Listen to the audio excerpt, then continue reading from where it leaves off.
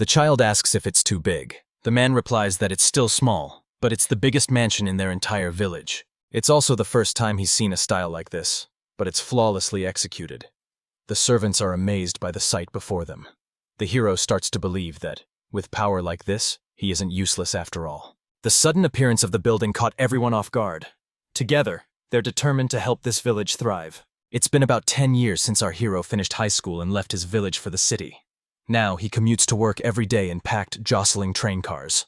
The workload is heavier, and he has to spend nearly all of his free time on the job. Even on weekends, he's too drained to read his favorite historical novels. When he gets home, all he can think about is how he just barely caught the last train. He eats noodles as he watches a video, thinking to himself that every day feels just as hard as the last. Later, lying in bed, he finds himself missing the village idol back home, and with that thought, he drifts off to sleep. The next moment, he opened his eyes. He found himself lying on a massive bed, surrounded by soft pillows. The room around him looked unfamiliar, and he felt oddly out of place. Then he noticed his hands. They were tiny. Had his whole body shrunk? Curious, the hero walked over to the window to see what was going on. Through the window, you could see a courtyard surrounded by a fence, with a fountain in the center. The hero had no idea where he was. Suddenly, someone spoke to Mr. Van. Van's 12-year-old maid, Till, warned him it was dangerous. He agreed and apologized, leaving the girl stunned and speechless. The girl asked the boy if he truly remembered nothing. The boy, meanwhile, was captivated by the beautiful view of the garden. Till was amazed that Mr. Wang could use such complicated words, especially since he was only a little over 2 years old. He sat on the bed, realizing he wasn't a toddler. He was almost 30 years old. Those words echoed in his mind as he remembered. He was an employee at a company in Tokyo. Looking at his body and how it felt, he wondered, what in the world is happening here? He can't figure out where these memories are coming from. Is this really the same reincarnation? The hero mentions that she's still his maid. The girl happily agrees. The boy's name is Vana Furcio. Till was surprised that Mr. Van could say it so easily. He really was smart. Vana's father is Chalpa, Marquis of Furcio, and his brothers are Marcia, Yardo, and Sesto. The girl was amazed again. Even though Mr. Van had barely met Yardo and Sesto, he still remembered their names. In the Pertio family mansion's dining room, maids move quickly as they set the table and serve dishes for the gentlemen of the house. At the head of the table sits the father and family head, Marquis Jalpa Pulotti Fertio, age 44. Sitting close by are the eldest son, Marcia Elago Fertio, who is 14, the second son, Yardo Gui Fertio, age 10, and the youngest, Cesto Ira Fertio, who is 8. Everyone watches the maids as they chop, cool, and feed little Master Wang. They praise him for eating his vegetables and sitting so nicely without making a mess. The little hero is doing great. He acted like an honored guest, thinking this was some kind of cabaret. He even considered giving them 30,000 yen each, but then he realized it was time to stop kidding around. It seems that even after being reborn in this world, he still remembers his past life. Although he still finds everything hard to believe, he thinks the homegrown carrots here are delicious. The head of the family, Marquis of Jalpa Pulati Fertio, asked Yardo what he planned to study today. The boy replied that today he was learning fire magic and practicing battle formations. He sounded a bit nervous as he answered. At lunch, their father always asks the children under 10 what their plans are for the day. And at dinner, he wants to know how things went. This is their daily routine. Then everyone turned their attention to Sesto. He answered confidently, saying he wanted to study magic. Van assumed, as always, that no one would ask him. But to his surprise, his father looked right at him. He scratched his beard and asked his youngest son what he planned to do today. The boy was still chewing his food.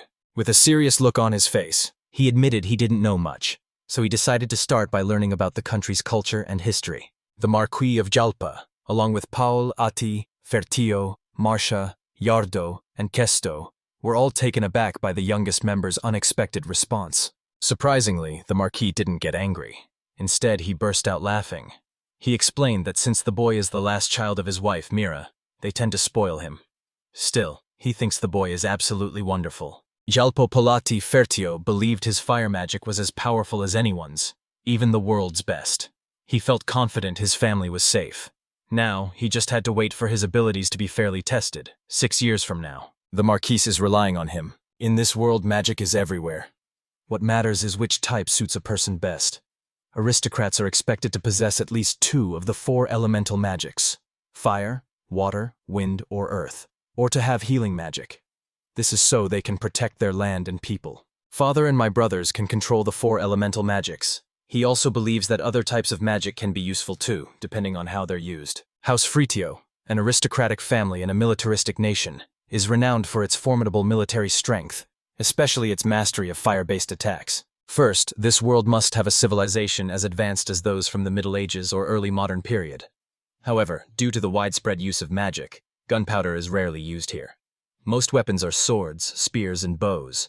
But above all, magic takes center stage. This world has 3 continents and countless islands.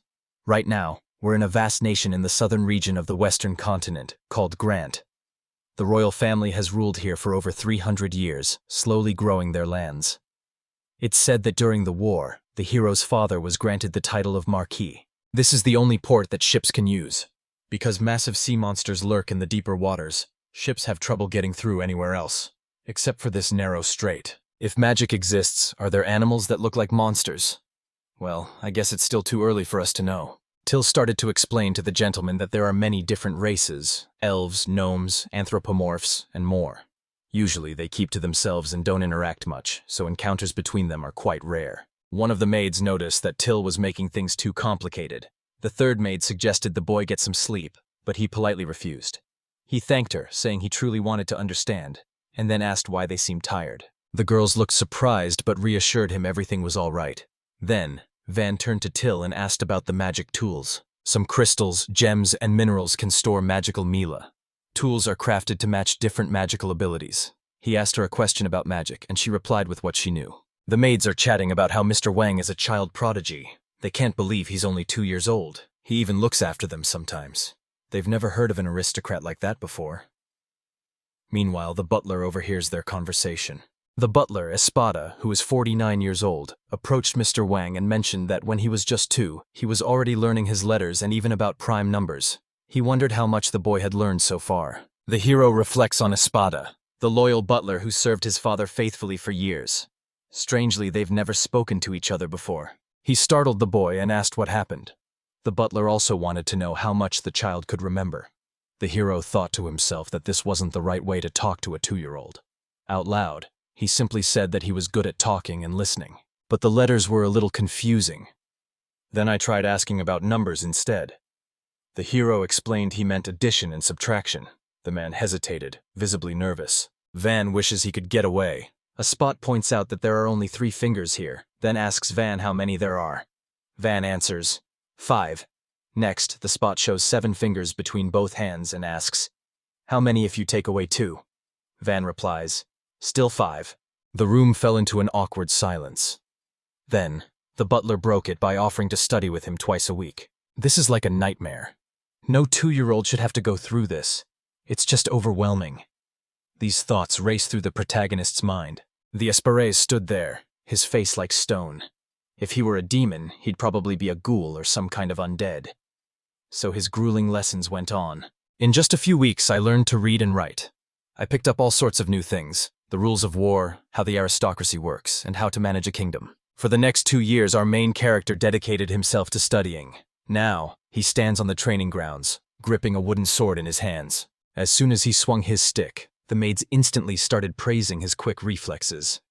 The heroes looked like they were just goofing around with Miko in the room. Honestly, he'd gladly pay them 50,000 yen. Fencing really is a fun sport. Suddenly, Till walked up to Mr. Wang, grabbed his sword, and smiled, declaring that she'd beaten him. Mr. Wang pouted, then chased after her. One of the maids stopped Till, accusing her of offending the master and saying she should be sorry for it. Another maid suggested the master should punish her. The hero agreed to punish her, but hesitated until the very end. She confessed to committing a grave sin by insulting him. Then the boy approached her and performed a shalban. That was the extent of the punishment. As expected, his interest in the maids only lasted about 6 months. By the time he turned 5 and started daily training, he was already able to spar with the young warriors of the future. He studied judo and karate at school, so he's into martial arts. If he lands the first hit, he usually wins. It's more entertaining than you'd expect. In judo, the key is to throw your opponent off balance. In karate, you have to predict your opponent's next move to strike effectively. The same approach applies to fencing. His opponent looks about 10 years old, tall for his age, with long arms and legs. He grips a stick, swinging it while staying back. Still, he's just a kid, so his attacks are predictable. He repeats the same moves and falls into familiar patterns. After watching them repeatedly, you start to understand how to win.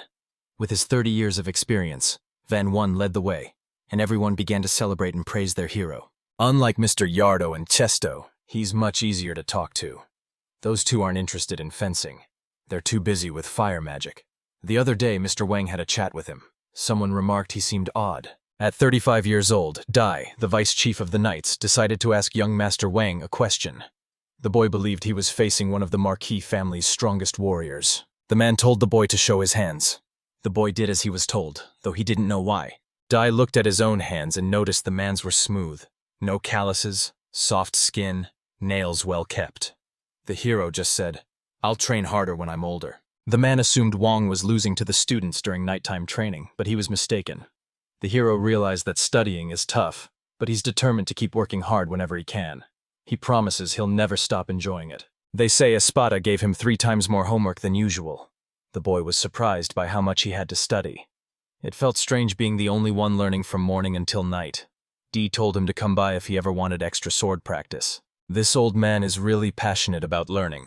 Since he's fair-minded and discerning, it seems Mr. Wang should pursue the way of the sword. He has natural talent. What he needs now is to master the basics, train his body, and practice every single day. Dee promised that sooner or later he'd turn the hero into the best swordsman in the entire kingdom. Van could tell this man meant business. He was an espada full of theories, while Dai was the type to act first and think later.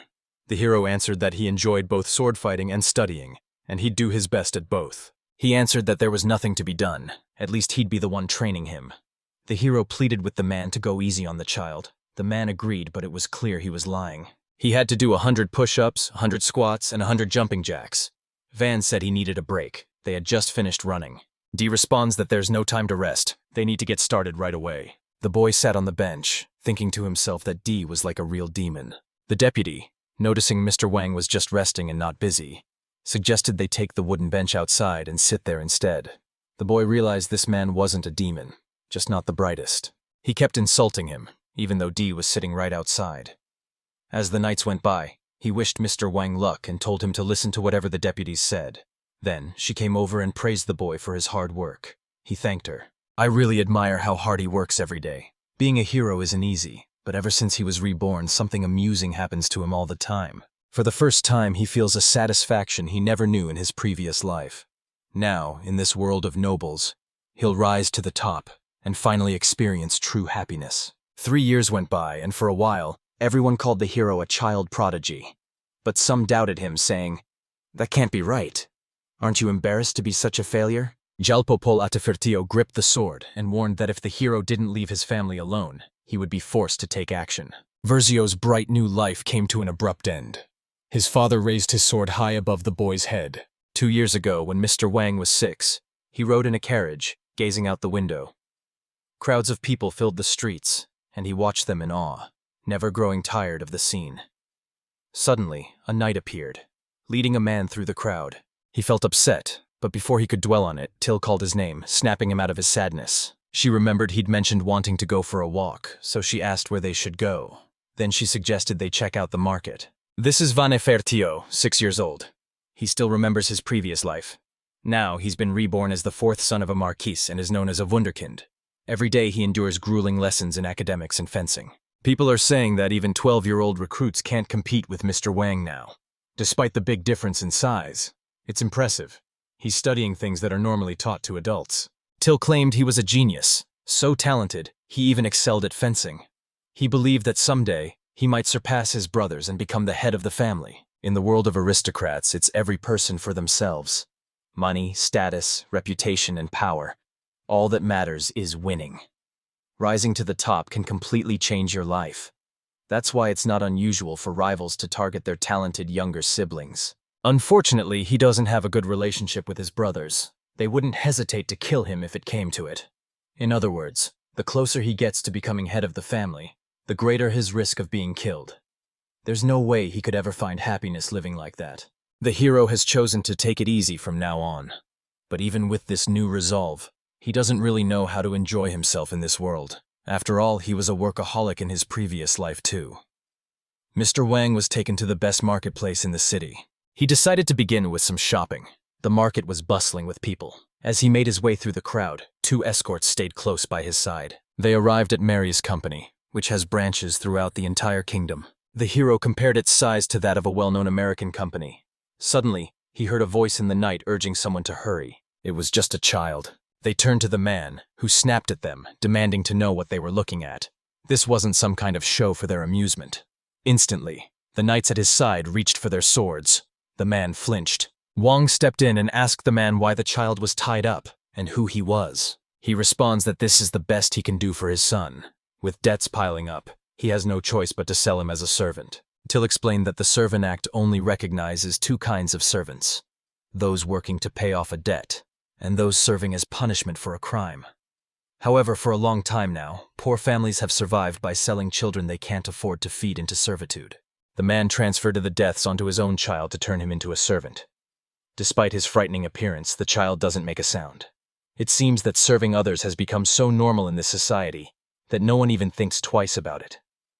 Everyone is used to seeing things like this. Suddenly, a woman appeared and asked if this was the Marquis's son.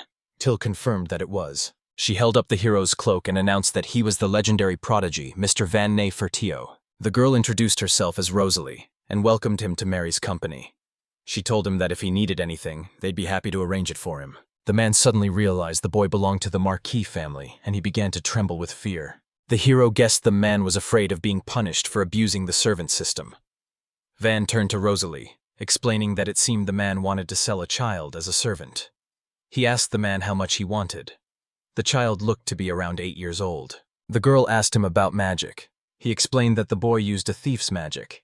She scoffed and said he wasn't worth more than 3 silver coins. The man pointed to a shop close by and said they paid over 5 silver coins for each servant. The longer a servant could work, the higher the price, of course. Rosalie explained that any shop would buy him for below the usual price. She offered 3 silver coins. If he had been a girl, she would have paid twice as much. Since a young boy isn't very useful, and raising him costs money, he's worth less. Darab hard, and the boy collapsed to the ground. He complained that he couldn't even get any regular money out of him. He kept berating his son. When others stepped in to help, he yelled at them to stay out of it. The girl told the man not to be ridiculous. Now, nobody would want to buy from him. Who could say if he was even telling the truth about this child? The man yelled back, saying they always made him look stupid. He wasn't going to sell to them anymore. He told the boy to stand up, saying they'd try another store. Just then, someone else spoke up, claiming they wanted to buy it. It was Van. Everyone stared at him in disbelief as he calmly announced that he would buy the child for 5 silver coins. The boy tries to calm himself down. If this keeps up, he could lose his life. The man then asks if he has any money. Tiller explained they only had gold coins, not any silver 5s. Rosalie offered to exchange them. The man took the coins, quickly grabbed them, and walked away without even glancing at his son. The boy sat on the ground completely alone. The hero walked over to the boy, untied his hands, and gently asked if he was hurt or able to stand. Then, introducing himself, the hero reached out a hand and asked for the boy's name. The boy reached out, took his hand, and introduced himself as Kazmun. Van told him he was free now and could go wherever he liked. Till asked if he was bought as a servant. The reply was no, he just wanted to help. That's when the hero realized he was so careless, he probably shouldn't be out on his own. He suggested going home with them, saying there would definitely be work for him there. The knight said Marquis would never let just anyone stay in the mansion, unless it was to serve him. The hero asked the boy if everything was okay, and the child nodded in agreement. Van suggested they start by checking out the clothes. Now that he was with them, he needed something decent to wear. But Roxana stopped them, insisting they sign a contract first. She held out her hand, asking them to do the same. She took their hands, recited a spell, and suddenly everything around them began to glow. Kazmin received a mark.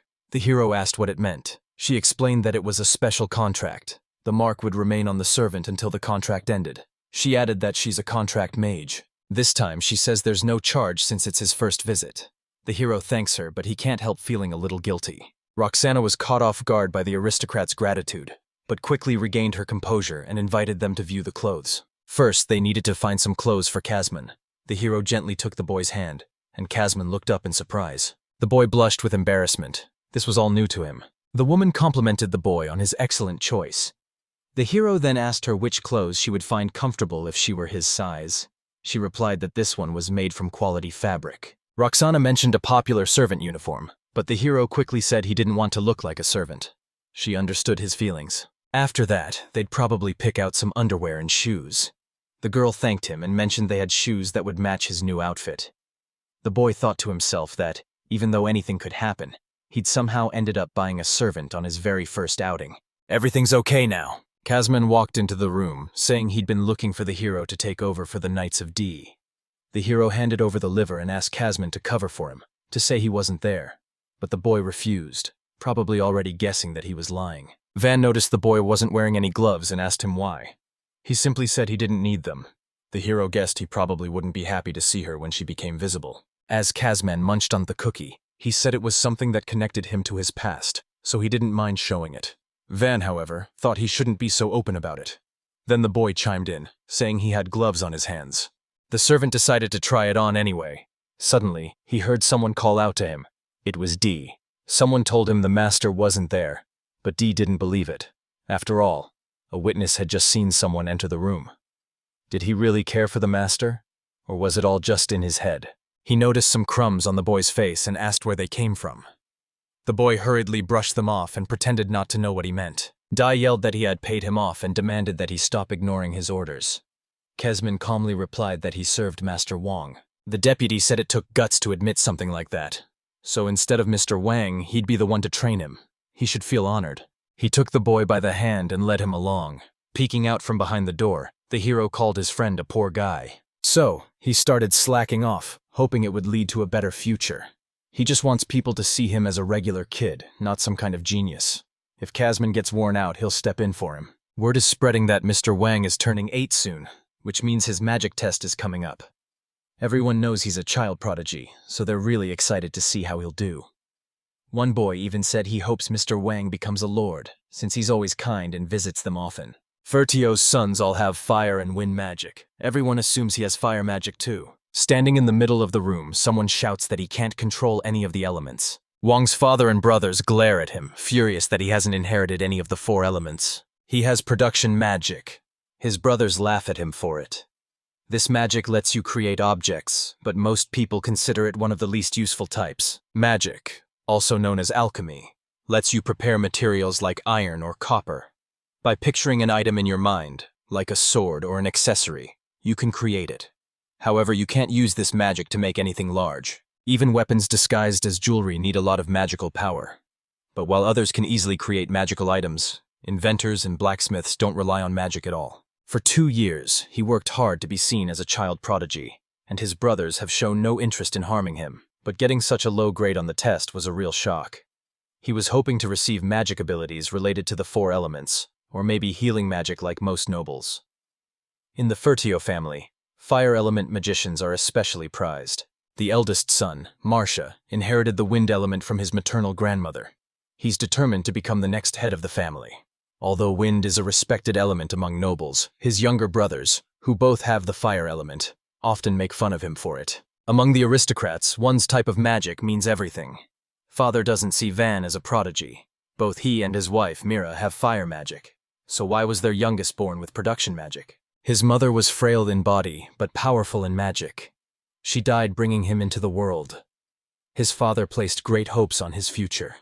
The group suggested they stop talking and readied their weapons. He drew his sword and said it was naive to expect much from him in the first place. In the Marquis family, a child born with production magic has no place. The man raised his sword. He sneered, asking if I was ashamed to be such a pathetic failure. If I didn't leave my family on my own, he said he'd just have to take care of me himself. Then, he raised his sword to strike. Van was stunned. He had no idea what to do next. Suddenly, Marcia stepped in front of the boy, shielding him with her own body. The father asked what was going on.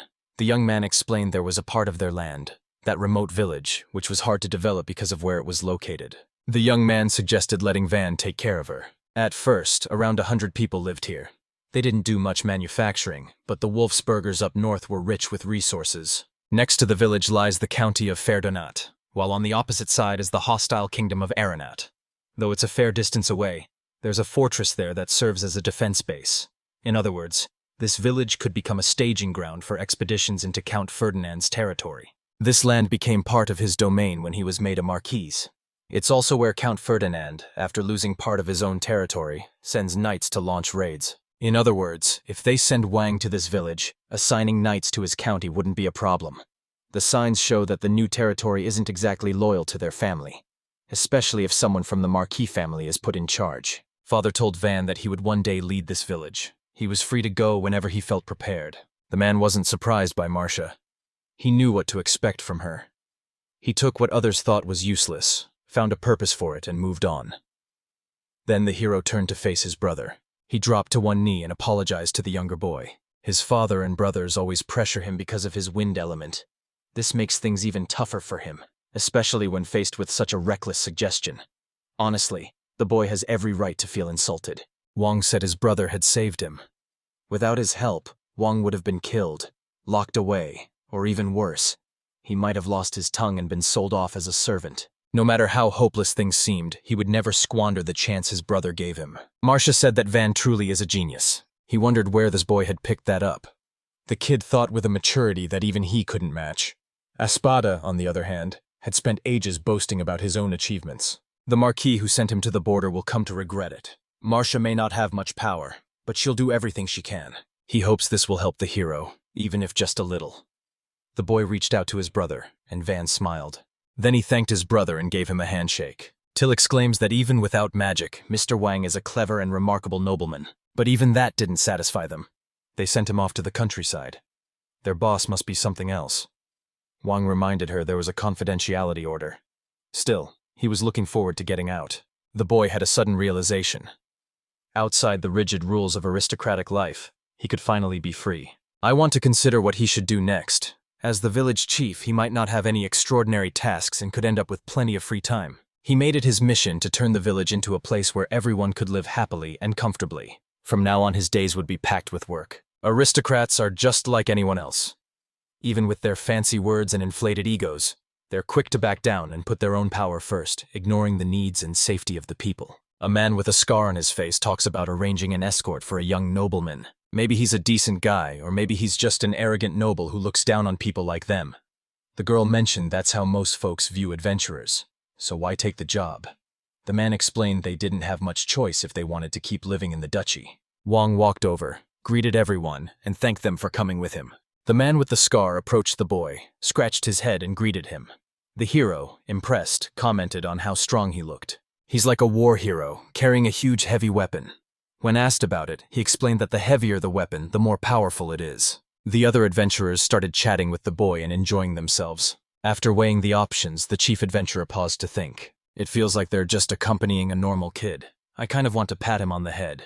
Still, they need to remember their manners. The girl almost called him Wang Kun by his name. The hero sat down, flipping through some papers. Someone commented that there's nothing unusual about talking with adventurers. The supplies are loaded onto 3 carts. Since the knights can't escort them, Marcia hires 10 adventurers. The hero silently thanks his brother. At first, it was just him and Kamsin in a single carriage. Then Till joined them, insisting she had to come along as his personal maid. They kept his unsuitable magic a secret from the nobility, ordering anyone who knew to stay silent. But some people just don't know when to stop talking. Dai insisted on coming along, bringing his swords and saying he'd help with training. Van wasn't thrilled about that. He can't use the knights as escorts, can he? The man protested, claiming it was the first he'd heard of any such order. Knights, a newly cleared road, all of it.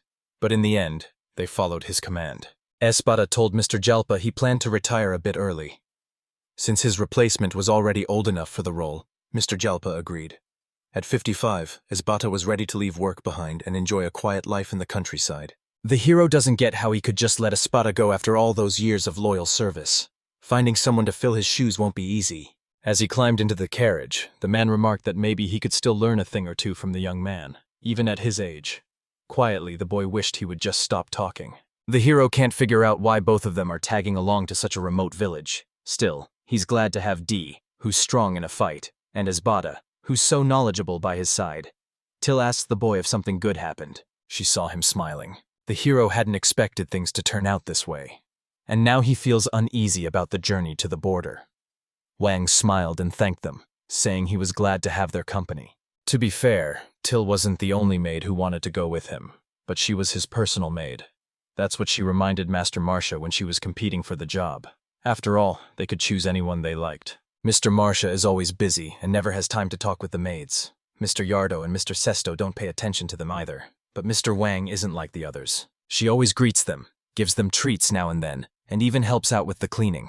They even trained in sword fighting together. All the maids adore him. Van said the same goes for Casman. If he doesn't want to continue, he's free to stay behind. The service contract can be ended or changed. He can even ask Marcia to take care of him. Kameen said he's chosen to devote his entire life to him, and that he'll always serve with loyalty and sincerity. The hero felt a bit awkward and asked what he meant. Did he really like him that much? The other replied that he liked him a lot. He absolutely adored him. The hero blushed a deep red. This carriage doesn't bear the Marquis family crest. Father doesn't want anyone to know he's leaving, so he acts as if the journey isn't even happening. He had spent a lot of time in the city over the past 2 years, so leaving felt bittersweet. As he was leaving, the daughter of a guard named Mr. Wang spotted him and called out. She asked where he was headed, and the hero wondered how she knew he was leaving. She pointed to the carts marked with Mr. Wang's departure. This was a direct order from Mr. D. He felt it was too sad to leave in secret, sneaking away like fugitives at night. So he chose to announce their departure to everyone. The hero realized his father had specifically told him not to mention this to anyone. It was likely that Mr. D didn't even know about that request. He's probably asleep in the carriage right now, but once he wakes up, someone will fill him in on what happened. Still, at that moment, D himself was yelling about the youngest son of Marquis Vine Fertio leaving. The boy realizes he has to stop him. As Mr. Van prepares to leave, the residents gather around, asking him why he's going. The hero is pleasantly surprised by their concern. He smiled, thanked everyone, and said his goodbyes. He never expected to feel so anxious. Saying goodbye was much harder than he thought. Someone quietly offered him a handkerchief. Till was the one who ended up crying the hardest. Someone offered the hero some grilled meat on a stick. While traveling, he made camp for the very first time, apart from that night he spent in his own world's car. Surrounded by magic and unknown dangers, this was a brand new experience for him. They took on 2 teams of adventurers to go with them. This is Orto Sith, an experienced adventurer and the leader of one of the groups. With over 20 years on the job, he's used to working with all kinds of clients. Even though he was only 8, he acted like a pro. Wang thanked him for keeping watch, but reminded him not to forget to rest. The man stared at the hero, his gaze sharp. He asked, "What happened?" Orthos replied that there was nothing like that, and said he'd come back with an update later. The hero then asked Till what was happening. She answered that even an adventurer could notice his kindness, and that she could list over 100 good things about them. The journey goes on. Moving from city to city, they set up camp after camp along the way. He traveled through 4 cities, both big and small, but their pace was slow because of all the luggage. Every day, they traveled between 50 and 100 kilometers, covering 500 to 1,000 kilometers in just 2 weeks. The Marquis territory is truly vast. If this were Japan, they would have already crossed through 3 or 4 prefectures, though he isn't exactly sure how many. Till said they'd be arriving soon. It felt like being transferred to a new department. He needed to make a strong first impression. Suddenly, the carriage came to a sudden stop. Till leaned out and asked what was going on. The coachman said it looked like the village had been attacked. It looks like the village has been attacked. The heroes stand in shock, unable to believe what they're seeing. Everyone stepped out of the carriages and gathered in a circle, ready to talk about what to do next. It's either a raid by bandits or ex-mercenaries. That's just how it is. Either you survive or they do. Over time, he'll get used to fighting. The village is surrounded by a wooden fence, and while the village itself looks pretty big, that fence doesn't do much to stop arrows. At the village gate, a row of warriors in heavy armor stands guard, with magicians positioned behind them. All the villagers can do now is protect their home from within, like a turtle retreating into its shell. Die. Ask the Lord for permission to join the fight. If they work together, they can come up with a plan. But their enemies number 40 to 50. Even with a surprise attack, they'll still be outnumbered. Ortha said it was way too dangerous. Dee understands this. There might be injuries or even deaths, but the village can be retaken. Orthos has a rule: never put his team in mortal danger. Among adventurers, situations like this aren't unusual. If he had to risk his life every time, he would have died long ago. But sometimes, there's no choice but to lay down your life. And this is one of those moments. These people are his lord's very first subjects, living on his lord's very first lands. Ortho pointed out that while he may be an honorable knight, the same can't be said for them. He adds that no matter how much money they offer, he has no intention of risking his life. Hearing this, D says he has a favor to ask. If things get worse, they need to run. Otherwise, not just him, but the other 2 knights will die as well. Espada argued against it, saying over 30 people would stand against him, many of them mages, maybe even half. That meant D would be killed as well. After that, trying to take back the village would be pointless. He declared himself the true mage of the 4 elements. The ground beneath their feet feels solid. They can rely on it. Ortho asked if he was truly ready to fight. He answered that it's better not to take unnecessary risks. First, he'll build a wall, and the adventurers will attack from behind it at a distance. When the enemies turn their attention to them, D and his knights will strike from the side. If both surprise attacks work, they'll have a good shot at winning. But what about the mages? If archers show up, they'll be in trouble too. Some parts of this carriage are reinforced with iron plates. After launching the first strike, you can jump in and escape. The main goal is just to lure the enemy in. Van asked the butler if he wanted to stay and fight as well. The butler nodded, explaining that if he just hid behind the wall, both Dai and the others would end up dead. The hero protested, saying that if things went that way, he would die as well. The young man refused to abandon him. The spotter asked the boy if he could be selfish just this once. In response, the boy offered to use himself as bait. Everyone looked at him and flatly said no. Till shouted that she was completely against it and would never forgive him. If he dared to become bait, she'd go face the enemy herself. She was ready to join the fight, and together, they would definitely win. Casman said he'd go, but only if Till was with him. Van told everyone to pay attention. He asked about what it meant to be the new owner of the village, so they should listen to him. The adventurers were only hired to escort him to the village. They don't have to get involved in any fighting. Espada is retired now. After everything he's done for the Marquis family, he can't let himself die in a place like this. D and the others still belong to his father, so their loyalty is to him above all. If anything happened to them, his father would be furious. Till is like an older sister to him. He spent more time with her than anyone else. He doesn't want to lose someone so dear. Casman, meanwhile, is content with his own feelings.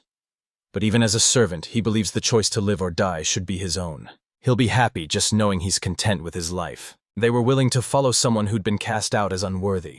People as kind as they are don't deserve to suffer. He plans to give orders without taking action himself, but he doesn't want to be like his old boss. He knows he has to take responsibility and set an example, so he asks for their understanding. First, he'll move ahead in the carriage while they attack from different sides. Focusing all their strength on long-range attacks won't make a difference. If nothing works, they'll have to retreat. They can leave his body behind. It's all right if they take his life. Since they don't know his name, they won't bother the Marquis. Suddenly, someone appears beside me. It was Ortho Hobble Shillaker, also known as Alberb Hafen. He declared that this time, they were truly risking their lives. The child promised he was willing to give up his life. If he does that again, they're going to get upset. To be honest, the girl had expected something completely different from an aristocrat. Everyone she'd met before did nothing but run their mouths. But this boy said the name Pluriel. She laughed, surprised he even remembered their names. The girl believed she would give her life for him. Everyone else had the same thought. The hero knew he couldn't admit he only remembered her name because he thought she was cute. With their flat-topped helmets, they declared themselves noble knights in service to the Marquis. Serving Lord Wong was like serving the future heir, so now they stood ready to protect him, defending the very future of their family. Espada said that when everything is over, he hopes the hero will reflect on the heavy responsibilities that come with being a successor. He tells the boy they'll be finished in just 3 days. The hero can't help but think how tall and intimidating he looks. The old man proposed a plan. He would put up a barrier and launch his attacks from afar. D and his knights will strike from the left, while Orto's team moves in from the right. Everyone else who's able to fight will stay here and hold the position. The knights charged forward, while Espada started conjuring a barrier. The adventurers look on in shock, their faces frozen in disbelief. They're surprised to see he's already put up walls. They realize this old man is actually a skilled mage. It's rare for a mage who controls all 4 elements to work as a butler. Yet here he is, doing exactly that. The man asked Ortho why he was willing to risk his life, since he could have just refused the young aristocrat. Ortho replied that he couldn't die yet. He was destined to become someone great. If he could, he'd make him king. Over the past 2 weeks, his opinion of adventurers has totally changed. He never imagined there were people like this among the aristocrats. All this time, he had grown used to Mr. Wang always being there. If something went wrong, Mr. Wang would show up to help. But now, he wasn't sure what to do. The lord of a small village may have seemed like a hassle to protect, but he always took his duties seriously, even risking his life. He cared not just for his land and people. but also for his knights, servants, maids, and even the aristocrats. He came up with a plan where no one else would have to die, except the 8-year-old boy himself. Ortho thought the hero was odd. Really odd. Till and Casman embraced the hero. The girl cried, insisting she was fine. The boy replied that if he were about to die, he'd rather protect her and take her place. The hero looks on, his expression full of sadness. He felt closer to them than to his own family. Gently patting their heads, the boy said, "There's a battle happening right now. I need to help somehow." Together, the three of them started unloading medicine and tools from the carriage. If things get too dangerous, they'll step in to help. Till and Casman wiped away their tears and nodded in agreement. The robbers dropped their guard. Small settlements have weak governance, making them easy targets for quick attacks. The bandits talked about how many women lived there, excited that today would be a day of celebration for them. Suddenly, an arrow struck one of them. Suddenly, bullets were flying everywhere. People had no idea where the barriers were coming from.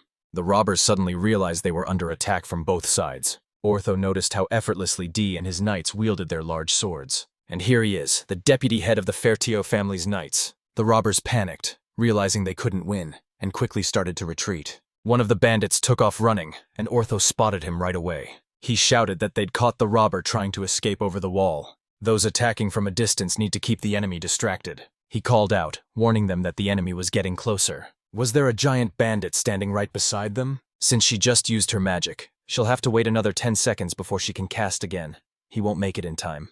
Pluriel thought she was going to die. Casman has arrived. The hero announced his arrival, a fully armored warrior. Plurio thought it was reckless. 2 kids had no chance against someone like him.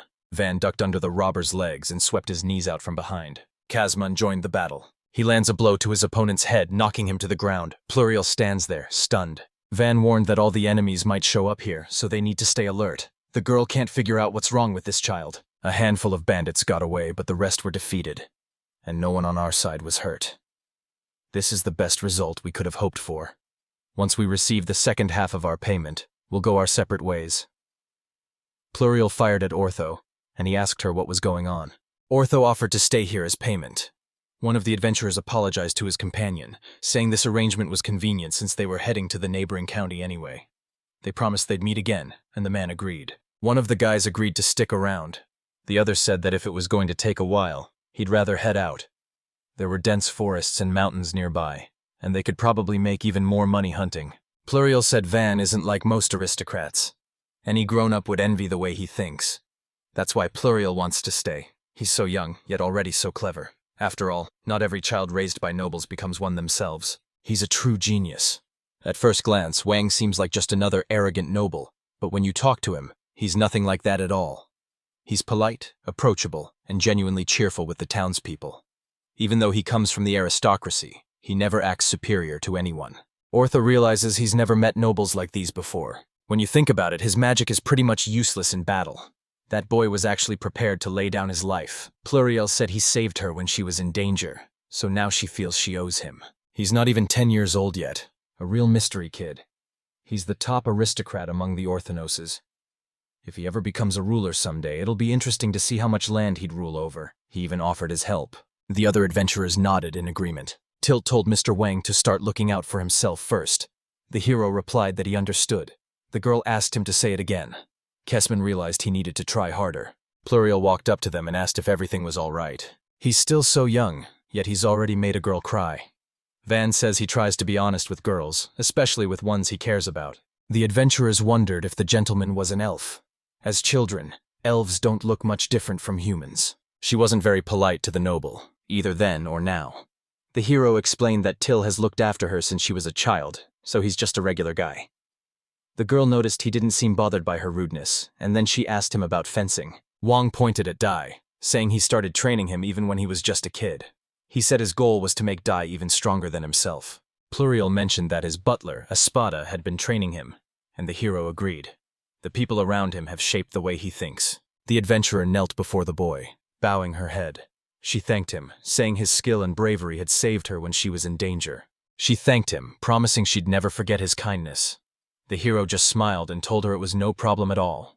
As an aristocrat, he really stands out. He's incredibly charismatic. He's already won over all the adventurers. Spada pointed out that the villagers seemed to be gathered by the gate.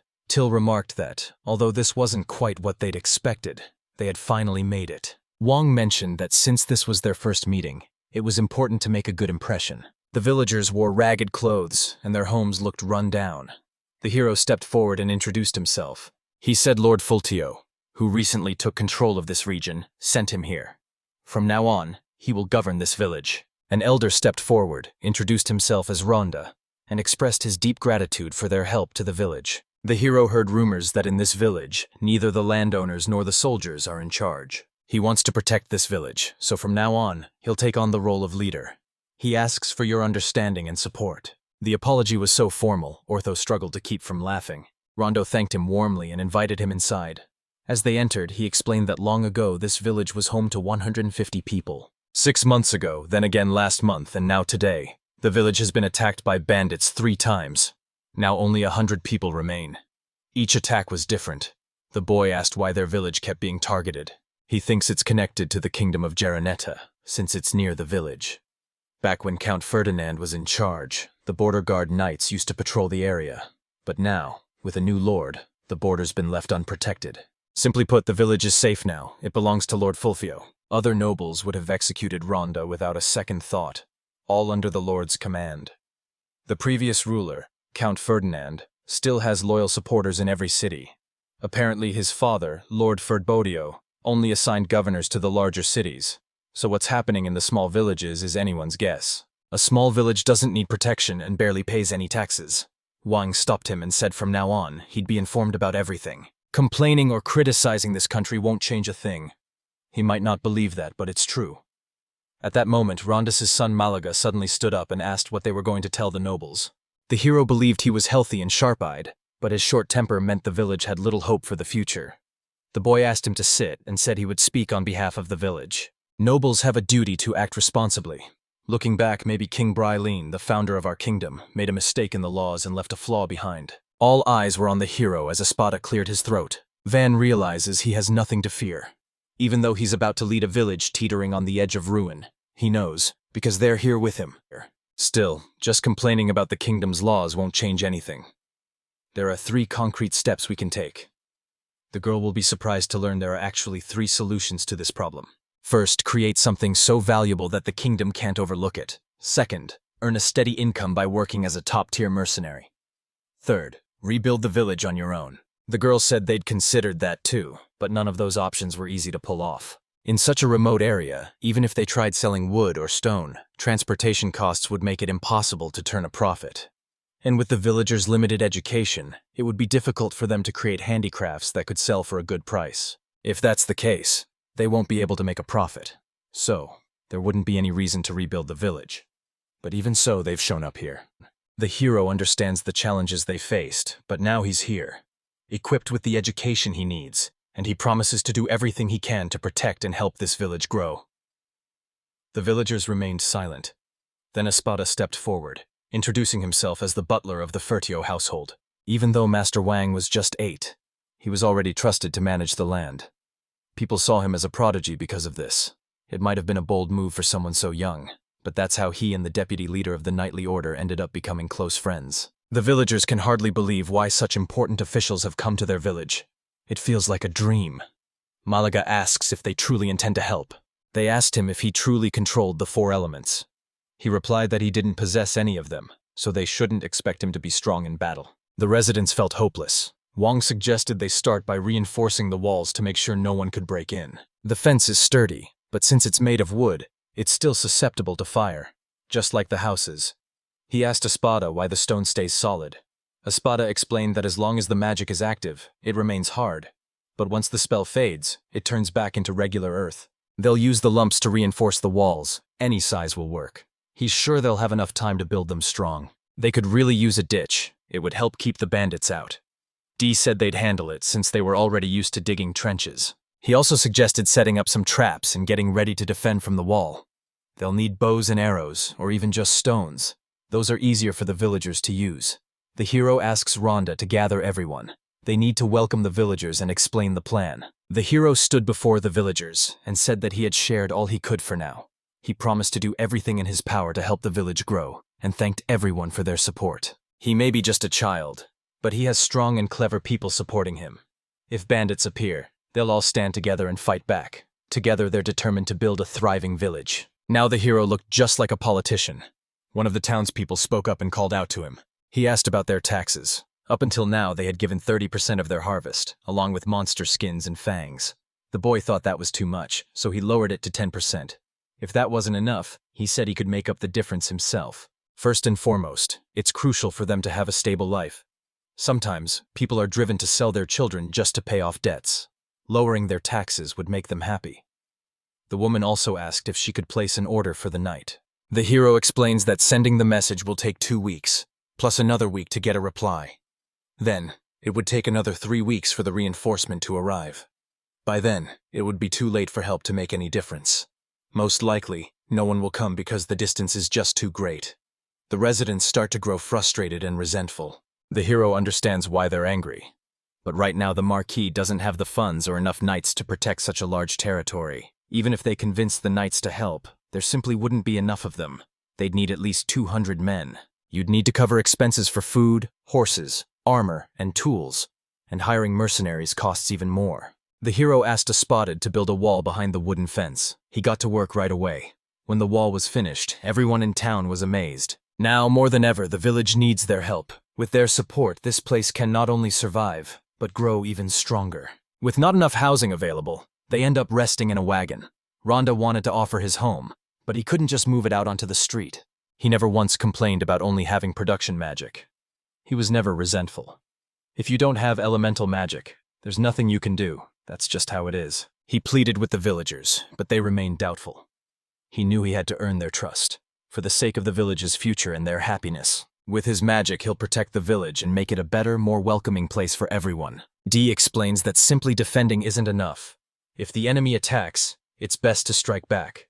Normally, they use magic bows and arrows to attack from the walls. But if the wall is too low, those attacks won't be as effective. Rondo mentions that they once used spears to attack through the gaps in the forest fortress.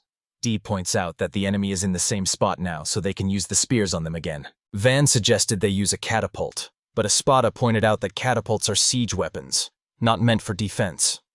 Rhonda, curious, asked what a catapult was. The catapult launches massive boulders, but it's hard to predict exactly where they'll land, and reloading takes time. Still, fortress walls and watchtowers are big targets, making them easy to bring down with a catapult. If they throw a box full of stones, the area of destruction will be much bigger. They'll target the gate, making their attack much more effective. And if they add a bottle of oil and a lit torch, the ground will catch fire instantly, causing even more damage. Spada asked, who came up with this mechanism? The hero claimed he was the one behind it, but his friends don't believe he has any real production magic. He doesn't fully understand it himself. On his way to the village, he often practiced, shaping stones, wood, and metal at will, trying to master it. Now, it's finally time to show everyone what he's learned. The hero asks if they can take control of the village now that the opposing group has left. He answered that he planned to stay in the village for a while and make some money by hunting mythical beasts. He commented that this place looked clean. Sensing monsters nearby, he urges the group to move quickly. Worried about possible danger, he tells them to clear the surrounding trees. The hero is impressed by Ort's keen intuition. As they travel, they spot and defeat enemies the hero didn't even realize were there. Even with all his skill, he just can't level up. Casman called over the master and pointed toward a massive tree. The boy said it was too big. They couldn't possibly cut it down. The servant pointed to another tree, but that one was just as large. He couldn't picture the shape clearly, so he uses magic instead. The result is odd and delicate. He wouldn't call magic easy to control, but if he can picture even part of what he wants, he can make it happen. Warmth spreads through his stomach. Power flows down to his fingertips. The image needs to be tiny and packed with detail, even down to the fibers of the wood. If done right, the fibers will weave together, letting the cords tie into a strong, secure knot. Looks like the hero pulled it off. When the fibers are broken down into small pieces and pressed together, they form a wooden cube. It's made from wood, but it looks almost like plastic. Till admired the impressive quality of the cubes and asked what they were. The hero explained that they're similar to nanofiber blocks, stronger than wood no matter how you process them.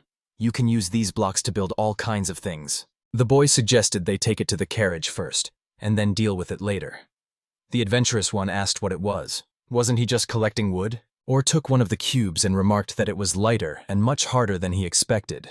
He said breaking it would be a real challenge. The hero suggested giving it a try.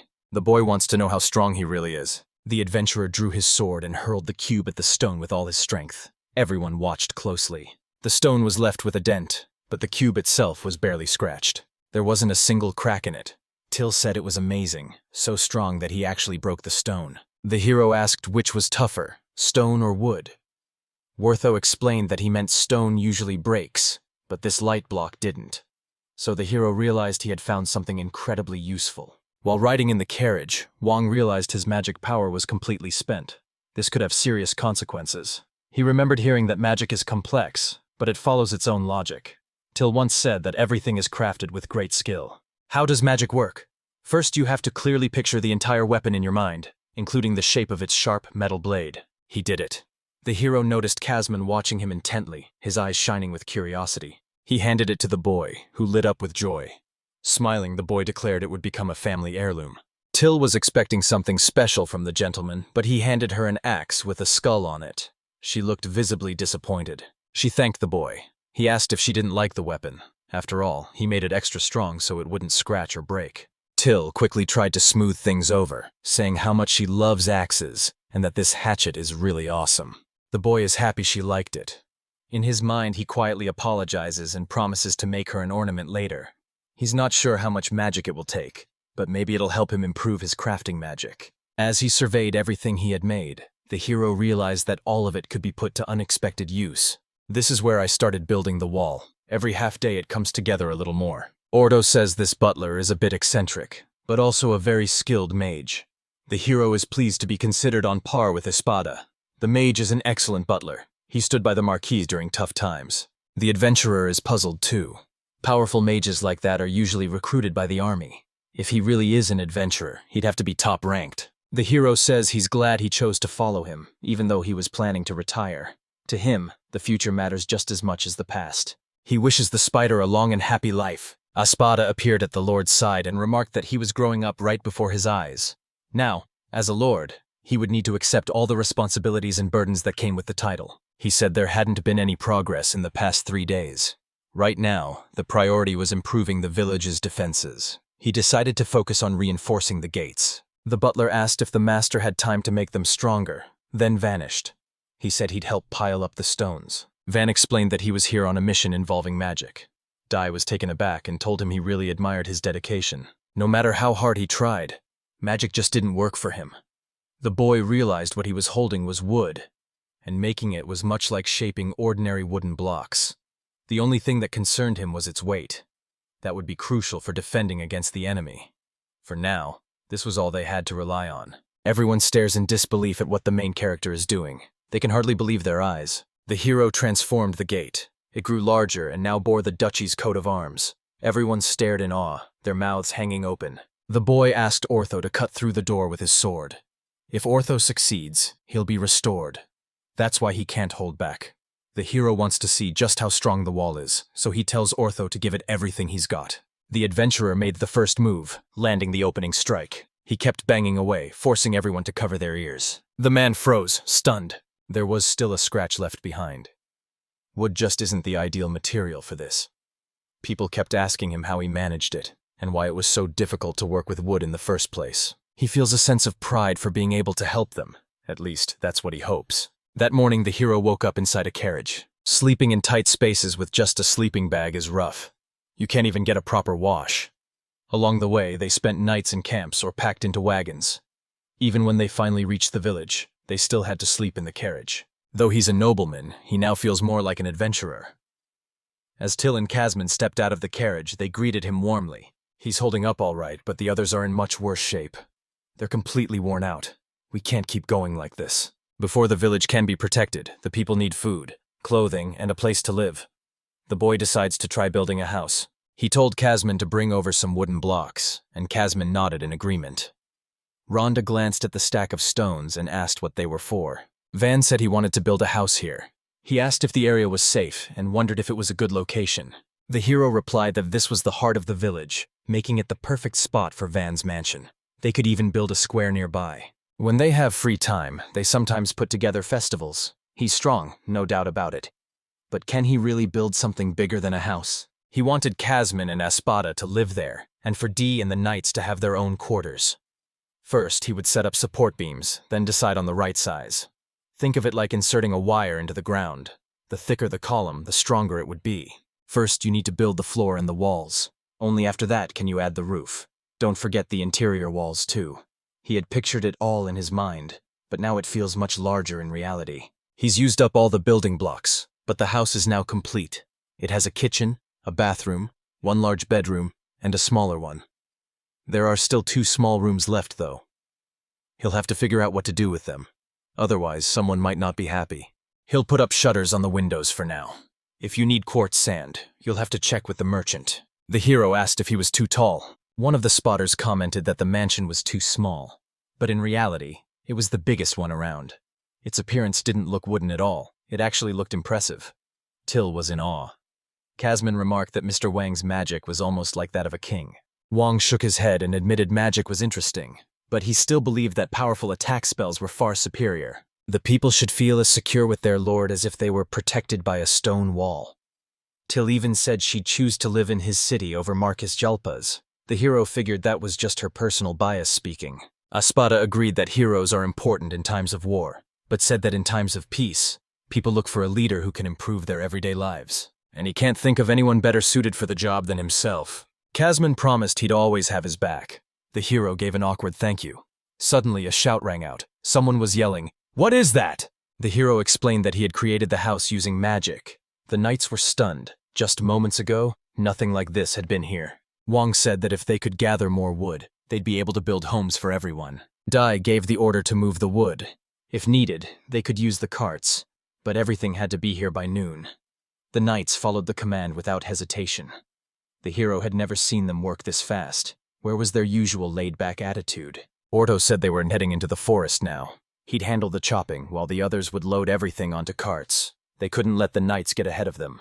The hero wonders, if they live in a village, why do they need a house? The neighbors stared at the house in disbelief.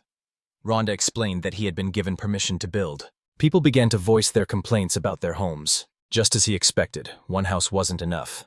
These houses are really flimsy. He asked them to line up. They're going to build new homes for everyone. The residents truly seemed delighted. If his magic can bring happiness to these people, then he knows what he has to do. While Espada and the villagers build barricades, Dee works with Mr. Orto and the others to gather wood. So, the hero brought Till and Casman along to help him build houses. He's gotten the hang of his powers now, so making things like this is easy for him. He really wishes he could design his own space, though. He feels like he's just following someone else's orders, and it reminds him of his old corporate job. That memory drags him down, but once he gets going, he can't stop. Dees called it a masterpiece. He was truly impressed. Basically, the buildings are set up in groups of 4, and the streets and alleys form a grid pattern. This layout is known as a block. In the future, more blocks will be added as the area grows. The homes for the common people were built to look the same, with no real differences between them. For now, this arrangement works, but once there's enough building stone, they plan to rebuild each house to suit each family. Still, the people are deeply grateful, even without these changes. He also built a simple little bathhouse beside the main mansion. The girls were delighted. The hero just wanted to take a bath, but seeing how happy they are makes him glad. Pluriel used her water magic to purify the water, then heated it the old-fashioned way, with fire. Till and Plurel invited him to join them in the bath. The maid commented that Casman looked so mature, he could pass for 10 years old and should go with the adults. He was actually only 8, but no one would mistake him for a little kid. Actually, he's already over 20. Van said he's an adult as well. The girls laughed and went along with it. But later, the hero deeply regretted his decision. After taking a bath, the hero felt grateful to finally have a place to sleep. But when he stepped into the room, he saw it was empty. He couldn't help but wonder to himself, why would anyone use sleeping bags indoors? It seemed strangely sad. He needed to work quickly and prepare a place for everyone to sleep. At the very least, he could put together some simple beds using the hay and straw given by the villagers. The bed is soft and fluffy. The hero couldn't be happier. I wished myself good night and drifted off to sleep.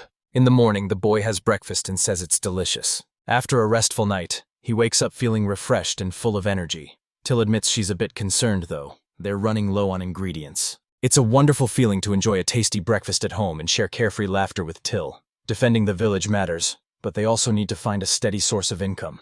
Espada mentioned that lately they've been showing up about once a month. As far as he could tell, their only link to the outside world was through the traders. The hero wonders how Espada can speak so seriously, all while having bits of omelet stuck in his mustache. The boy is confident he can handle the house, the furniture, their clothes, and other household needs. They have enough supplies for now, so maybe it's time to concentrate on strengthening their defenses. The butler explained that they're out of all seasonings. On top of that, they're missing the ingredients needed for his favorite dessert. The hero was caught off guard and glanced at Till. She quickly averted her gaze. Deciding he needed to create something he could sell in the village immediately, he asked her for suggestions. Casement suggested using wooden blocks crafted by the master, but Van dismissed the idea since he was the only one who could make them. Till then offered to go hunting for useful materials, but that suggestion was also turned down. Espada suggested selling the harvest as a solution. However, because of the unique situation in this village, there are challenges, and this approach won't generate quick income. Someone asked if Mr. Wang was in love. Kasara said he'd already volunteered to test it out and see how it worked. He might be a scout, but his real job was disarming traps. But they're worried they might accidentally damage Mr. Wang's precious gift.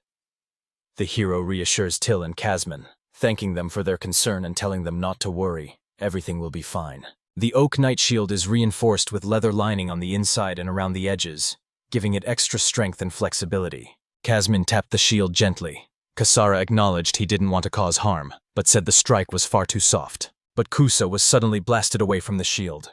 Everyone stared in shock. The adventurer burst into tears, saying he'd only just gotten the shield. It was brand new. Van walked over and asked him to hold on to it for a while. He promised he'd make it even stronger than before. The shield turned back into a hole. Kasara was in high spirits. Ortho looked over and asked what was going on. He realized they'd arrived just in time. He asked if they could sell the ore now. Deep in the forest, there are plenty of powerful evil spirits. He thinks it's because of the nearby Wolfsburg Mountains. Either way, they can still gather rare minerals without having to venture too far into the mountains. It's mostly iron ore, but there's also some silver and copper mixed in. He even found a little gold. He showed everything to Mr. Wang. This is mithril ore. The hero looks absolutely delighted and amazed. Ortho has an idea. Up until now, extraction has been difficult because of the remote location and rough terrain. The only attempts made were through night expeditions, but those groups weren't interested in herbs or minerals. For seasoned adventurers, this is a great opportunity to start mining operations. And if the foothills have such rich deposits, there's bound to be even more in the Wolfsburg Mountains themselves. The hero decided to start by processing the iron ore. With wood, the magic spreads out evenly through all the layers. But for iron ore, the magic seeps in more slowly. Sometimes it takes longer, sometimes it works right away. In the end, the hero ended up with a cube. Ksara suggested he try forging a sword from it. A slender, double-edged blade would be perfect. Orpho wasn't sure if he just liked swords or if he had a thing for metal weapons in general. The young man offered to forge weapons for all the adventurers as a thank you for bringing him along. Sarah requested a dagger and a longsword for herself. The hero started forging his very first iron weapon. He quickly forged a sword and handed it over to Zara, telling her she'd be his first customer. He was overjoyed. People gather to watch and talk about the hero crafting new weapons. After upgrading the sword, the hero gives it to Zara. Overwhelmed with joy, she bursts into tears. The other adventurers rushed over to the gentleman, eagerly asking him to craft weapons for them too. The boy was amazed that even seasoned adventurers wanted to use his creations. Pluriel said it could sell for a good amount of money once it's been tested in court. Espada remarked that finding deposits in the middle of a forest, rather than in the mountains, was definitely unusual. It's a rare occurrence. The only exceptions are golems made from stone, iron, or other minerals. So, if there's a dungeon nearby, that would explain it. The adventurers said they had never seen anything like it before. They haven't fully explored the area yet, so there's a good chance a dungeon is hidden somewhere nearby. Like Spada mentioned, if the dungeon is found, everything here will change. The village could become a hub for thriving trade. Wang said that if a new dungeon was discovered, the village would become much more important. Dungeons are packed with valuable resources. Most of the country's weapons, jewelry, and other artifacts were discovered underground. That's what makes them so valuable. Discovering a dungeon is a major accomplishment for any adventurer. If this village reports the dungeon, they probably won't be able to host any guild members. There just isn't enough food or resources to go around. We also have to consider the risk of an attack from a neighboring country. The hero stands in the way of the Fertio family, so given the chance, they'll try to eliminate him right away. That's why it's important to grow and strengthen the village before making any moves about the dungeon. Announcing the dungeon now isn't a good idea. Dungeons are valuable to both the country and the nobility. His family sees him as worthless and has no plans for his future. If he tries to claim the dungeon now, they'll just give it to one of his brothers. So, he has to fight to make sure the village doesn't get taken away from him. Housing is taken care of for now. Next, we need to secure funding and strengthen our defenses. We're short on manpower, and not many people can handle manual labor. We need to stock up on weapons and shields before the merchants show up. Defense is just as important. The outer wall is nearly finished. He carefully set each stone in place and built these walls to be as sturdy as concrete. Of course, he needed a bit of magic to pull it off.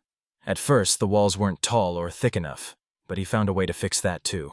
He also mounted basic ballistas on the wall, making use of leather in their construction.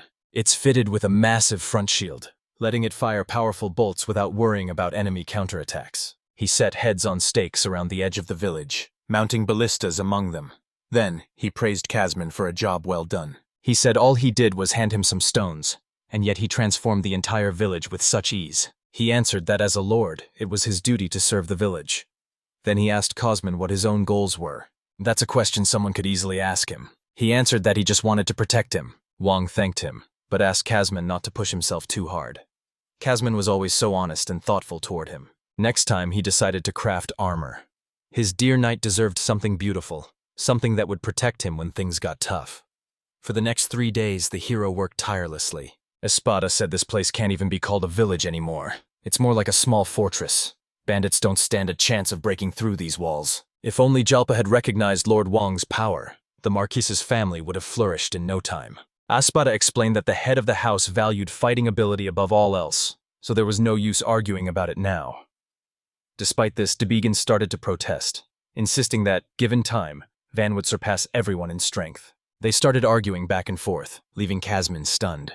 The hero just stood there in silence. He said there's no use in dwelling on your circumstances or the talent you were born with. What matters is learning to adapt and make the most of what life has given you. He decided to use a quote he'd heard somewhere before, and it seemed to go over well. Dilaf nodded and agreed with the master. The hero noticed the mood had lightened. It was time to get to work. The ditches were freshly dug, but still dry. A moat filled with water made for the best defense, and there was something about it that just looked right. The hero realizes they need a steady, reliable source of water. After all, nothing is more vital for survival. Suddenly, a shout rings out. Someone's in trouble.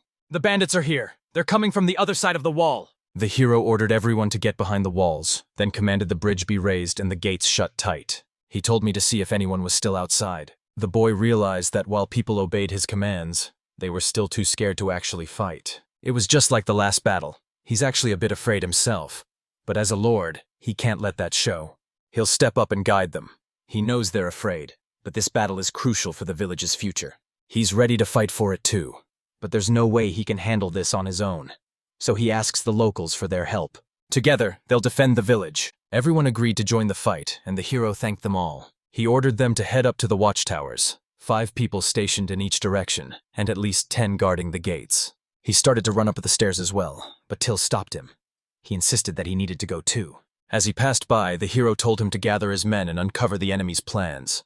He said he'd keep giving instructions along the way. D assured the master that he could be trusted. He confidently claimed to be an exceptional leader, a true genius, and simply the best of the best. Even when he's surrounded, he always comes out on top. His victories are thanks to his soldiers' rigorous training and his expert choice of tactics. He's proud to have surpassed Commander Stradel's accomplishments. He'll be serving Mr. Wang from now on. Mr. Wang has kept surprising him time after time. He'll put his trust in him, even if it means risking his life. What happens now? Incredible, isn't it? At last, I could see who that group was in the distance. They looked like bandits. The hero asked what was happening.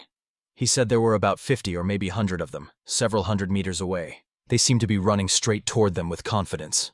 It was time to get ready to defend themselves. The boy suspected that someone was following them. Looks like the scouts spotted the tail. The bandits were being pursued by a fearsome armored dragon, and it wasn't alone. In fact, there was more than just 2. This isn't good. Even-seasoned knights struggle against armored dragons, and there's not a single veteran fighter in this village. Ordinary weapons won't even scratch them. This magic works well, but right now only Esbada and that adventurer's daughter can fight. The adventurers themselves left to gather materials. Even without a mage, a heavy knight might be able to slow him down and aim for his weak spot. But the locals don't stand much of a chance. They won't survive an assault from his tail and claws.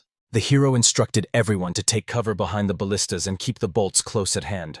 Death guessed it weighed no more than a dagger, and there was no way it could pierce a dragon's armor. He called out, telling everyone to follow Mr. Wang's orders. The bandits scattered, yelling for reinforcements. There's no end to the dragons in sight. Even a big city would struggle to fight off an attack like this. Around 40 monsters, each over 8 meters tall. They might even use bandits as bait. The hero said he actually felt sorry for the robbers. When you end up in a tough spot, it's better to just relax and laugh at the danger. That way you'll find a way out. Van told the Ameth dragons to wait until the bandits jumped into the moat, then open fire. Dai told them not to be afraid. If they aimed for the eye or the mouth, that would be perfect. They'd have a much better chance. Today, none of Mr. Wang's people would die. They would win this fight. They need to prove themselves tonight. For dinner, they're facing Dragon's Shaw Schlick. Terrified, people scrambled to escape, gasping for breath. A whole swarm of armored dragons chased after them, all desperate to reach the moat and take cover from danger. The bandits started slipping down the slope. One of the escapees tripped and fell. Then, one of the monsters snatched his cloak with its claws. The man screamed as he was suddenly suspended in the air, right next to enormous gaping jaws. The other robbers were terrified by what they saw. The defenders of the fortress trembled with fear at the sight. In that moment, the knight rang out, urging everyone to prepare themselves. Next, arrowheads shoot out from the ballista. The bloodthirsty monsters were finishing their feast. Gripping his weapon and sizing up the enemy, Dee realized this was going to be tougher than he expected. The top bowstring signaled that the device was set and ready to use. The man gave the order to open fire. Instantly, a barrage of arrows poured down on the dragons across the ditch. Meanwhile, others remained hidden deep within the ravine. The arrow shot straight at the monster's head. The dragons let out cries of pain. An arrow struck the monster's huge head, leaving a visible dent. The sudden lightning took the knight by surprise, making it seem as if the arrows had vanished. But the dragon's head had already drooped and slumped to the side. The dragons had been injured. Not knowing what was going on, the darkness revealed only an arrow protruding from the creature. The armored dragon let out a roar of pain, an arrow lodged in its paw. Dee watched in awe as the dragon slipped his paw free. That night I realized the arrow had gone straight through its paw. The man realized that she had landed in the rear dragon's grasp, and only after she pierced its paw did she fall to the ground. Dai silently acknowledged he'd anticipated fewer defeats. Just then, from the other side, Wang called out to the knight, asking how things were going. A sudden noise echoed from the wall, breaking the silence of the night. That night, word spread that a single volley had taken down around 10 dragons. The townspeople were amazed and delighted by the news. But Dee was concerned. They'd run out of arrows and had to gather more from the other unused ballistas. The defenders scrambled for arrows. Meanwhile, the protagonist was suddenly lost in memories of sturdy wooden blocks. Reflecting on his past experience, the aristocrat suggested making wooden arrows instead of using iron. Dee ordered the crew to load the last of the iron arrows and ready the ballistas. The defenders braced themselves, weapons trained on the approaching enemy. While he was lost in thought, the knight noticed the men on the towers moving into position. Dee was certain they would win, and he believed the second volley's aim would be even more precise this time. As a hail of arrows rained down on the dragons, the knight shouted that the monsters would finally witness the true strength of this village.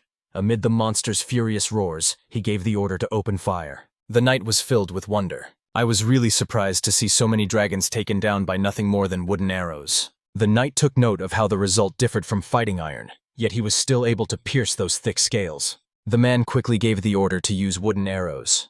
At that moment, he realized the master had been right. They could manage without iron-tipped arrows. He ordered them to take aim. Dee shouted, "Fire!" At last, all the monsters had been defeated. Dee and the other defenders stared at the scene in astonishment. The knight rang out with joyful cheers of victory. The news left both the protagonist and his maid stunned. At that very moment, the villagers cheered in celebration, and Van was warmly embraced by his maid, tears of joy shining in his eyes. Watching the people celebrate, Dee couldn't help but smile. In his mind, he took stock. The enemy was wiped out, not a single one of his own was hurt, and they'd only used about 60 arrows. If he told Commander Stradiel about this, he thought, there's no way he'd believe it. With a gentle smile, the man thought to himself that this outcome seemed impossible. As he turned to Stradiel, he noticed how much Wang had grown. As the cheerful hero celebrated with his friends, the knight admitted that it was almost impossible to imagine. After a while, Wang stepped forward, ready to face his fate. With arms spread wide, he showed his master the outcome of their battle, his face beaming with excitement at their victory. The boy looked around, satisfied with the knight. He realized it was all because of D and thanked him warmly. The hero gazed across the battlefield, confusion written on his face. Amazed, Wang counted 44 monsters and praised his men for their efforts. The knight chuckled warmly and gave the boy a friendly pat on the back. The boy replied that it was all thanks to the Lord's ballista. The man was astonished that plain wooden arrows could pierce through steel armor. With a friendly grin, Dai praised the ballistas and gave Wang a hearty pat on the back, maybe a little too hard. Startled, Wang asked him to stop before he knocked him over. As dawn broke, the hero shifted his focus to the ditch. There were still bandits trapped inside. About 30 had made it through the night. D had completely forgotten they were there. Just then, a rope suddenly dropped down in front of the terrified crowd. The knight barked out an order, demanding they tie each other up. He warned that if they didn't, they'd be struck by another volley of arrows. Terrified, the people quickly agreed. When the bandits stood before Van, they swore they would change their ways. They pleaded with him not to turn them over to the authorities, fearing they'd end up as slaves or thrown into prison. The aristocrat stood amidst the gathered townsfolk, considering their request. They wanted a chance to work for him. Just then, an old man stepped forward. The village elders said these people often came to rob the village. A villager stepped out from the crowd and seized one of the bandits by the collar. Outraged, he demanded to know how they could forget killing his parents and so many others from their village. Furious, he yelled that he'd kill the thief and raised his fist. But before he could strike, a small hand reached out and stopped him. Grabbing the attacker's fist, Wang apologized and asked him not to dirty his hands further. The main character spoke up and said, "Leave it to me." The man nodded, tears filling his eyes. Addressing the crowd of tied-up people, he told them they'd still have to face the law. As soon as someone arrived, they'd be taken away. Wang finished by saying that, for now, they would focus on helping the village. New workers started working on the dragons. The terrified robbers quickly gave in. Van and Orthos stood atop the wall, watching the workers below. The adventurer remarked on how surprising this week had been. Van just laughed good-naturedly. Pluriel noticed how many swords were in perfect, flawless condition, almost as if touched by magic. Another adventurer wondered aloud just how hard it would be to take on even a single dragon. The girl realized that even if 30 people wielded Master Wang's superb swords, they could only take on 5 or 6 dragons at best. We said we should do it while it's all still fresh in our minds. The following day, Orto, D, Kamsen, and several villagers helped butcher the carcasses. Wang switched to a different material for the stripping knife, making it much sharper. Every team finished the task in just 3 days. The following night, the aristocrat stood before his estate and addressed the villagers, highlighting the recent improvements in their community. The main character builds several campfires, saying there's no need to worry about money anymore. They can just relax and savor some delicious meat. Wang let everyone have sake, but limited it to 2 glasses each. Raising his own mug, he offered a toast and congratulated everyone on their impressive victory. The villagers lifted their mugs, toasting to their master's health. The boys' friends joined in the celebration as well. The crowd erupted in cheers, delighted by their accomplishment. People savored drinks they hadn't enjoyed in ages, celebrating together. The main character absolutely loved the meat. Ortho mentioned how tasty dragon meat was, and Van agreed with him. The adventurers selling dragons told the noble that the meat was so tender because it was shielded by a tough outer shell. Orthos confirmed that the ballista arrows were just as powerful as the weapons Wang had crafted for them. The knight had no idea the Lord had given weapons to the adventurers. He couldn't help but feel upset that he hadn't received a sword himself. The adventurers admired their new swords, each one feeling just right in their hands. Soon, D and the villagers crowded around the protagonist, eagerly calling out their own sword requests. The man refused payment for the weapon, saying it was the least he could do for someone he served loyally. When Orto asked for gear too, Van just couldn't take it anymore. He bolted. The townspeople started showing kindness to the main character. The bandits gathered around Van, looking after him. The resident noticed something odd about the robbers. Even with his enemy standing right in front of him and knowing a tough life was ahead, he still chose to side with the main character. Beside him was Sadaman, who tried to strike one of the thieves. He clenched his fist, feeling grateful to Wang for keeping him from ending up like the others. Driven by determination, he reached out to others, hoping to improve the village for the families who had been lost. He raised his fist to the sky and decided to start with some meat. The elder and his children sat by the fire, happily celebrating the return of days filled with laughter and good food. The girl noticed that even someone from the nobility had joined them. The son was taken aback. Just then, Espada, Till, and Kamsen stepped forward, standing by their master and easing everyone's concerns. The girl believed that Master Wang was just getting started and would achieve even more incredible things. The villagers ate their meals by the warm glow of the fires. Meanwhile, Ortho talked about how much the dragon might be worth. Based on the adventurer's estimates, it could fetch around 20 gold coins. Van was surprised by the large sum, but the man hadn't considered the expenses. Including those, each monster would bring in about 8 gold. Still, the aristocrat was pleased with the amount. After all, with 40 of these dragons, they'd end up with over 300 coins. After converting it to yen, the boy was stunned to see it totaled 300 million. The butler walked over and congratulated Van on a job well done. Van thanked him and offered some meat, since the butler had helped strengthen the protective barrier. The butler looked genuinely excited. He pointed out that this was an excellent outcome, though there were still a few challenges to address. After clearing his throat, the official disappointed the young man by announcing they'd have to pay a 50% tax to the Marquis's treasury. Van was clearly unhappy with this news. He thought back to the tax system from his own world, and felt frustrated to find it here as well. The protagonist nervously asked the butler if there was any way to keep their victory a secret. However, some doubted it could be hidden with so many people involved. Van was really upset, and then something else came to mind. The nobleman was horrified, realizing that the truth about the village would soon come out. Wang knew it would be hard to keep this a secret. But then suddenly, an idea popped into his mind. The protagonist thought about it and realized he didn't know anyone who had served the Marquis as faithfully for so many years as Espada had. He kept telling himself that hiding the truth would be like betraying his father. But the hero hesitated, remembering how the butler had always chosen a quiet life with him over loyalty to his father. Still, he decided to trust him and see what possibilities lay ahead. Espada suggested that they let the hero's older brother know about what happened. Wang repeated the idea to himself as he considered the proposal. He finally understood what the butler had meant, realizing just how clever the plan was. The credit for capturing the dragons really belonged to Marcia. The aristocrat argued about the specifics of the plan. In the end, he decided they would come across the herd in the forest and take them out one by one. As the boy observed, this approach suited them both perfectly. Marcia supported the Van Wan brothers in many ways during this fight, helping them secure victory. The protagonist gazed at the spotter with admiration. He thanked the butler for coming up with such a good idea. The next morning, the residents greeted their master with warm smiles. Many people thanked the hero. He realized that their hearts had grown kinder. Someone called out, asking the master to let him marry Till. The maid standing beside Van blushed, torn between embarrassment and outrage. The aristocrat, meanwhile, just smiled quietly. But then the boy's expression turned serious as he took the girl's hand.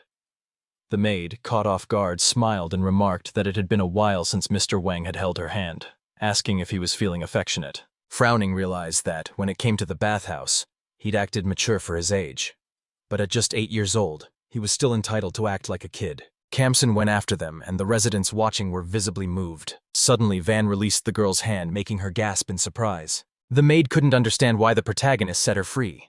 The nobleman, meanwhile, thought to himself that he was, after all, a malord.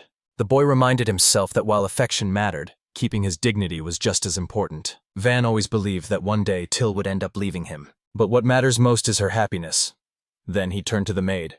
The aristocrat started to say that if she ever met someone who truly interested her. But before he could finish, the girl cut him off. She placed her hand over her heart and answered sincerely. She hadn't really thought about it. She just wanted to take care of Vanya and stay by his side. Feeling embarrassed, the hero took Till's hand once more. Kamsen was climbing the steps with the girl when suddenly someone called out to him. One of the defenders spotted the traitors. The boy leaned over the wall trying to catch a glimpse. The man explained, "Those are Mr. Bell and Mr. Lango." He was amazed by the defender's skills when he spotted 2 tiny figures in the distance. He could barely make out their shapes, let alone their faces. Van glanced at his companions and saw they were all staring into the distance with puzzled expressions. First, the nobles proposed lifting the bridge and readying the ballista. The protagonist explained his actions by saying there could be bandits hiding in or near the wagon. He stressed that anyone who wants to protect the village needs to stay cautious. Afterward, he told his companions to summon Ortho and to be prepared to die. As Wang thought things over, he realized there was still so much to accomplish, and it was up to him to make the most of every chance. He declared aloud that his opportunity had finally come. The cart rolled across the field, its wheels creaking with every turn. The 2 carts, surrounded by riders, made their way slowly toward the village. The man guiding the horses felt a growing sense of unease. This time they were in real danger. One of the passengers spoke up, mentioning that the cart had been damaged during the journey. Many of their goods were now ruined, and on top of that, they had to pay for repairs, lodging, and the convoy itself. The man sitting down went on with his disappointing news. Even after coming back to Hashimura, they hadn't made much money from selling. and now they couldn't afford to buy anywhere else. Hearing this, the driver was moved to tears.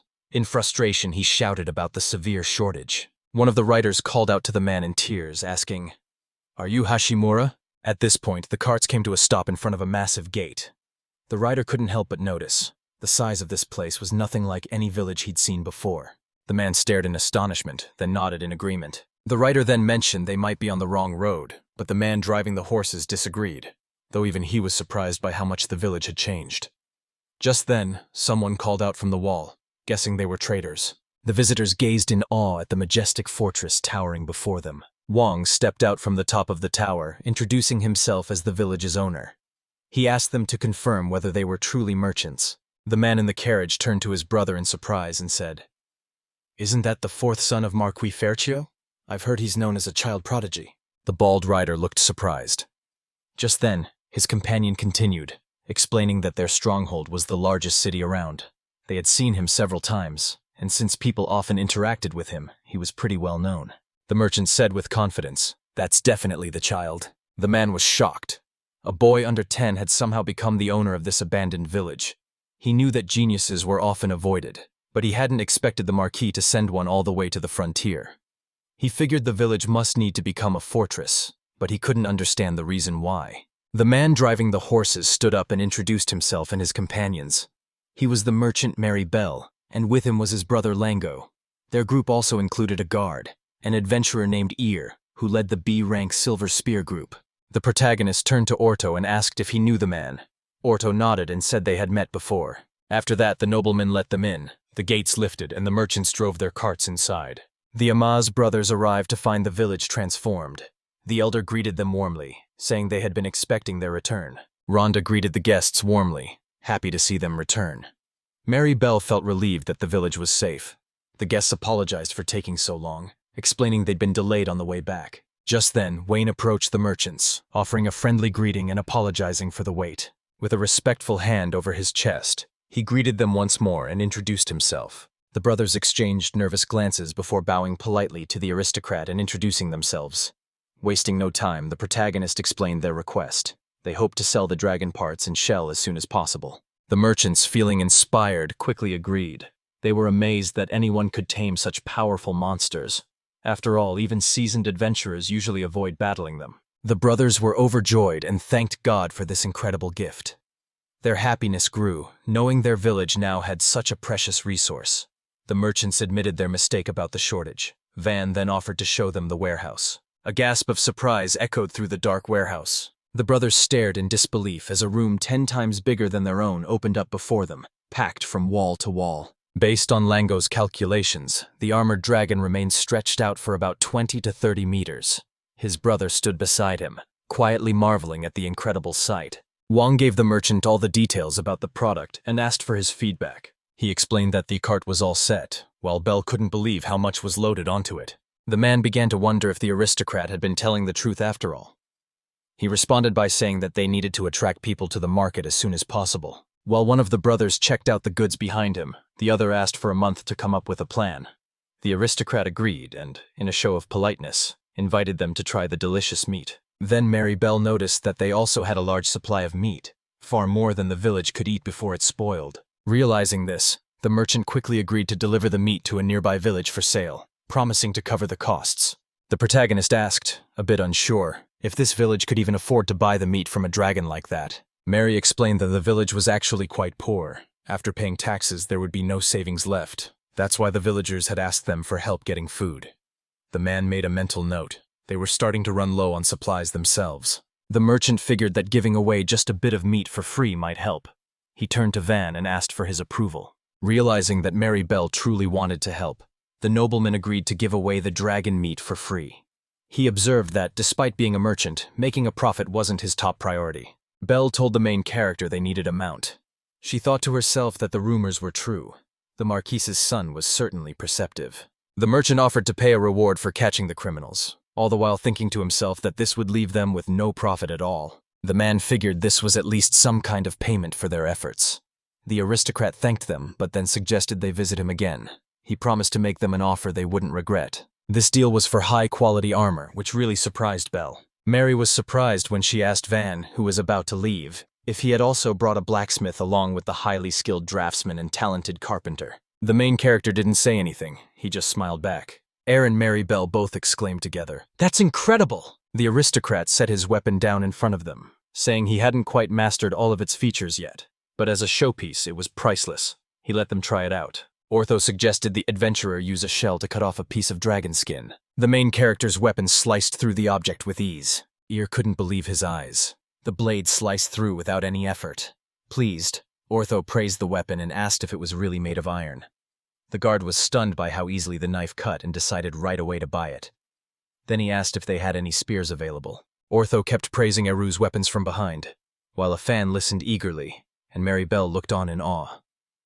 The merchant seemed to have already made up his mind to buy the weapons, no matter the price. Glancing at the huge pile of gear behind him, he apologizes, saying they can't buy that much right now. The protagonist responds kindly, assuring him they can always come back and get it later. The boy led the traders around, showing them all the new improvements in the village. The brothers hungrily devoured the meat by the fire, their faces content.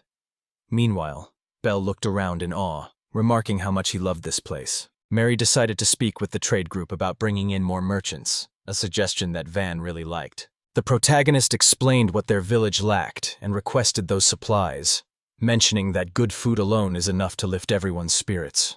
The merchant agreed to provide the needed goods. When the aristocrat requested an advertisement for their weapons, the brothers couldn't hide their excitement. The boy figured they were probably discussing a special sale.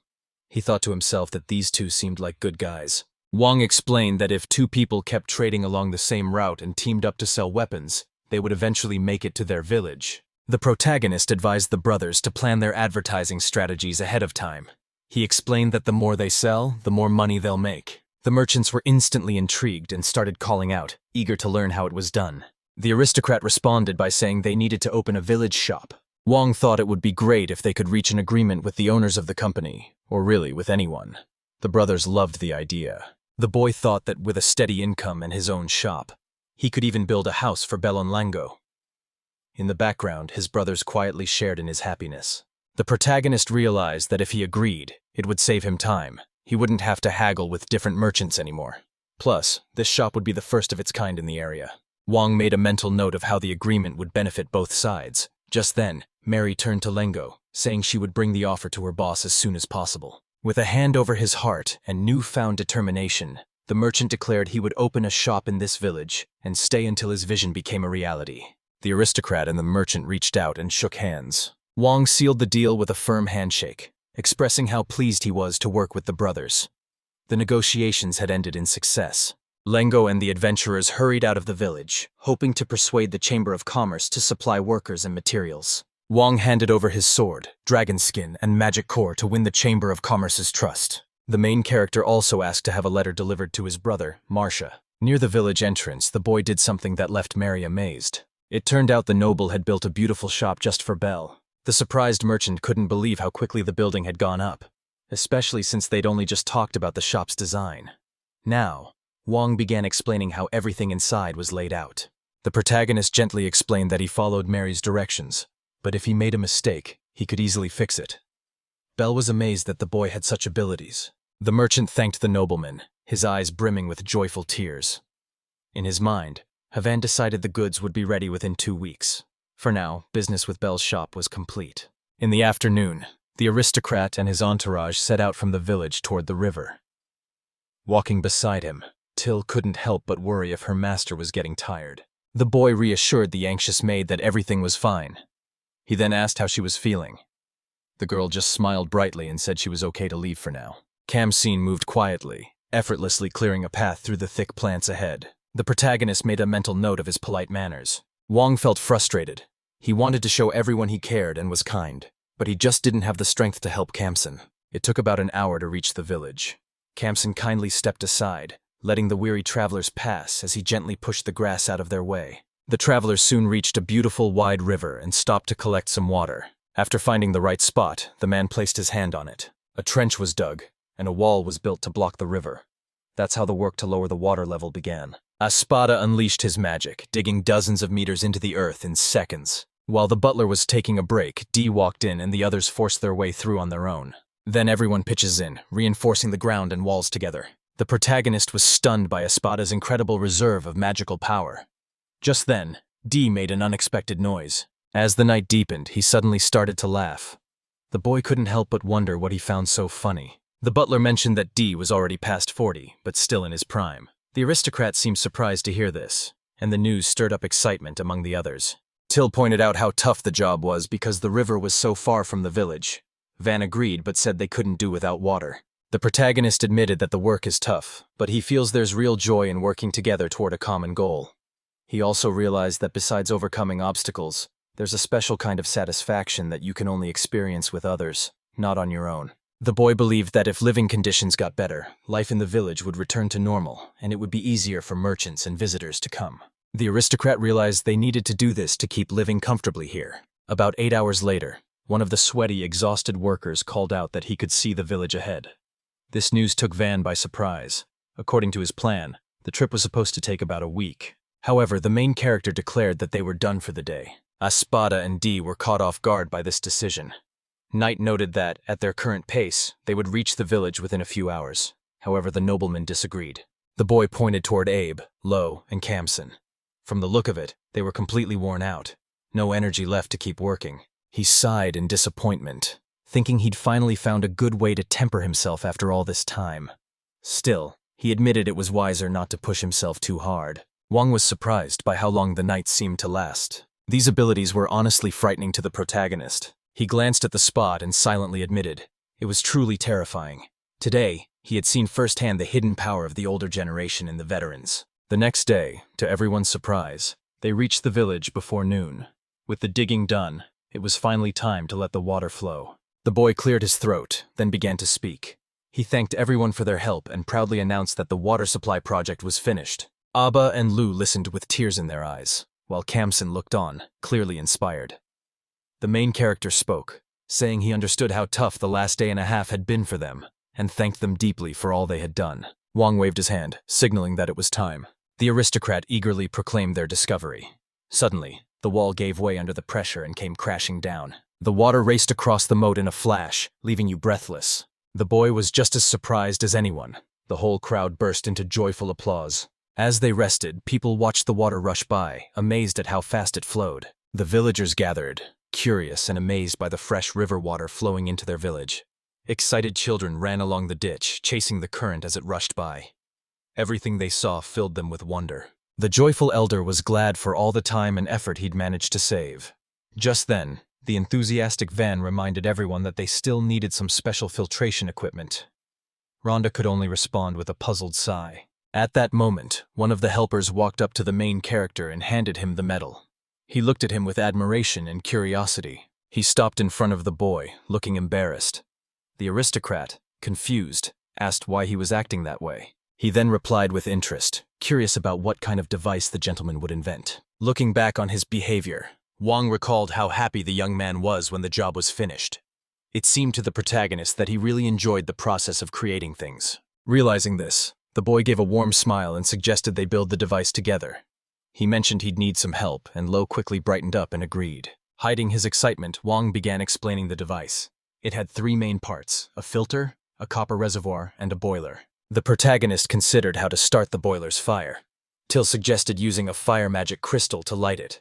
The aristocrat liked the idea and asked Belle if she had any for sale. Kamsen rushed over to Wang and told him that the area was now flooded. The boy gazed around the ditch in awe, noticing how full it was. A bridge had already been built to cross over. The protagonist turned to the spotter and asked what would happen if the water suddenly started to rise, worried about the risk of flooding. The butler agreed, saying the gentleman was absolutely right. The old man explained that the canal is widened based on how much water it carries, and embankments are built in areas that tend to flood. The spotter went on, explaining that even these dead-end paths call for creativity.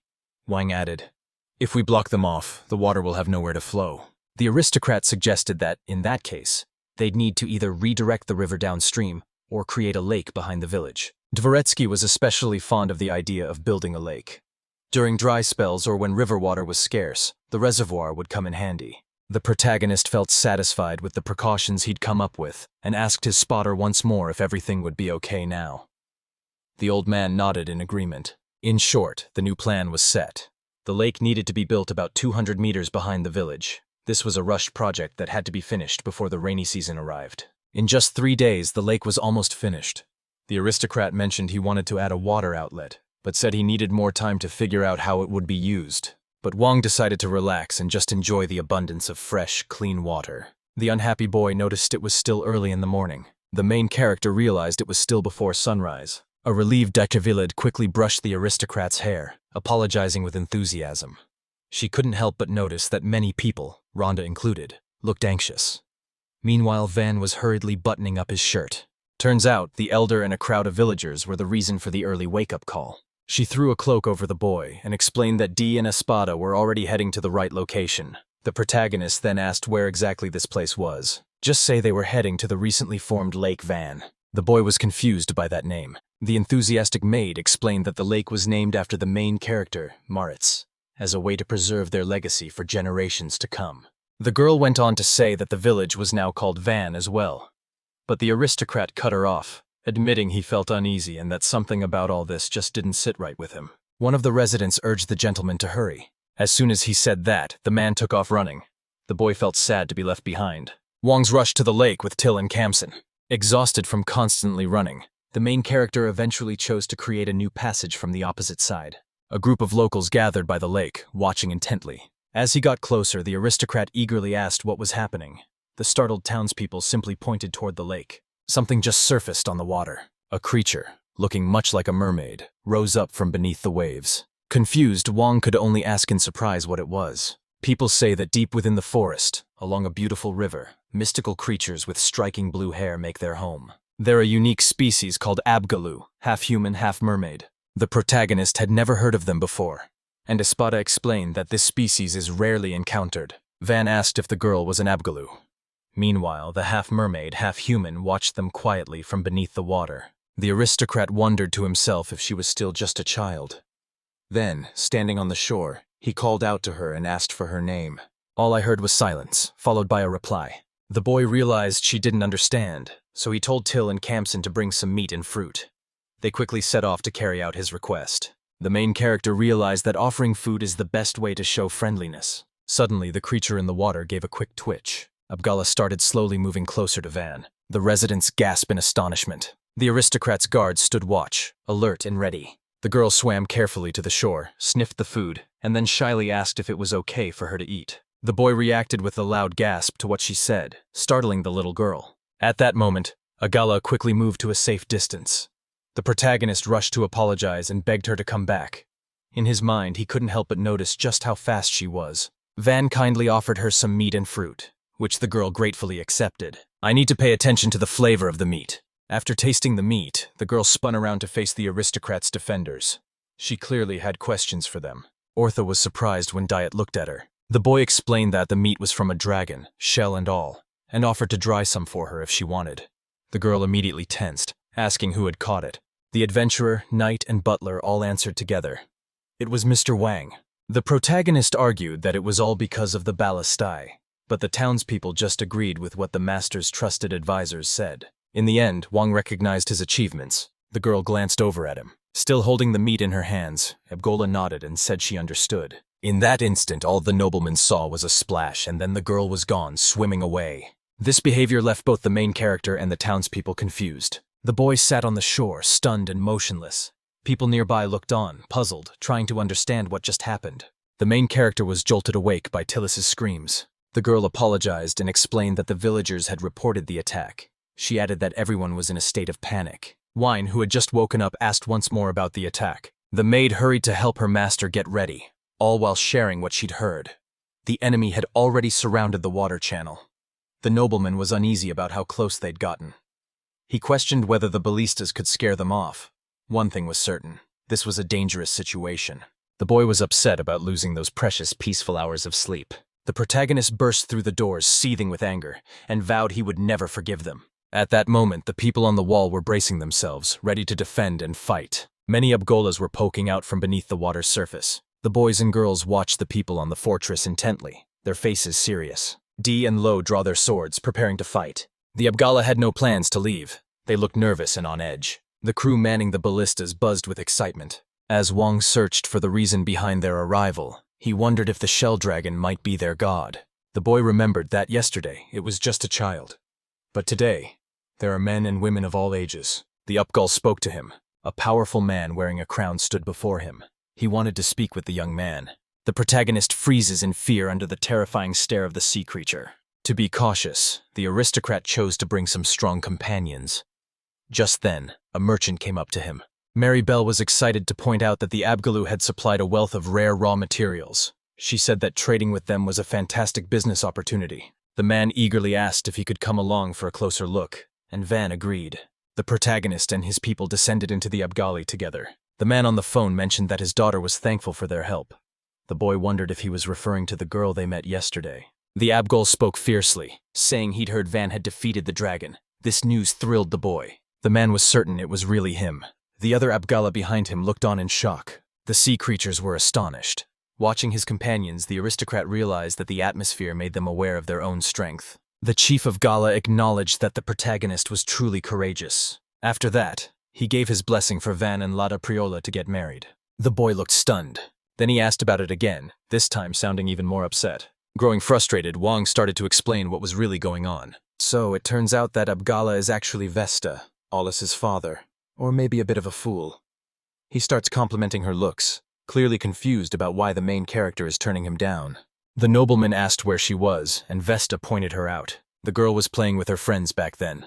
The protagonist pointed out that she was still just a child who understood nothing, and wondered when marriage had even become a topic of discussion. Vesta explained that Lada's family had never interacted with humans before. But in recent years, their river has become a watering hole for shell dragons, and they've lost many friends because of it. So, the father is searching for a capable son-in-law, someone strong enough to provide his family with a peaceful life. Van understood that, to ensure safety, the contract required the chieftain's daughter to get married.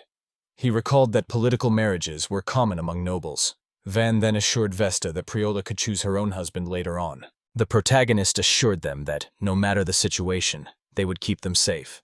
This response took the leader by surprise and made him pause to reflect. The head of the Abgali clan chose to settle near the groom. He also clarified who owned the reservoir. In response, Wang asked them to move to the lake behind the area, since the bridges there would help keep them out of sight from merchants and visitors who might get startled. The boy was stunned, realizing that Vesta had just called him her fiancé. He called out to the sea creatures as they swam away, insisting that he never agreed to the marriage. Puyola turned around, waved, and called out a cheerful goodbye, promising they'd meet again. Meanwhile, the nobleman kept awkwardly insisting he wasn't her fiancé. Just then, a merchant walked up to him and asked if Wang could find a rare material for him. Wang said he'd bring it if he managed to get one. As Spada pointed out, the protagonist was fortunate to have built a good relationship with the Abgalu. However, there was a subtle catch. The butler went on, admitting he was shocked to learn that Mr. Wang's bride was an Abgalu. Even a spotter couldn't have guessed how people would react to this. The boy just let out an odd sigh in response. Till hesitated for a moment. She started to say, "If this is what the master wants," but let her words trail off. The old man observed that, even though they had refused, the Van's rebellion still ended in failure. Sea creatures rested peacefully on the lake. Adults lounged by the shore while children played and splashed in the water. The protagonist was crushed to find the lake occupied. He mused aloud, wondering if, as the territory's owner, he should keep watch over the newcomers. After giving it some thought, the aristocrat decided to build 2 boathouse-style buildings to serve as a new recreation area. Sea creatures loved making these houses their home. Van was happy to see the place becoming a popular spot. Espada remarked that he hadn't seen buildings like this in the Scuderia before. The old man believed the boy possessed knowledge that even he himself lacked. He pointed out that the boy had learned much more than he realized.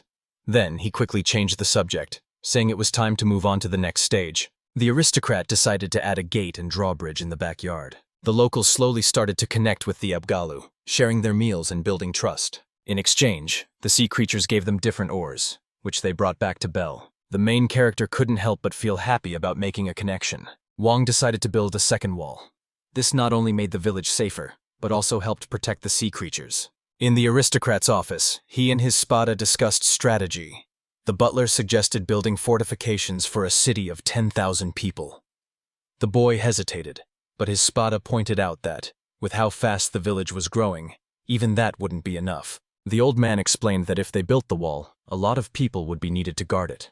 So, the butler suggested they build a city for the same number of people, just a bit smaller.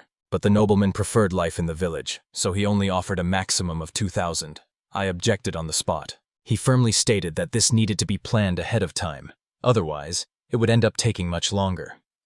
Wang remembered the butler's stubborn reputation and just sighed. Even after hearing his father's thoughts, Espada refused to give in. The old man estimated that, including all the structures, the total length needed to be at least 600 meters.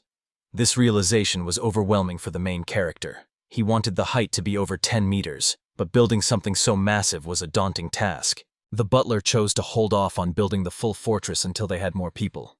For now, he suggested putting up a simple wall they could upgrade later. The boy wasn't happy with this plan. Wayne mentioned he's thinking about using a different shape for the city's fortifications, instead of the usual square design. Espada was skeptical, thinking he meant a circular city. To make his idea clear, the gentleman decided to draw his plan. However, the main character was actually referring to a star-shaped city. The boy explained that the design made the city extremely secure. Even if the triangular section was breached, no one could get inside. You could think of it as having 6 separate fortresses. The roof connected to the city walls, but with a drawbridge on the wall side, it could be isolated if needed. In Wang's strategy, the attacker is forced to slow down and focus on breaking through the corners before reaching the main area. When they attempt to advance, they'll be hit from 3 different sides. The protagonist used a type of fortification from his own world, one originally developed on Earth after the invention of firearms. I took my time and gave this decision serious thought. The butler reviewed the form, noting that it looked good, and identifying some possible positive outcomes. Just then, the boy was distracted by a knock at the door. One of the defenders burst through the door. Van frowned and asked what was going on. Iba quickly corrected him. It wasn't about what happened, but who was involved. The boy was taken aback when he heard that a messenger had come from Count Ferdinand. Another man leaned in and pointed out that it wasn't just Count Ferdinand's coat of arms on display. The guard also mentioned a unicorn banner and the shield of Viscount Cayenne, which means some nobles from the Count's side were there as well. Lowe counted 3 wagons and roughly 100 soldiers. The protagonist asked if this was the same count who once ruled this village. The man confirmed that it was. Everyone just assumed he was back to reclaim the village. After that, an uneasy silence filled the air as everyone tried to process what was going on. The wheels rattled as they rolled across the open clearing. A woman's shoe touched down on the ground. The girl emerged from the carriage, gazing up at the fortress. The woman to herself doubted whether those rumors about the child prodigy were really true. The curious stranger decided to test the genius herself, just to be sure she was the real deal. A group of unexpected visitors, a timid girl and a poised noblewoman. The cart rolled closer to the village. When the girl heard they'd be arriving soon, she started to tremble. The woman gently patted her head and promised she'd always be there for her. The girl nodded reluctantly. The girl eyed the lavish estate warily.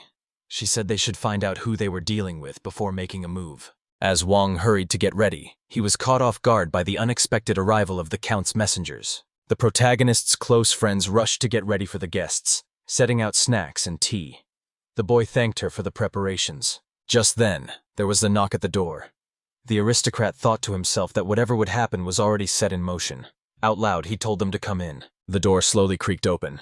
At first, a timid little girl stepped hesitantly into the doorway. A woman followed her in, exuding confidence. Wang was surprised. He hadn't expected to see 2 girls. It would have been easier if they were middle-aged men. The protagonist noticed that one of them was just a child, but doubted they'd send someone so young as a messenger. The aristocrat greeted the guests and introduced himself with a polite smile. The woman responded by introducing herself as Panamera. Carrera Cayenne had just been promoted to the rank of Viscount. The boy was struck by her presence, thinking she looked like the embodiment of the American dream. With a confident smile, Panamera made it clear she was with the Parvanya Order of Chivalry. The girl hesitantly introduced herself as the youngest daughter of Count Ferdinand. Kurt Sang quickly explained why they were there. She told them that Marquis Fertio had arrived in the village, and her father thought they should come and welcome him. Wang wondered to himself why Ferdinand had chosen to send his youngest daughter. In his mind, he assumed Panamera was an escort. Just then, she shot the hero a sharp, disapproving glare. The aristocrat, clearly nervous, started speaking politely and invited them to take a seat. As the guests took their seats, the boy mused that rising from knighthood to baron, let alone viscount, in a single generation was no small feat. He guessed this stunning girl must be someone important, with sharp instincts. Just then, the woman shifted her focus to Van, noticing his appearance. Panamera noted that the protagonist seemed younger than her original self. but showed greater self-control. Then, she turned to the aristocrat and asked plainly what he thought about the reason for their visit. The boy took note of the directness of the question, realizing they were trying to uncover his true intentions. Van figured the Count, whose lands had shrunk, would feel both resentment and respect toward the Marquise. Now that Van had come to this village, the Count might even suspect the Marquis of planning a surprise attack from the border. That could be why Ferdinand sent an experienced warrior along with his own daughter. With that in mind, the protagonist decided to respond to the messenger. Van shared his thoughts out loud. He believes their purpose is to clear up any misunderstandings with their opponents and then come to an agreement with him. At that, Panama laughed, surprised that a 10-year-old boy could understand the problem so deeply. The woman openly admitted that the protagonist was right. Panama's blunt honesty was making both the boy and the girl uncomfortable. She explained that over the past 2 years, Van's name had come up frequently during the search for a worthy successor. She also pointed out that, after the ritual to determine magical abilities, the usual ceremony for awakening the boy genius's powers had never actually happened. The vicar thought it probably wasn't the magic of the 4 elements, but she still couldn't understand how an aristocrat could become the official lord of a fief where there was absolutely nothing to oversee or manage. Panama went on to say that people rumored Wang was a child prodigy, and that typically, fief owners needed to be well educated to help develop the territory. The envoy explained that, because of these reasons, the Count questioned why the protagonist was given land right next to Ferdinand's territory and the kingdom of Jarnet. With a serious expression, she wrapped up her explanation, determined to reveal what the aristocrats were really after. Wands remembered that, in this country, fights between aristocrats were strictly forbidden, and making such direct statements could even be punished.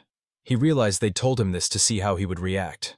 Figuring there was no point in hiding the truth, the protagonist admitted that he couldn't use 4-element magic. With a calm, assured tone, the aristocrat explained that the other fears were unfounded, and that he was merely dismissed.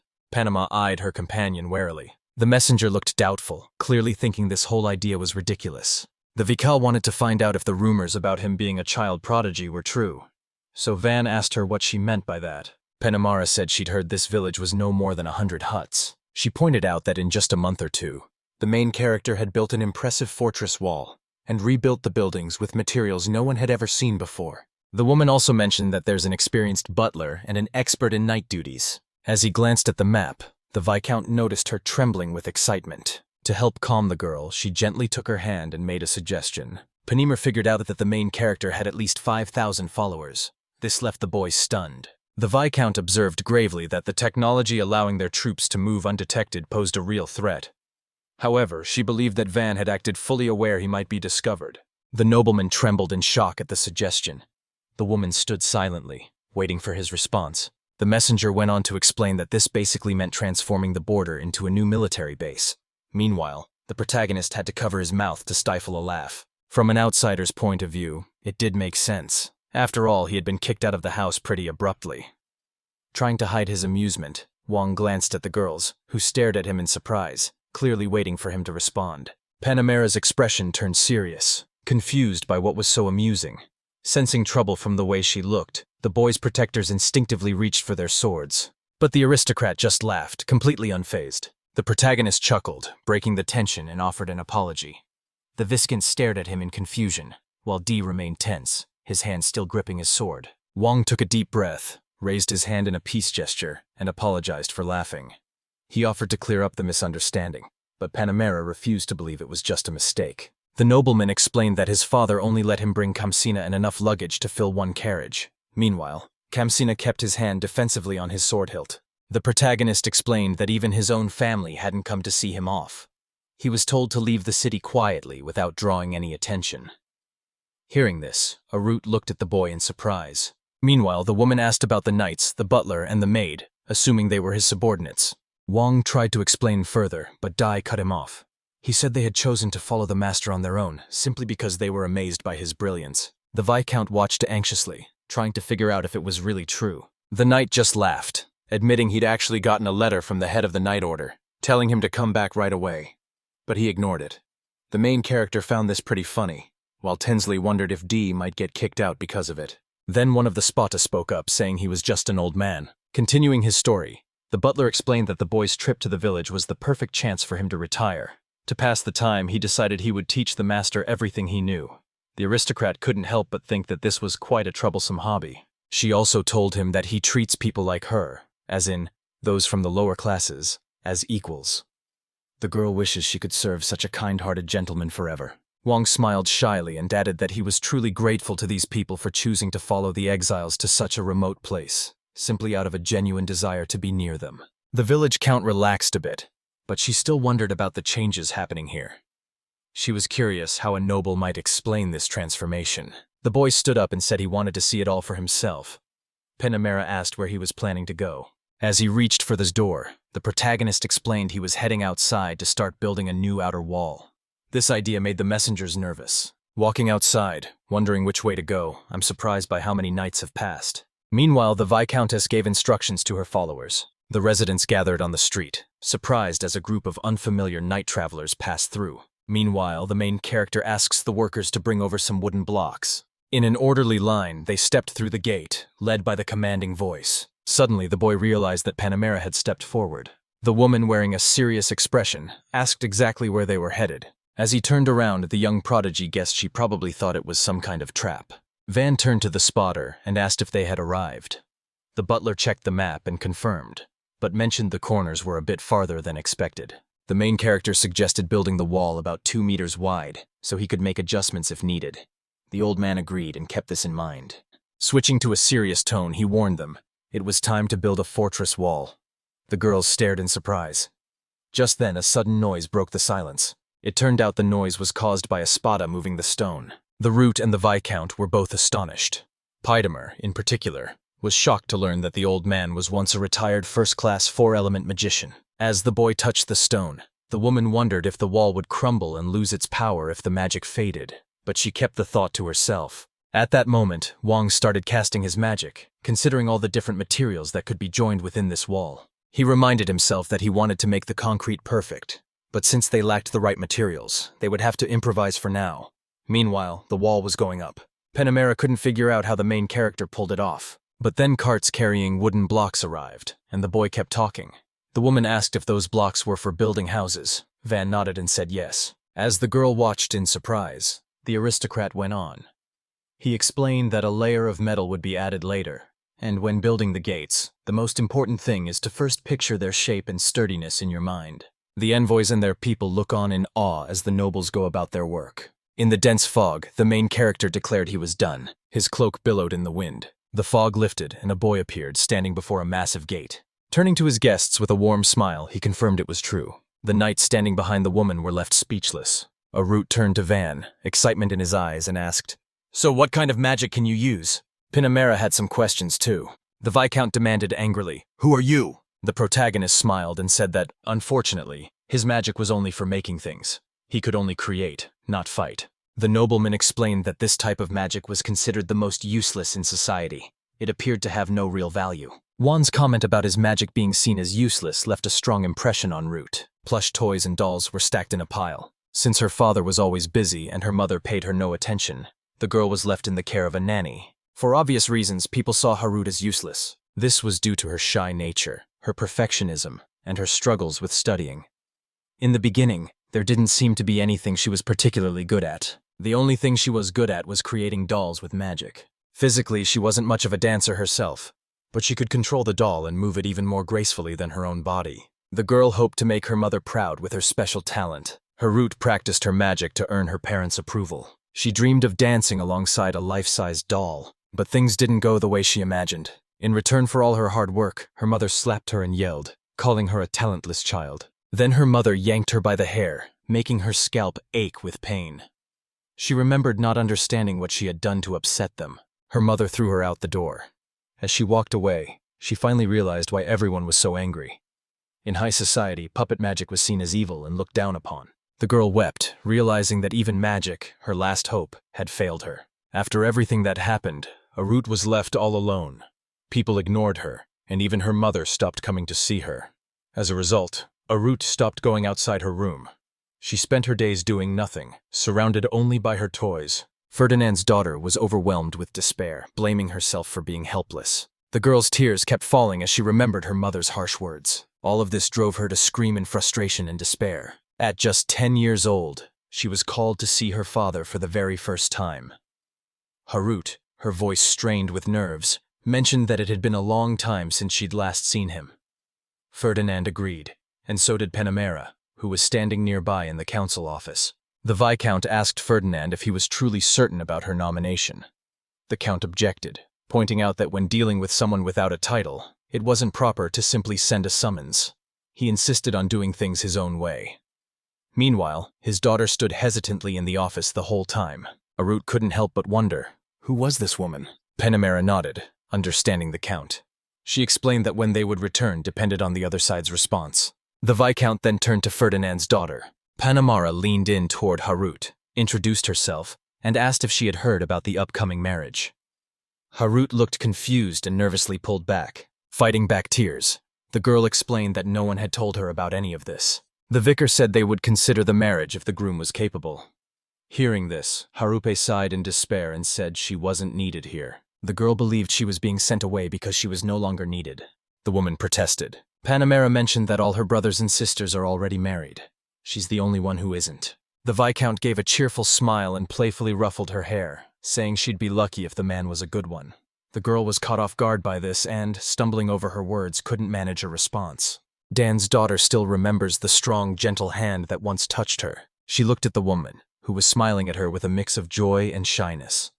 In that moment, she realized she had found someone who truly cared about her. The 3-day carriage ride that followed became the happiest time of Harude's life.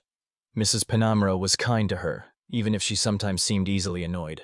The Viscount could be aggressive at times, but he always had a kind side.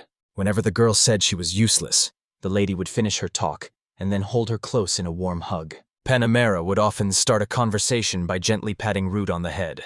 When the girl suddenly burst into tears of joy, the Viscount wasn't upset at all. He simply reached out and gently patted her head. As she held Mrs. Panama's hands, she realized just how much she cherished them.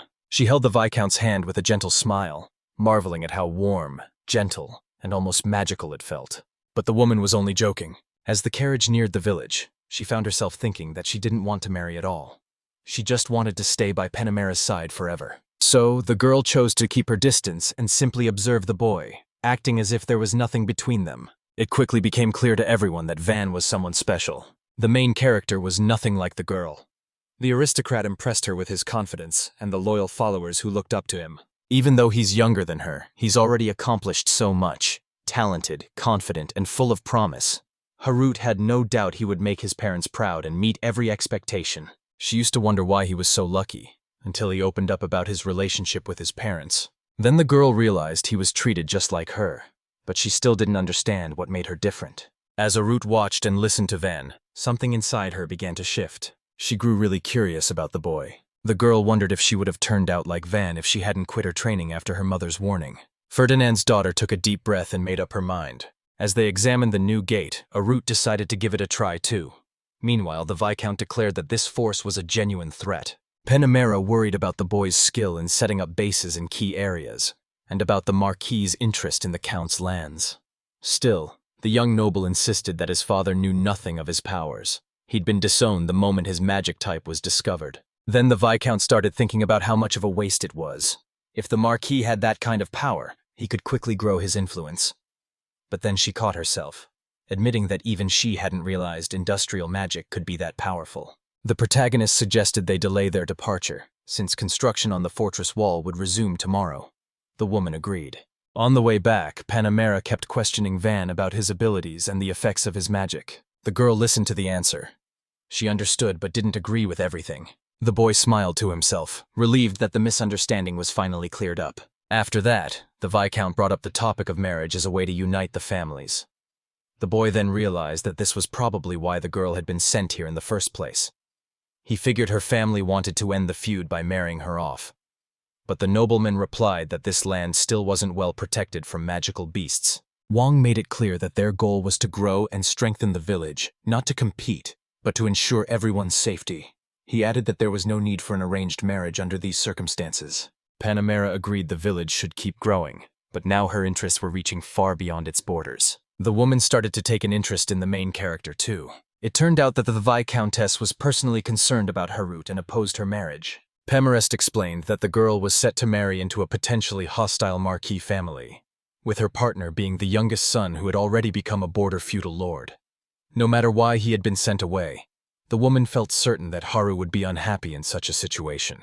Van nodded, agreeing with the Viscount's reasoning. As he listed all the things that could go wrong, the boy ended up scaring the man's daughter who was standing nearby. Penema realized this was exactly why she was traveling, so she could figure out how to avoid marrying the girl off. After hearing the story, the aristocrat finally understood why her journey had seemed so bleak right from the start.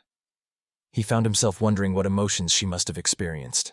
Wang believed he could relate to her, having gone through something similar himself. Just then, the woman gave a wry smile and told him her feelings had completely changed. Penamera, wanting Haru to be happy, decided to support the idea of her marrying Van. The Viscountess began listing all the qualities she admired in the main character. Meanwhile, the boy stared at her in astonishment. The woman was particularly impressed by his strength. Patamera said that if they were the same age, she'd think of him as a potential husband. This took the aristocrat completely by surprise. Wang felt a bit embarrassed, but couldn't help smiling at the praise. With all the compliments, Panamera seemed to be warming up to him. Van hoped she wouldn't stop, reminding himself to keep his feelings hidden.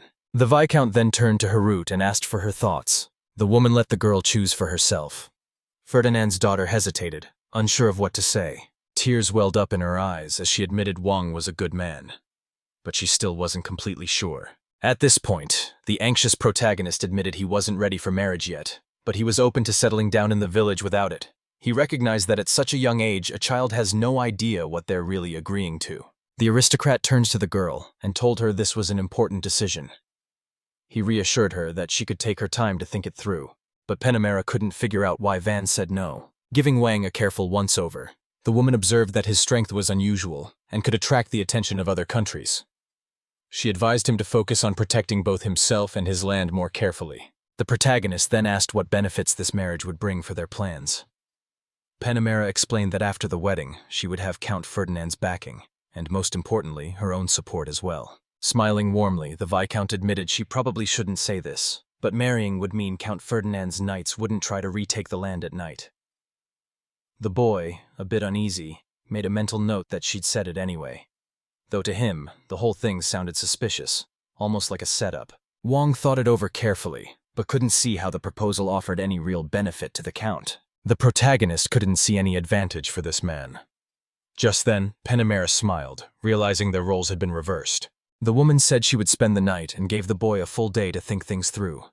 If he needed anything, he could talk to her or reach her by her usual route. The startled aristocrat asked again, but Panamera just scoffed in response. She laughed, happy to finally see his true self, and thought he made a much better impression this way. The Viscount mentioned that earlier, he didn't seem like a child at all. Van then asked if her soldiers would also stand down. She reminded the noble that they were deep in enemy territory, and that it was dangerous for someone as fragile as herself, so she wanted her own people nearby. In the protagonist's mind, though, he couldn't help but think that if Panamera was fragile, she was still one of the toughest people he'd ever known. The woman said that if they stayed any longer, a rumor might start about someone living in Van's mansion. That made the girl feel really embarrassed. Ferdinand's daughter was appalled at the thought of sharing a bed with a boy. The main character felt just as uneasy about it. He was genuinely surprised that they were already prepared to make such a big decision, especially since the Root was only 10 years old. As the girl squirmed with embarrassment, Penema decided to let Root stay with her for now. She asked him if there were any spare rooms in his mansion. Wang told them not to worry. He'd start building the inn right away. The woman laughed and thanked him for his help. Afterward, the aristocrat had a hotel built specifically for his envoys. The guests were genuinely surprised. None of them expected he would go this far. The main character also crafted runes for the soldiers, which put a smile on their faces. They invited the girls to dinner and told the envoys to rest in the house until then. Since the boy was meeting at the Scaly Wolf, Van had no reason to say no. Otto and his Lulai go on hunts for the mythical beasts that keep turning up nearby. Lately, scaly wolves have started to appear, and that's made Maribel absolutely delighted. The maid assured him she'd do her best to make the food delicious for his wedding with Mrs. Harut. The boy was surprised that she didn't object to their marriage. She answered that yes, she was definitely sad. Yet despite her attachment, the girl was willing to serve this couple, trusting that the Root would always support him. The protagonist was truly astonished. Till added that if the master's wife was a kind-hearted girl, things would be much easier for her. Van was actually so impressed by how perfect the girl seemed that he started to feel a bit confused himself. Campson said he didn't have anything against this girl, but if there was a chance, he'd prefer someone stronger for the boy. someone capable of protecting an aristocrat like Panamera. In his mind, the protagonist was surprised Kamsen was drawn to women with strong spirits. The spider agreed that the Viscounts were right. From the Count's perspective, though, this marriage was meaningless. After all, he had only sent his daughter for engagement talks because she probably didn't have 4-element magic. Wang noticed it was hard for the butler to admit that, like him, her roots had been cast out from the family. The old man thought it was possible that Panamera truly respected the hero's strength. Still, they couldn't overlook how things would change if he married Ferdinand's daughter. The boy kept thinking that after the marriage, the Count and the Viscount would visit the village, and people would start asking questions about ballistas, weapons, and more. Van also reminded himself not to forget about their ties with the Abgalu. The butler also mentioned that the protagonist would need to speak with his father, since things hadn't worked out with Ferdinand. Looking ahead, there's a chance the Marquis could end their relationship completely, which could seriously affect things. Wang asked if there was a chance his father would set his sights on the Count's territory. The protagonist realized that the kingdom of Scuderia had been expanding for over a decade. Because of this, neighboring countries grew fearful and hostile. That's why the king was especially concerned about any conflict within his own country. The boy wondered if it was even possible now. So, I explained a few different ways it could be done.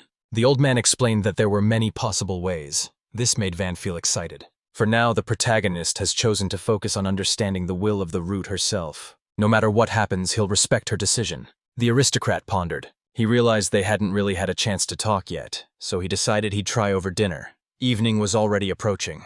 Everyone came together for dinner, then turned to Root and asked her if she's enjoying the meal. The main character cheerfully remarked that, with more ingredients, they'd be able to make sweets as well. The girl felt embarrassed when the boy talked to her. Feeling she had to respond honestly, she blushed and admitted the food was delicious. Till smiled, happy to hear our cooking praised. Even though the girl was starting to get used to speaking, she still stammered since she rarely had to talk before. She felt embarrassed about it. However, the boy didn't look at her with any disdain. Panamera noticed it too. Root couldn't believe she'd actually met someone like this. Van asked her what she was into. She paused for a moment before saying she liked cute things. The aristocrat mentioned that she has a fondness for small animals. Then Root said she liked dolls, but only liked animals if they stayed still. The boy realized he hadn't seen any dolls so far. The main character asked if she could show them to him next time. The girl, a bit surprised, agreed. I've spotted a path. She was impressed by how calm Wang stayed, even at such a young age. She appreciated that he wasn't pushing her. Smiling, she offered to bring the dolls over tomorrow. The protagonist thanked her with a warm smile. It seemed her path was blessed. The girl suddenly felt a strange sense of happiness bubbling up inside her. Panamera notices these changes. Harut was really embarrassed, and the Viscount just smiled at her. Then the aristocrat continued talking to her. The girl was starting to warm up to Van, quietly hoping their conversation would continue. Still, she couldn't shake off her own doubts. She wanted to make her own request at dinner, but she couldn't bring herself to act with more confidence, which left the girl disappointed. After dinner, Panamera turned to the main character and commented on how calm and peaceful the village felt. The woman complimented the meal. The Viscount also noticed that the local people hold the aristocrat in high regard. The boy couldn't help but nod in agreement. Panamera noticed how humble the main character was. If it were her, she would have proudly shared her achievements to gain recognition beyond the village. Wang explained them the residents brought their own materials. He just made adjustments to fit everything together. The aristocrat remarked that it was still too early to list any reasons to be proud. Once the population reached over 1,000, then it might be worth considering. The woman laughed, saying she'd look forward to that day. Then she changed direction and followed a new path. With a gentle wave, the Viscountess bid the boy farewell. Arut paused awkwardly in front of Van, unsure of what to say. The protagonist guessed that she had something to say. He explained everything to the girl. But even after 5 minutes, she still couldn't say a word. She was growing anxious, and the boy had no idea what to do. Root tried to say something, but tripped over his words. The girl blurted out everything on her mind. She thanked the nobleman and admitted the real reason for her nerves. He might be the very man she was destined to marry. It was clear that, thanks to Van's kindness, she could finally relax and breathe easy. Then she wished the boy good night and hurried off, blushing with embarrassment. The confused nobleman thought to himself, "Well, I must have made a pretty good impression." As she hurried down the street, the girl realized she might have spoken too hastily at the end. She also felt guilty for not letting him finish what he had to say. The townspeople, startled, stepped aside to clear a path as she ran past. The girl worried that Mr. Wang might think she was acting strange. Aru sprinted to the hotel, not even sure which room was hers. Then, one of Panamera's soldiers led Ferdinand's excited daughter forward. After a long, exhausting trek, we finally make it to the room. When she walked in, she was extremely embarrassed to see Mara undressed. The girl couldn't help but notice how attractive the woman was. Sitting beside the road, the Viscount asked what had happened after she left, and wondered if the girl already had an answer. Ferdinand's daughter felt incredibly embarrassed. Panamera looked at the girl with gentle eyes and suggested she stay a few more days. While the girl was deep in thought, the woman carefully explained everything. The route seemed a bit uncertain. After her bath, the girl made up her mind to talk to Mr. Wang by herself tomorrow. She figured the nobleman would likely hear her out. For the first time in a long while, Fernand's daughter was excited for what tomorrow might bring. The next day, the main character oversaw the construction of the fortress wall, giving clear instructions to the workers. The boy told everyone to be careful, hoping everything would go smoothly. Wang said that Team Dai could really use some extra hands. The main character notices something. The adventurers from Orto had shown up at the morning ceremony. The aristocrat asked one of them what his intentions were, and the man replied with a friendly smile that he was just here to enjoy the event. Orpho had noticed that lately, the residents were lining up like soldiers. The adventurers set out on another hunt, admiring their weapons. Wang promised to give them more swords if they could bring him the materials. The main character wished everyone a good day at work and promised to throw a big barbecue. Everyone is looking forward to the upcoming barbecue.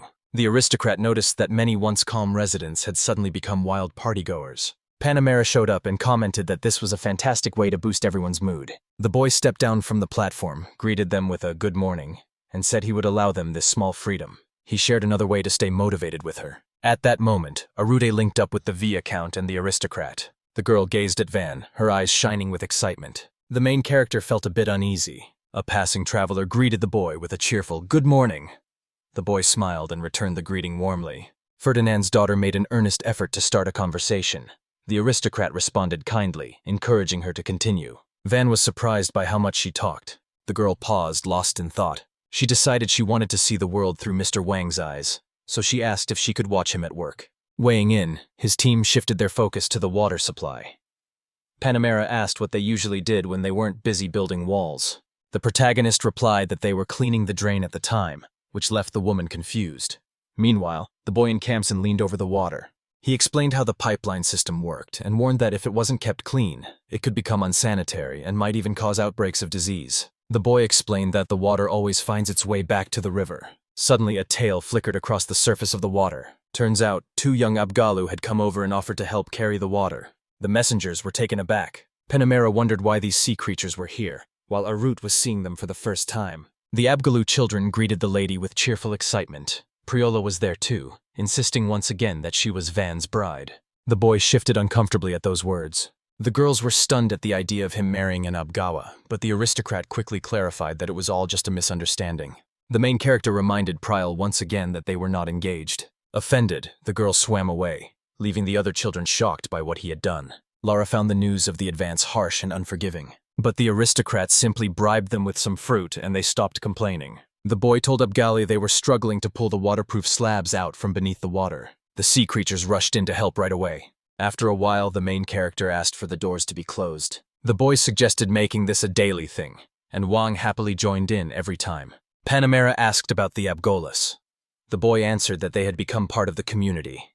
As he picked up the supplies, he explained they were heading to the city walls, where construction was underway. The Viscount pointed out that they're known as a ghost race. Aruth also shared his thoughts about the Abgala.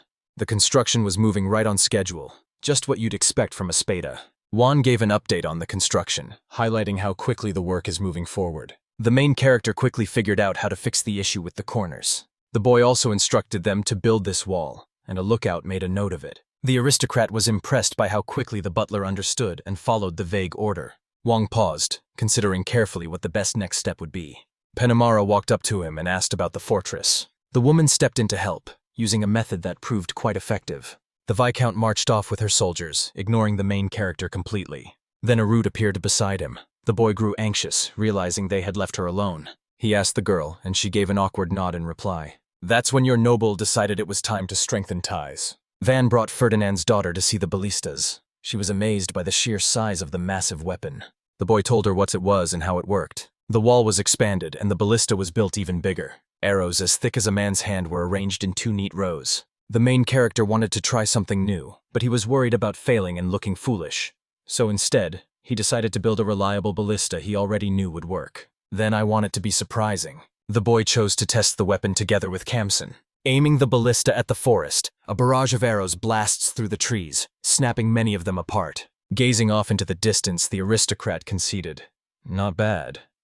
Till and Arut looked on in astonishment. Rue couldn't believe a bow could be that powerful. Panamera rushed over, drawn by the commotion. Van explained what was going on, and even the Viscount was taken aback by the massive weapon. Panemora thought of something. She asked if there were any ballistas on the other wall. The Viscount started asking detailed questions about their production and output. Wong couldn't help but feel like he was being interrogated.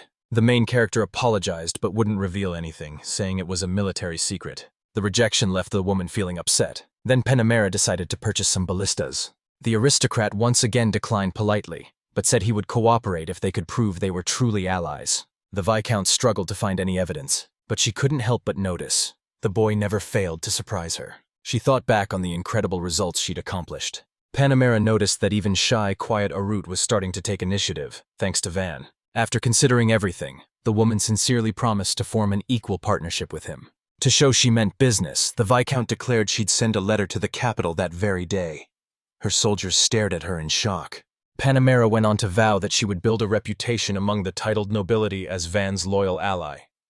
If she ever betrayed him, her life as an aristocrat would be over. The protagonist thought to himself that while this situation would surely confuse the aristocrats, it was actually a rare chance for him, especially since he had hardly any ties to the nobility.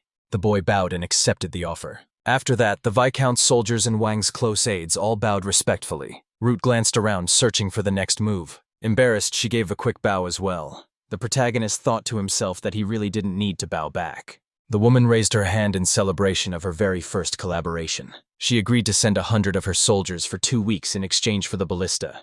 The troops lined up, saluting and ready for orders. However, if the woman noticed anything missing when she returned, she would not accept it. Wang felt a surge of excitement, realizing the possibilities that came with having skilled people on his side. Then he went over all the transportation details. Kemson shared a glance with Till, then walked over to the Viscount. He suggested she take at least one of the master's arrows, but she didn't understand the reason. Then the boy handed her the sword that the main character had crafted. Wans remembered how excited he'd been when he first got this sword. He'd even talked about it with Panamera not long ago. The protagonist was eager to discover new aspects of Kumsen, especially after finding out that he admired Panamera. Panamera realized that swords weren't as effective against a fully armored opponent. That's when Kimson asked for a spare sword to test something out. The woman drew her spare sword. The Viscount exclaimed that it would be incredible if even a single scratch showed up. Then Kamsen drew his sword and apologized beforehand. The boy moved swiftly, striking in one smooth motion. Seeing the sword still whole, Panamera assumed the strike had missed its mark. But just then, the sword broke in two. The second half of the Viscount's reserve split away and collapsed. The soldiers stared in astonishment at the scene before them. The woman kept tossing out guesses, but none were right. That made Kamsen smile. Wang explained that the secret wasn't in the materials, but in how it was made. Panamera asked if the ballista arrows worked the same way. The protagonist answered that they were strong enough to pierce through 2 or 3 armored dragons. This left both the soldiers and the Viscount stunned. They stared at the ballista in shock and fear. After seeing the demonstration, Panamera decided to buy the arrows, no matter the cost. Van gratefully thanked her. As night descended, the streets were filled with cheerful, drunken townsfolk, all calling out for him to look after their master. The girl blushed as she heard him say she was perfect for the main character. She sat there uncomfortably, listening to the drunken men argue. Just then, Wang clapped his hands. He sent away the people who were bothering the guests. The men started acting disrespectfully, laughing loudly. The protagonist thought to herself that dealing with drunk men is always the same, no matter where you are. As punishment, he didn't let them have seconds, and they definitely weren't happy about it. The noble will invite the Embers to join them for a meal. The drunks grumbled behind them, making Till shoot them a sharp glare. The men instantly went quiet. Kemsel and Van sat at the table, talking about how much time the construction would take to finish. Someone asked which part of the wall was done. The main character replied, "It's all finished." The girl was taken aback. The boy noticed that the construction wasn't following the usual order or timeline. He remembered it had taken 3 years to build the royal capital. The nobleman realized that, even with a big team, this job could take ages. Most of the work is left to slaves and prisoners, while the powerful 4-element mages are sent off to fight on the front lines. Also, keep in mind that even if you use magic to create a wall from earth, you'll still just end up with a block shape. The main character was determined to complete the construction before Langle showed up. A guard asked why he was here, concerned that the man might be dangerous. The boy just smiled in response. He made it clear he genuinely wanted to surprise him.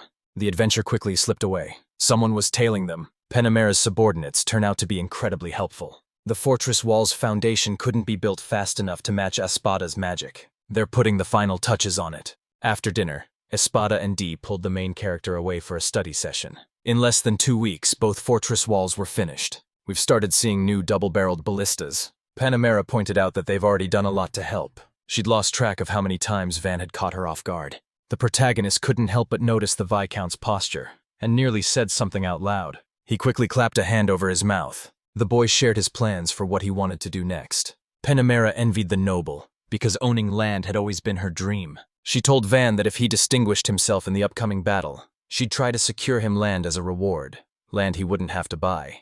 Just then, people started rushing over to them. A terrible rumble echoed through the forest as the creature crashed through the trees. The adventurers rushed out of the forest and told everyone to take cover. The dragon was dangerously close. Suddenly, to everyone's shock, a massive dragon soared out toward the fortress. Fear swept through the crowd.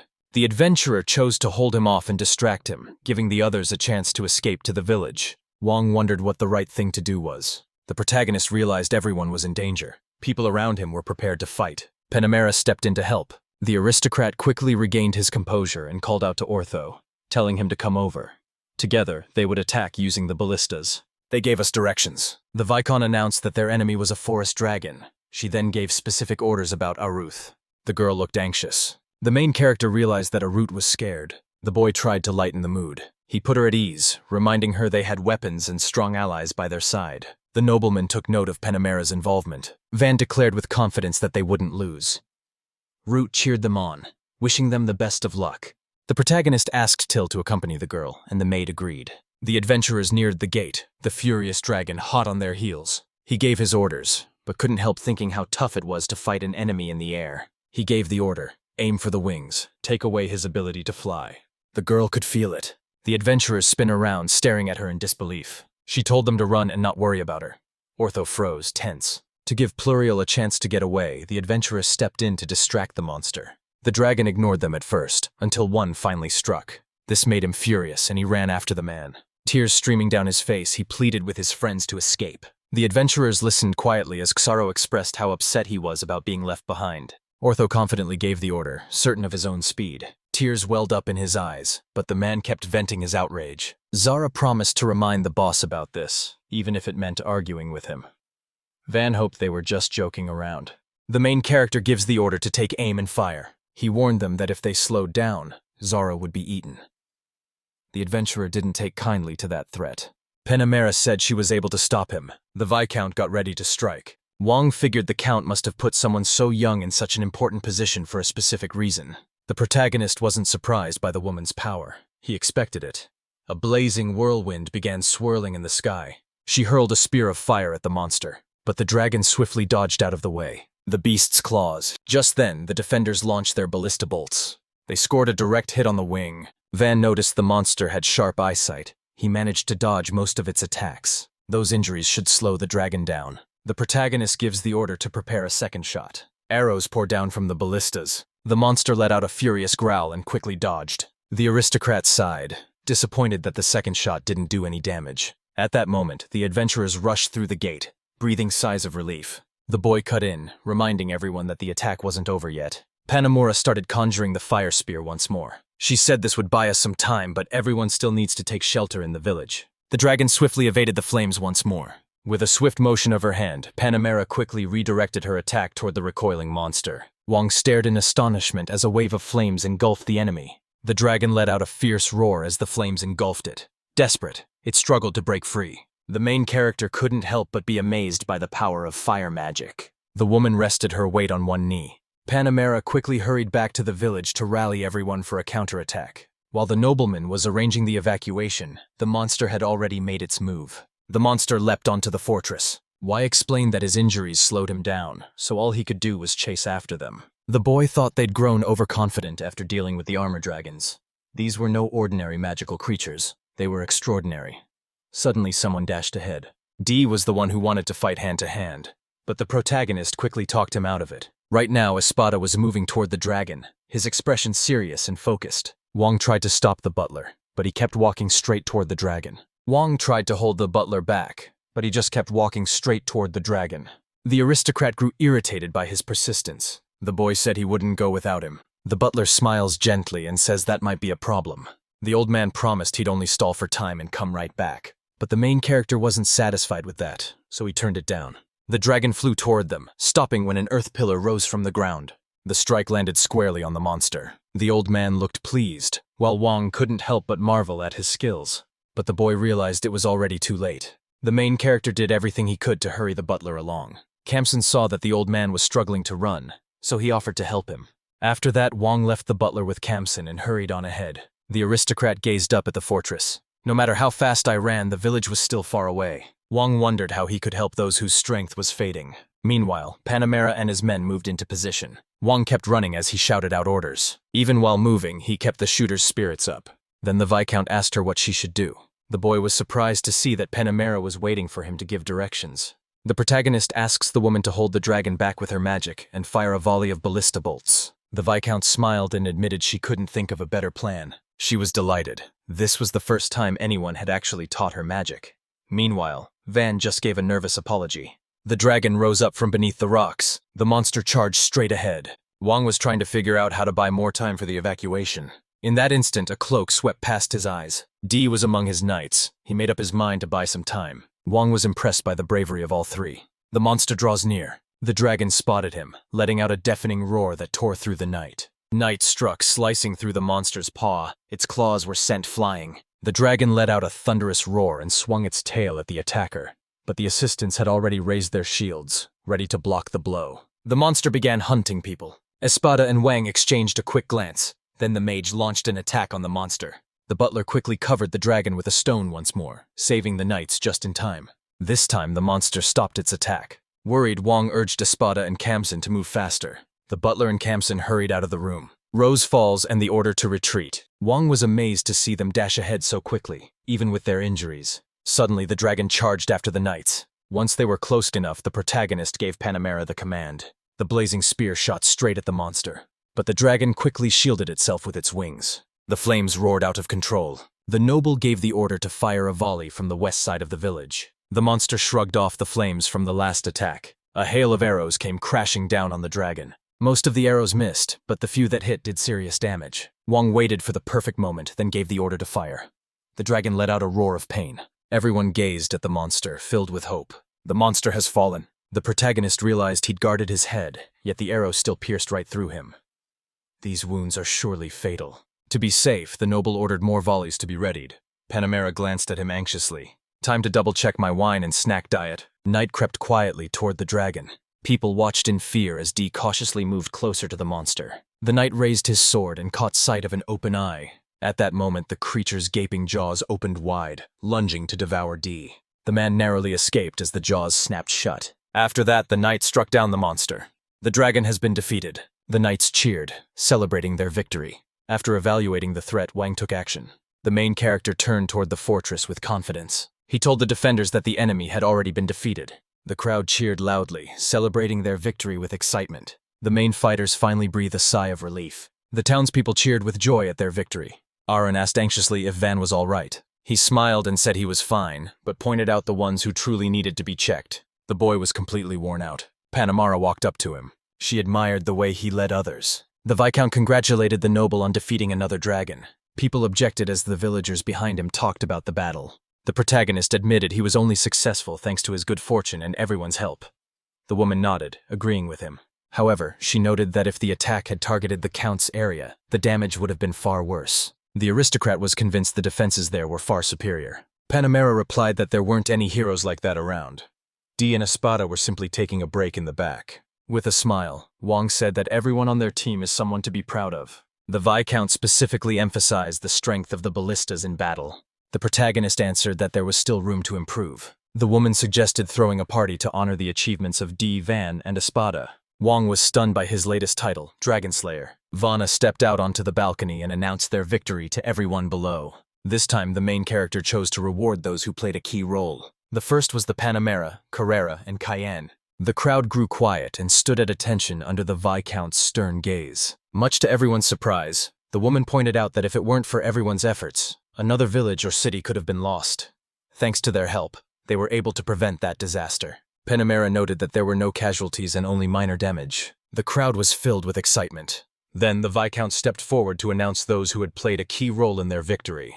The woman named Dee talks about all his accomplishments. The second person acted as a lookout. Panamera smiled and turned to face the last hero. As the crowd roared, she announced Van. She started listing all his good qualities, which left him feeling embarrassed. Then the Viscount explained the role the aristocrats played on the battlefield. Both kids and adults cheered his name. Surprised by all the affection, the boy waved back with a warm smile. And with that, the ceremony came to an end. Meanwhile, they started cutting the raw materials.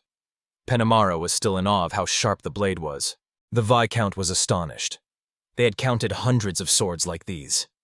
However, the aristocrat calmed her down, saying each one would cost 5 gold pieces to make. It didn't close completely. Thanks to the Viscount and our soldiers, we were able to gather information quickly. The warehouse was packed. After that, an even bigger warehouse was constructed. As most of the fortress wall neared completion, the merchant Lango returned to the village. The man was clearly astonished by the transformation. Then his brother explained that this wasn't the only problem. Wang greeted Lango. The man arrived with a sizable group of merchants. Mary Bell asked if she could join her brother on the visit to the new warehouse.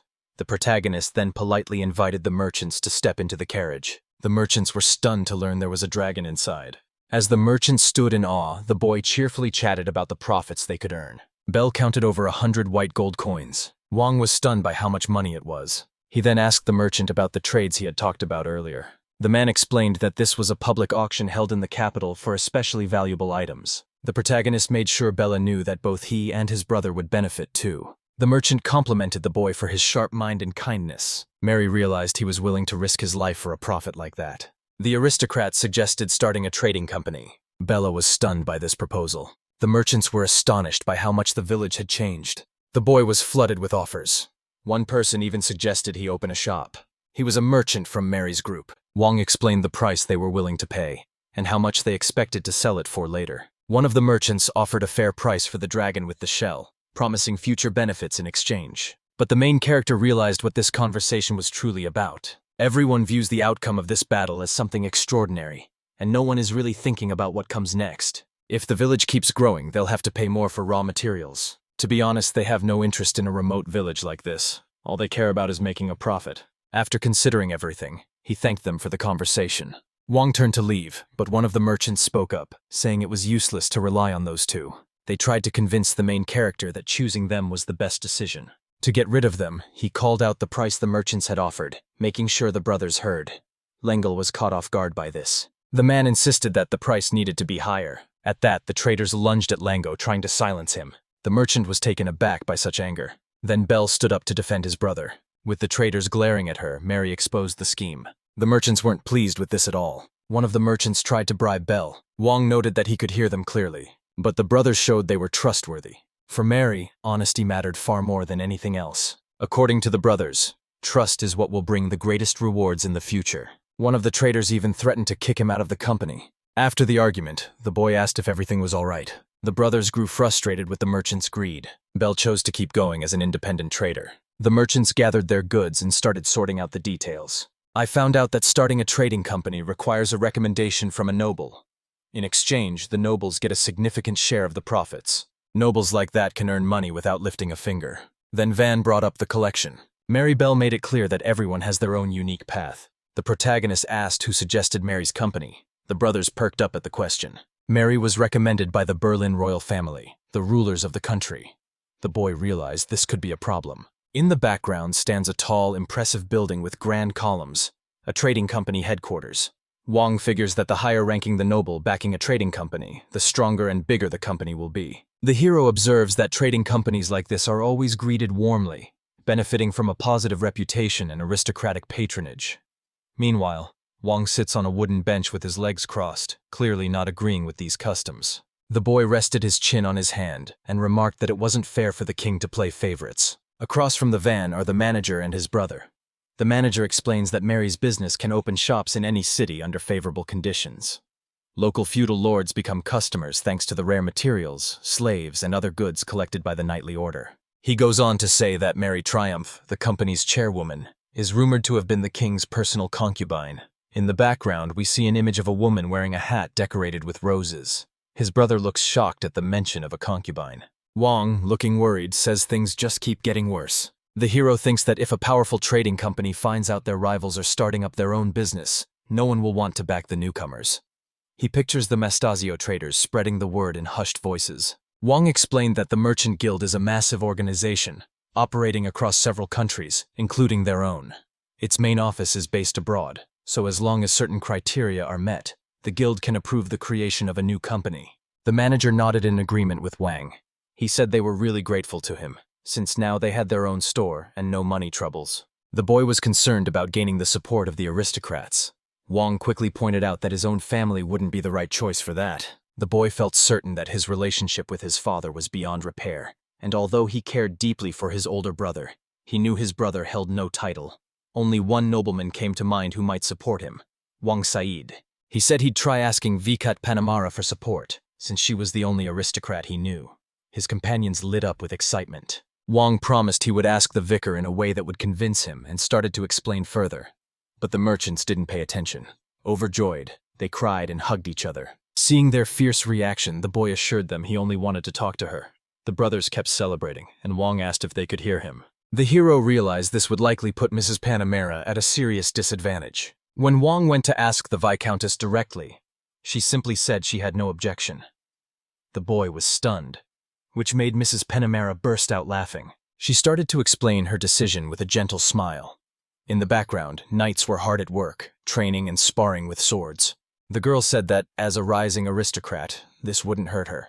But if she approved a company, no matter how small, with only 2 people in charge, and especially if outside pressure was involved, it could undermine the authority of the royal family. Wang considered her words and realized she was right. This truly was a matter of the royal family's honor. He couldn't shake the feeling that this was some kind of hidden attack.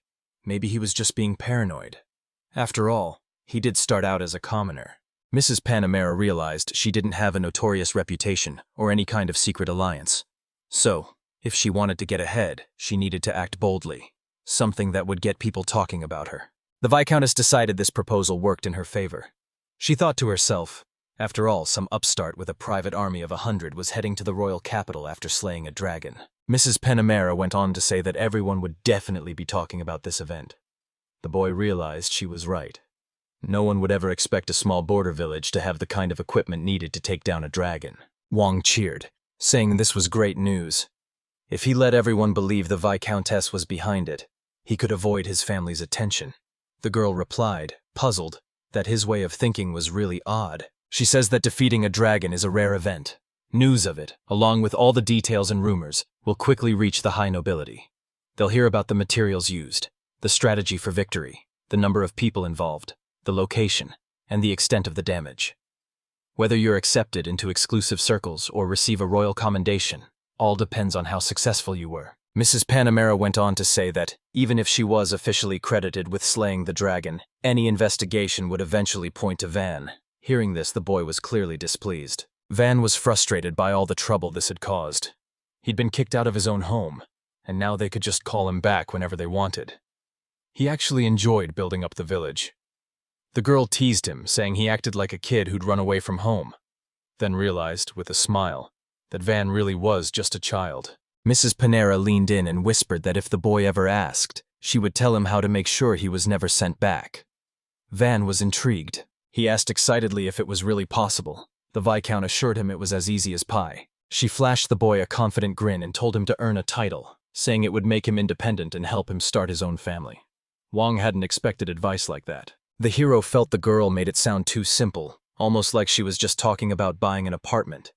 Panamera suggested it was better to let people believe the dragon was defeated thanks to the baby, and that her own actions were only possible because of the time delay. Wang objected, convinced that this would shake things up once more and draw a lot of attention. The Viscount leaned in suddenly and asked why the boy looked upset. Startled by the quick motion, the boy's face showed his fear. Wang couldn't help but feel a rush of excitement. Was there something troubling about awarding this title? He pictured his family's faces. He wasn't sure how his father would respond, but he guessed the second and third sons would probably lash out at him. The boy also pictured his older brother's face and realized it would be strange if he became an aristocrat before Marcia, especially since they had grown close. Noticing Vance's downcast expression, Panamara went on. She pointed out that earning the nickname Dragon Slayer at just 8 years old would almost certainly earn him a special title. The hero felt tense after hearing the Viscount's words. The girl had promised him a large sum of money and her full support in starting a trading business. From his perspective, it all sounded like a great opportunity. Still, she could understand why he was so nervous. Mrs. Panamara shared her experience. Right after she received her title, both enemies and so-called allies tried to use her for their own gain. A sly smile crept across her face as she remembered the past. The girl threatened them, saying she had reduced everything to ashes. A magical flame flickered in her hand. Van, shocked, demanded to know what she meant by ashes. Panama laughed, suggesting that if he had enemies, he should use ballistas. If enough people were punished, no one would dare oppose Van again. The boy shivered at such ruthless advice on how to survive. The hero gently pointed out that if he took all the credit, the vicar wouldn't have anything left to help advance his own position. The girl grinned and teased, "Did I hear that right? Are you actually worried about me?" Panamera Carrera Cayenne. She never thought she lived the kind of life that would make an 8-year-old concerned about her. Meanwhile, the vicar glared like a snarling wolf. Van felt like a defenseless rabbit in front of her. He trembled as he insisted he wasn't worried about the girl at all. Still feeling like a frightened rabbit, the boy admitted he was more worried about himself and begged the Vike not to eat him. She laughed and said his answers were as funny as ever. Mrs. Panamera smiled confidently and assured Wang, "Don't worry, I won't eat you for at least the next 5 years." The girl went on to say that, to help Van keep growing, she would give him the dragon's feet this time. The boy was stunned, unsure if she was being serious or just joking. 2 days later, Lingo, full of excitement, asked Wang if he would accept a price of 130 pieces of white gold. The boy smiled and agreed.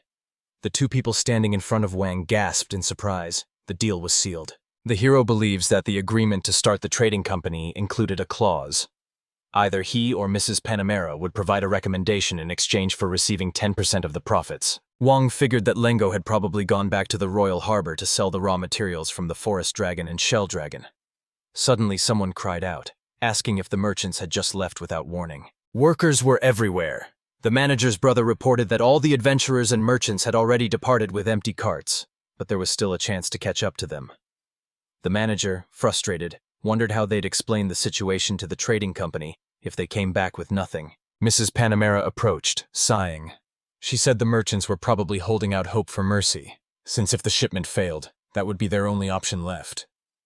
In that case, they'd have no choice but to comply and sell the goods for 80 pieces of white gold. Van grew anxious and quickly insisted he didn't want that at all. The boy wondered if they could take him along on the cart he built. He figured it would be all right to ask Mr. Ordo and his team to join him.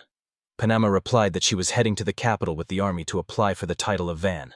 She explained that because of this, Wang didn't need to worry about escorts or manpower. The hero smiled brightly, clearly overjoyed. He thanked the surprised Panamera warmly, assuring her that as long as she was around, everything would be all right. The girl's cheeks flushed, and she admitted she felt shy when trust was shown so openly. The boy's sudden reaction hit him like a bolt of lightning. Mrs. Panamera stared at the shocked Van, utterly bewildered. Today, the locals are enjoying themselves. Following the fertility festival at Carnival, the annual festival of bright lights begins. Residents gaze upward, curious and captivated by a glowing figure above them. The manager hesitantly asks Wang if everything is all right. Smiling with determination, Wang assures him that everything is fine. Since transporting the dragon's materials will require a large cart and several horses, he says he'll start getting ready right away. The result was a large cart with a sturdy, lightweight roof rack carved from a single block of wood. It even had a canopy to protect the luggage once it was loaded. The manager and his brother couldn't have been happier. Mrs. Panamera suggested they use the horses she had brought to pull the cart. She assured them the animals were well trained and much stronger and faster than they might expect. The boys gratefully thanked her. The cart rolls through the grass, its wooden wheels creaking with every turn. The horses pull the carts at a steady pace. Mary's trade caravan travels across a wide plain, mountains rising all around them. One of the traders asks, "Have we caught up yet?" In one of the wagons, Mary's traders are deep in conversation. One of them comments that those brothers are stubborn and likely to do something reckless. The other agrees, adding that out here in the middle of nowhere, they won't find anyone to buy their raw materials. The merchant, clearly annoyed, warns that if the brothers don't ask for their help, they won't be able to gather a caravan. Sooner or later, they'll realize they made a mistake by turning them down. Suddenly, there was a stir. Someone called out for everyone to move to the edge. A cart had shown up, unlike anything anyone had seen before. The merchants, anxious and curious, started asking what was happening. A loaded cart rolled by. The merchants, surprised, wondered why a group of knights would be in a small village like this. One person wondered if this was Marcus Furtio's carriage. The other quickly interrupted, saying Van Furtio was just the youngest son, thrown out of the family. Besides, no noble would ever ride in a carriage like that. There were plenty of big carts traveling alongside the caravan. One of the KRVM members suddenly pointed at something, looking shocked, and told the others to check it out. A unicorn flag fluttered above the massive wagons. The caravan stared in disbelief. Mary's merchants stared out of the carriage, their faces filled with surprise. Viscount Cayenne rode swiftly past them on horseback, her expression perfectly composed. The traders noticed Lango with her and were just as surprised. He held the reins confidently, a smile on his face. Mary's caravan came to a sudden halt, everyone wearing the same stunned look. One woman, Mrs. Panamera, a sharp, wealthy lady, was especially out of place. She was supposed to be staying in the Count's territory, so why was she here with Langego? The merchants quickly began to speculate. If these two were working together, that meant Bel and Lango had started their own trading company. They soon realized they'd been wrong to think Bel and Lango lacked transportation or reliable buyers. The merchant realized that if all this was true, their long journey had been for nothing, and they might lose their profits as well. They had made a deal with the company chief to sponsor a caravan and deliver 40 dragons with shells. Now, they were deeply worried. Everyone worried they'd lose their status as merchants if they came back to the city with nothing. If they'd accepted the offer of 100 pieces of white gold earlier, each of them could have made a nice profit. 1 or 2 extra pieces. The merchants wondered what they should do next.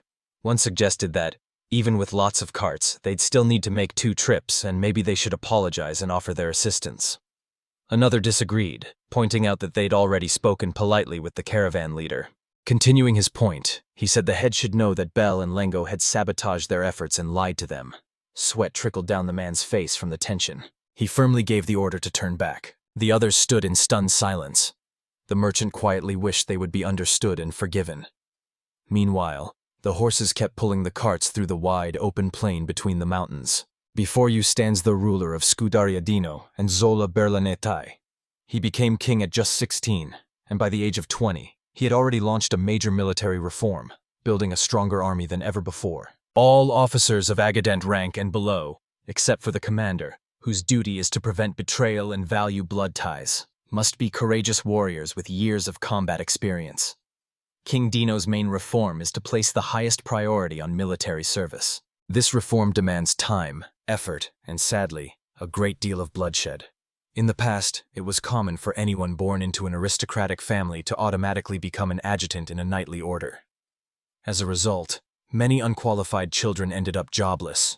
At the same time, families who could afford to make cuts, like the House of Ferdinand, or those with a focus on military matters, such as the Marquises of Fertio family, advanced quickly. At just 16, she was appointed commander of the Count's Guard in recognition of her military service. She survived many battles and earned honors fighting in the war against the Kingdom of Aranet. The platoon she led accomplished a remarkable feat that had a major impact on the battle's outcome. And that's how she became an aristocrat. She's deeply grateful to Count Ferdinand, who raised a simple knight like her to such a high rank and even requested that she be given a noble title. His Majesty was so impressed by her dedication that he promoted her to the rank of Count in just 6 years. An unusually fast rise.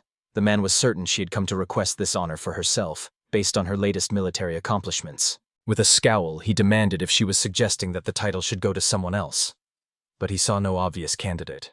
The ruler of the Scuteria kingdom was Dino and Zola Berlinaute, who was already 43 years old. The girl explained that this man is the lord of a royal fief, responsible for defending a border village. There isn't even a deputy to help him, so he couldn't leave for the royal capital. The king then wondered why the lord of a distant fief should be promoted for his deeds, even if the benefits aren't immediately clear. The king chuckled and remarked that if she were a man whose reputation and military achievements were known to them, he might expect great things. But how did she manage to succeed in battle in a remote village, without any knights or even guards? She had piqued his interest, but now she needed to give a convincing explanation. As the girls spoke of their victory over the dragons, The men gathered in the throne room began to murmur in disbelief. They were stunned, not by talk of a defense, but by the mention of true conquest. The man standing next to the king spoke up again. He said that if it was true, it was truly incredible for a mage with all 4 elemental abilities to be raised in this village. The girl explained that the man had inherited production magic from his family, but since it was not valued, he was cast out. The man standing by the ship asked if he had taken care of the dragons. Before he could answer, the king cut in with a stern voice, demanding to know who this man was. The girl answered that his name was Van Nefertio, the son of Marquis Fertio. He was a hero who had slain dragons when he was just 8 years old. Pro asked what she was talking about, since the Marquis hadn't mentioned anything to him. The girl replied that she didn't know anything about a report, but said the main person involved in this conversation, the villagers, and she herself could all confirm what happened. She said that on the day the boy struggled to reach this tiny, nameless village of just 100 people, a band of robbers attacked.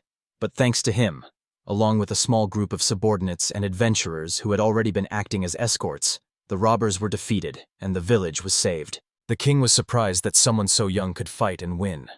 Clearly, not just anyone could do that. The girl realized she had truly caught the king's attention. She said the boy's first step was building clay walls to defend the village and repairing the damaged houses. People couldn't help but wonder if it was really possible for an 8-year-old to accomplish all that. She explained that the ancients' forces included 100 commoners, the deputy commander of the knightly order, the Marquis, 2 of his knights, a butler, an elderly mage, and 5 adventurers. She herself joined the fight against one of the dragons, but only helped hold it back a few times. She went on to say that, in the end, thanks to Lord Van Nefertio and his men, they won the battle without a single casualty. The advisor admitted it was hard to believe such a story at first, but figured she must have proof. She nodded, explaining that she brought raw materials from the slain dragons as evidence. She made sure to mention there were also raw materials from 40 dragon carcasses with shells. When the men heard about the shells and 40 dragons, they cried out in shock. Even for the capital knights, fighting that many dragons is no easy feat. The girl noticed the stir she'd caused, but it was understandable. She explained that she'd also heard from the villagers that the boy led the fight. However, some of their accounts differed from the official report, so they'd need to check the dragon to confirm the details. The advisor expressed his doubts, saying he wasn't convinced she hadn't exaggerated. Maybe the man was trying to catch the thief indirectly by giving credit to the child, since he'd be easier to control than someone she's not connected to. The king told him not to question it. There was no doubt about the matter. The king asked if this boy wanted the thief handed over to him directly, and she confirmed that was true. The king then said that officials would arrive soon to investigate, and that in a case like this, deception would be impossible. The advisor conveyed the king's message. He trusted her. But if this was all a deception, she'd lose her title and face harsh punishment. He repeated himself, making sure she understood the consequences. The girl nodded and said she understood. She wanted His Majesty to see the village for himself, to witness just how much Wang had transformed it in such a short time. Maybe, she thought, His wise Majesty might even appoint a new lord to rule over this thriving land and help protect the state. The king stood up from his throne, intrigued. He said he wanted to meet Veneferthio as soon as possible. A massive dragon skull was carried through the square, making its way past the stunned crowd. People stared in disbelief. A man in the crowd called out to Mrs. Panamera as she walked towards him. The girl announced that Venefertio would be granted the title of Baron, and that the reward for defeating the forest dragon would be decided at a later time. People were buzzing about the 4th son of Marquis Fertio, the boy they called a child prodigy, who had just defeated a dragon. Panamera said they could finally set up their trading company. She'd submit the application today. Then she asked, "What should we call it?" The boy's eyes sparkled as he suggested the name Longo, his fists clenched with excitement. The girl was surprised that her older brother's name wasn't even considered. But the boy said he was sure her brother would be happy to see his beloved younger sibling's name, even after death. Panamera said she didn't want to change the name later because of any conflict, so she would register it as Bell and Lango. In the days that followed, everyone in the capital was talking about the new trading company and the rumors surrounding Baron Venefertio. The story spread far and wide, turning into a heroic legend. Somehow the ending changed. Now people said the dragon was cornered on the battlefield and beheaded by a young swordsman. The girl could tell the rumors were working just as she hoped. She made sure to act like she was involved too, so everyone would believe things were going smoothly. She told the boy, "This is where the most interesting things start." Then she asked him, "What about gratitude?" Since the day Mrs. Pennimer and the others left the village, the fortress walls are finished, and we've built more balistos. With 100 people living in the village, not everyone can work at once. The houses were rebuilt in a modern style, giving the village center a charming look while making it more practical. The hero also built 2 towers. Then he turned to the others and asked, "How about having a meal with a stunning view?" The girl with black hair said she loved the Oligo Tower because it looked out over the main road. The hero told Kamsen it seemed she liked being up high. The second girl chimed in, saying she preferred the Budo Tower since you could see the whole lake at a glance from there. The man called out to the hero asking if he planned to climb Oligo Tower. The 2 knights behind him flinched at the thought of yet another bathhouse. They were already worn out. The knight explained that climbing the tower was supposed to be part of their training, but if that was the case, he'd just go to Budo Tower and bring the soldiers too. The hero was caught off guard. It takes 10 minutes to reach the top of the tower. By the time they got there, the hero was already tired from climbing so many stairs. Kamsim, on the other hand, made the climb with much more energy than the rest. The hero glanced back at the girl and said, "You're holding up pretty well too." She managed a small smile and replied, "For now, yes, but once we get up, I doubt I'll be able to move at all." At last, they all made it to the tower's balcony. The 3 of them looked out over the landscape with smiles. Wang mentioned that the village had only about 100 people. Given the small population, the place actually seemed pretty big. Till nodded in agreement, adding that, based on the buildings and all the equipment, you wouldn't even guess it was a village. It might even be called a city before long. It was actually Van who decided not to name the village Vanna Village, but people still weren't happy with the choice. He wouldn't be surprised if someone started joking around again and suggested Vanna City instead. Till even asked if that was really such a bad idea. She thought the name sounded pretty nice. Nay wondered if the girl was making fun of him too. Her tone sounded mocking, but the girl quickly denied it. Just then, Kamsen called out to the hero and pointed off to the side. The hero mentioned that, lately, his eyesight had become as keen as the villagers. That means he couldn't see things far away anymore, not clearly at all. Kamsen explained this happened because he'd started looking into the distance more often.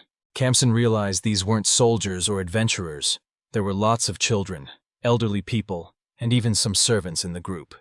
The hero questioned if he was being serious, then asked just how much the young man's vision had improved, considering it was the pride of their settlement. The hero realizes they still have over an hour before reaching their destination, so he suggests they have lunch in the meantime. Till agrees and tells him she made his favorite sandwich with a fried egg today. She promises it's delicious, especially now that Mr. Bell is providing them with top-quality bread. The boys were talking about how good the food tasted. Just then, someone rushed over to them. The young girl called out to Mr. Wing. The hero smiled to himself, thinking how charming she was. Lady Panamera headed to the royal capital, but Aruf chose to stay behind and live here for a while. In the meantime, she continued her training with Espada. The hero asked Harut what had happened to her, speaking more casually since she was just a child. She's very small, and when the hero says she's lovely, and that what he feels for her isn't quite love, what he really wants is to pat her head, and that's exactly what he does, gently stroking her hair. The girl blushed with embarrassment. He thought she was the sweetest person he'd ever met. He apologized, explaining he hadn't meant to do what he did. Stammering, she asked if she could say something, then added that if he was okay with it, he could just call her Root. Thinking it was adorable, the hero asked if it was really possible. Shyly replied that she just thought it would be easier for him. Then, calling her a Root, the hero asked if she had come to tell him something. She stammered, trying to tell him that some strange people had shown up in the village. The hero noticed she said village with a hint of uncertainty. She mentioned there were a lot of people around and wondered what they should do since there was nothing between the fortress walls and the village. Then she asked if he wanted to discuss it at Mr. Wang's house. The hero noticed that she was starting to get used to him, and they could finally talk like normal people. She was still a little shy, but now, whenever she spoke, it was obvious she was talking directly to him. The girl kept chattering about the village gossip, eager to share everything she'd heard with the hero. The hero said they could continue the conversation at his place, but first, they needed to make sure their guests were friendly. Till added that Orto and his team had left for the forest earlier that morning. The hero ordered someone to call D and his men back, and to have a spotter present as well. Kumsin raised his hand, said he understood, and hurried off to gather them. He ran all the way to the opposite tower. The hero was surprised by how much energy he had. The hero realized that, in his own way, he was also training while working on the construction. He was truly impressed by Kamsin's determination and hard work. Kempstein personally took on Dee's grueling training and conquered it. Even though Kempson doesn't realize it himself, when it comes to fencing, he's actually one step ahead of the hero. Abu and Ro are exhausted from their impatience and constant rivalry. The hero noticed just how much more physically fit he was compared to them. Someone commented that Mr. Kempson is incredible. Even in this world, kids look up to the fastest, the strongest, the ones who stand out physically. A crowd gathered around the hero. The butler explained that they were from nearby villages and said their representative was waiting outside. The hero asked him to let them in. An old man stepped into the office and apologized, asking if this was the village office. The hero repeated his question. The old woman said that they believed they'd arrived at the village of Seat, but wondered, what kind of incredible city was this? The hero asked Spada if he knew anything about the village called Seattle. The butler explained that the village chief told him people once called the Seat people used to live there. Because of their ruins, some now refer to the village as Seat. The hero shouted in disbelief. There was no way the village actually had a name. He felt completely duped. Poor Mr. Wang, just an innocent 8-year-old, had been misled. Someone had pulled off an unbelievable scam right under his nose. The butler noticed that the hero didn't know the village would be named after him. Curious, he wondered what would happen next. The old man simply said they were likely right, and this must be the village of Seattle. The hero asked the old man why they had come to this village. The old man replied that the place had changed so much, he could hardly recognize it. He had visited long ago during his childhood, but it was never like this before. The hero pressed him again for the reason they were there, then suddenly remembered something the old man had mentioned earlier. The old man explained that when he saw people coming from the neighboring village, he noticed there were fewer young folks among them. Taxes were being collected strictly and they couldn't resist on their own. That's why they decided to come here, to talk about whether they could be accepted. The hero asked if he was referring to resettlement. He mentioned that there can be all sorts of obstacles with that. Then he wondered why there were so few young people around. The hero guessed that maybe they had left to find work in the city, and eventually settled there. But the old man explained that they hadn't left the village by choice. The old man explained that young people were being drafted into the army, just in case a war broke out. The hero pressed him for more details about the army. The man nodded and explained that since their workers were gone, the village couldn't pay taxes.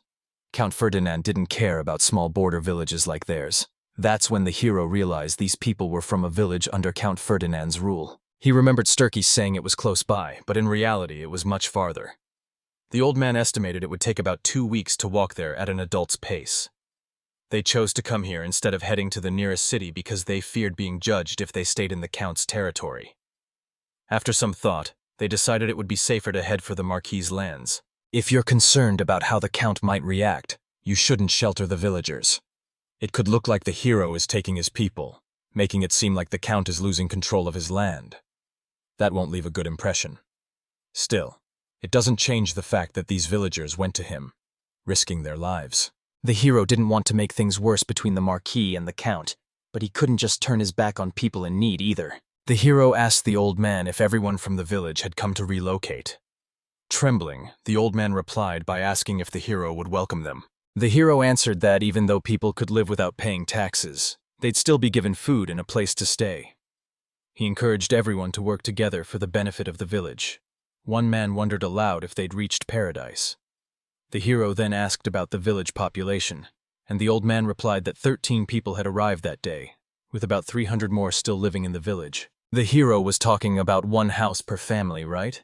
He told them not to get their hopes up too high. The old man smiled and said they never dared to dream of anything more. The old man wondered if it was really all right for the hero to be so generous to them. He even offered his 3-year-old granddaughter as a servant, joking she'd grow up to be a real beauty. The hero laughed and told him not to go trying to sell off his grandkids. The hero was surprised by the people in this world. They handed over a person with the same attitude as giving a New Year's gift. The hero knows that some cultures offer women and children as servants, but experiencing it firsthand feels unsettling. Even in modern Japan, there are stories that are hard to believe. In this world, the hero was shocked by how lightly people treated human life. He told the old man that he would lend them carts, using some spare horses for now. There were only 2 carts available, and he asked if that would be enough. The old man replied that they would be grateful for the help on their way back. They had cows to pull the carts so the horses wouldn't get exhausted and could return safely. When the hero heard this, he eagerly asked if they had dairy cows. Starkey confirmed it, saying the Count's lands were famous for their pastures, so there were indeed cows in their village. Every year, 5 or 6 calves are born and raised to maturity within a year. Even though some are sacrificed annually, the herd always has more than 10 cattle. The hero realized that if they moved here, they could raise more cattle. He needed to ask Mr. Orto and his team to come along with them. He told the old man that they must be tired, so they should just take it easy and rest today. This inn was built for soldiers, but there was enough space for everyone, and meals would be prepared for them. The old man explained he wasn't the village chief, which caught the hero off guard. A short while later, the residents were amazed to find themselves living in such a beautiful house. It was even bigger than the village chief's home. The child beside him warned not to say silly things. They know the owner can move houses. Then, they all hear a voice in their minds laughing, saying it wasn't about the owner showing up at this house. The furniture in the other house was way nicer. The heroes suggested they should all celebrate together once the other villagers arrived. The people seemed surprised and asked for clarification. The hero explained that he had recently built a large bathhouse and invited everyone to come and be shown around. The hero asked Tillen Kamsen to invite the villagers and requested if he could have them prepare some food and guide the guests around. The boys agreed. Herut approached Van from behind and asked what would happen to these people. The hero suddenly remembered that Herut was actually Count Ferdinand's daughter. The hero didn't sense any hostility from him. In fact, he made a really good impression. He explained that they came from a nearby village, but things there had become dangerous, so they had to flee. Now, he just wanted to offer them food and a safe place to stay. Herut said he was just doing a good deed, and she felt certain a good life awaited them here. He believed he'd mentioned they were from the neighboring area, so she never even wondered whose territory they had entered. Van realized it had been about 2 months since she arrived. He asked how she was doing and if she planned to stay here. She stammered, agreeing that it was probably for the best. The guy said they were still just kids, so they should forget about getting married. With a warm smile, he asked her what she'd like to do. He wanted her to really think it over. She repeated his question, asking herself what she truly wanted to do. The girl stammered, as she said she'd like to marry Mr. Wang, and began to explain her reasons. He asked if she wanted to marry him, and she blushed. Van is a true gentleman. He'll never let a lady feel embarrassed. The girl blushed, and quickly covered her face with her hands, hiding her eyes. When the hero asked if he should just pretend he hadn't heard, she nodded in agreement. The guy got the message. The girl called out to Mr. Wang, teasing him about his strange walk. Smiling, he replied that she was imagining things. When a man realizes a woman cares about him, he feels completely happy. People gathered around the tables. Someone called for Mr. Wang, announcing their return. The boy offered his congratulations to Ortho for coming back. Noticing everyone covered in blood, he asks what happened to them. He told them not to worry, since it was only monster blood, and then asked for forgiveness.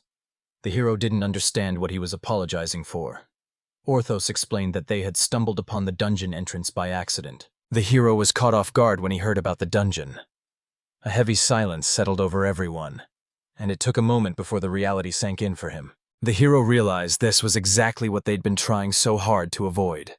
Strangely, yellow birds, plump merchants, and little monsters all seemed to be drawn to them. Whenever Esporo was close, he'd call out to the gentleman, who would tremble with fear. The man said they needed to report the dungeon discovery right away and send a messenger to the capital. The hero warned that if they didn't act quickly, Dad would take matters into his own hands. Spada agreed that secretly reporting to the capital was definitely their best option. Ideally, the hero wanted to receive the title and ownership of the village before revealing news of the dungeon, but there was no way around it. An Adventurers Guild branch is going to open here, so we'll need a weapon shop and an inn. Since this town has some personality, it wouldn't hurt to add an entertainment spot, and maybe a gambling house too. To keep things safe at night, we'll need some sort of patrol. Plus, we should get ready for more people and livestock coming in from the village. Even though they've already found him, the hero still offered him a horse to grant a wish. Then, he asked him to deliver a message to the capital of Kassar. The man was taken aback and exclaimed in disbelief, asking if Van truly intended to send him there alone. The hero asked if Kassar, as the lookout, was the one who discovered the dungeon. Startled, Kassar clutched his chest and wondered aloud how the hero could have possibly known. Ortho didn't doubt that Kassara was up to the task, but suggested it would be better if they all went together. The hero pointed out that they already had another job, escorting villagers from a nearby town. As for payment, he estimated the task would take about 2 weeks and proposed a reward of a large gold coin. Without thinking, Ortho immediately told Xar to be careful on the way to the capital. He shouted that the people there have no conscience. Feeling sorry for Kazara, the leader of the herd offered him a mithril sword and asked if that reward would be acceptable. The others were unhappy, telling him to move aside or let someone else go. Some even said they wanted to go to the capital themselves, thinking it was unfair. But Kasara cheered, waving to his friends and celebrating that the master had chosen him for the task. So Orto's group set out to meet the villagers, while Kasara headed to the capital to deliver her report on the dungeon. Kusara waved his sword with a grin, humming a tune. "Good deeds really do pay off," he said. Glancing at the sword, he added, "The young master sure knows what he's doing. This dagger is so light and easy to handle." A little while later, the boy stopped with his horse. Then he continued on his way. Zara mentioned that as he admired the new weapon, time on their journey to the capital seemed to pass in a blur. Soon after traveling a few more kilometers, the capital would come into view. Kasara spotted a carriage lying on its side. Off to the side of the carriage, a group of orcs were feasting on a horse. Kasara often keeps an eye on them. He figured they had a healthy appetite. After all, orcs are always led by their basic urges: hunger, exhaustion, desire, and ultimately, bloodlust. In short, this orc feels either arousal or a strong urge to kill whoever's inside that carriage. The guy spun his dagger and said, "Normally you'd be a tough opponent." He picked up the dagger, remarking that the fight was probably going to be a little too easy now. The orcs keep eating the horse, completely ignoring Zar. The guys charged in and began slicing through the monsters. The monsters growled as the boy charged in. He warned them they should have kept still, but they lunged at him anyway. "Tell them straight out, one by one, that they just don't work well as a team." He took down the last enemy, then glanced at his sword, noting with pride that it was a mithril dagger crafted by Mr. Wang himself. He couldn't help but think how cool it was. The girl who fell out of the carriage quickly got to her feet. Smiling gratefully at Kurt, she thanked him wholeheartedly for saving her. Then, she introduced herself as Familia Stratos. She assumed he was a true gentleman, but still politely asked for his name. The young man introduced himself as Zaro, insisting he wasn't just any adventurer. The girl was skeptical. She said it was obvious from his impressive sword that he came from nobility. Guessing he was likely on some secret mission, she promised not to reveal his identity and joked she'd take his secret to the grave. Zaro tried to explain what was really going on. The girl giggled and said she understood. With his permission, she announced she would walk to the capital. Although she couldn't do anything for him right now, she promised to repay her debt to him one day. The guy asked her to wait, mentioning he was headed to the capital as well, and invited her to ride with him. The girl politely refused, not wanting to trouble them any further, but he gently helped her onto the horse anyway. Smiling, he said the horse would much rather carry a little lady than a heavy guy like himself. The girl smiles and says, "No one's called me little lady in ages. For your information, I'm already 30. The guy laughed, calling her a real joker since she didn't even look 20. The girl smiled, thanked him for the compliment, and then turned to Mrs. Framley to ask where she should go next. The girl answered that she didn't know either. The coachman who knew the way had run off. The guy then asked her why she was headed to the capital. Familia explained that her father, a baron, died in battle. After his death, another nobleman seized their estate, leaving her with nothing. Now she hopes to find work as a maid for someone in the capital. The girl grew sad and said she never wanted to talk about it in the first place. She asked if it was something to be ashamed of. The guy asked what she meant by searching for her own path. Then he said there was nothing to be ashamed of. He was just like her. With a smile, he told her he now lives in a village near the border. If she wants, she can come with him. He's certain she'll find work there too. The guy promised that no matter what happened, he would always protect her, so she'd never have any regrets. The girl smiled and agreed. She said she'd be glad to go with him. Not long after, the adventurer was killed.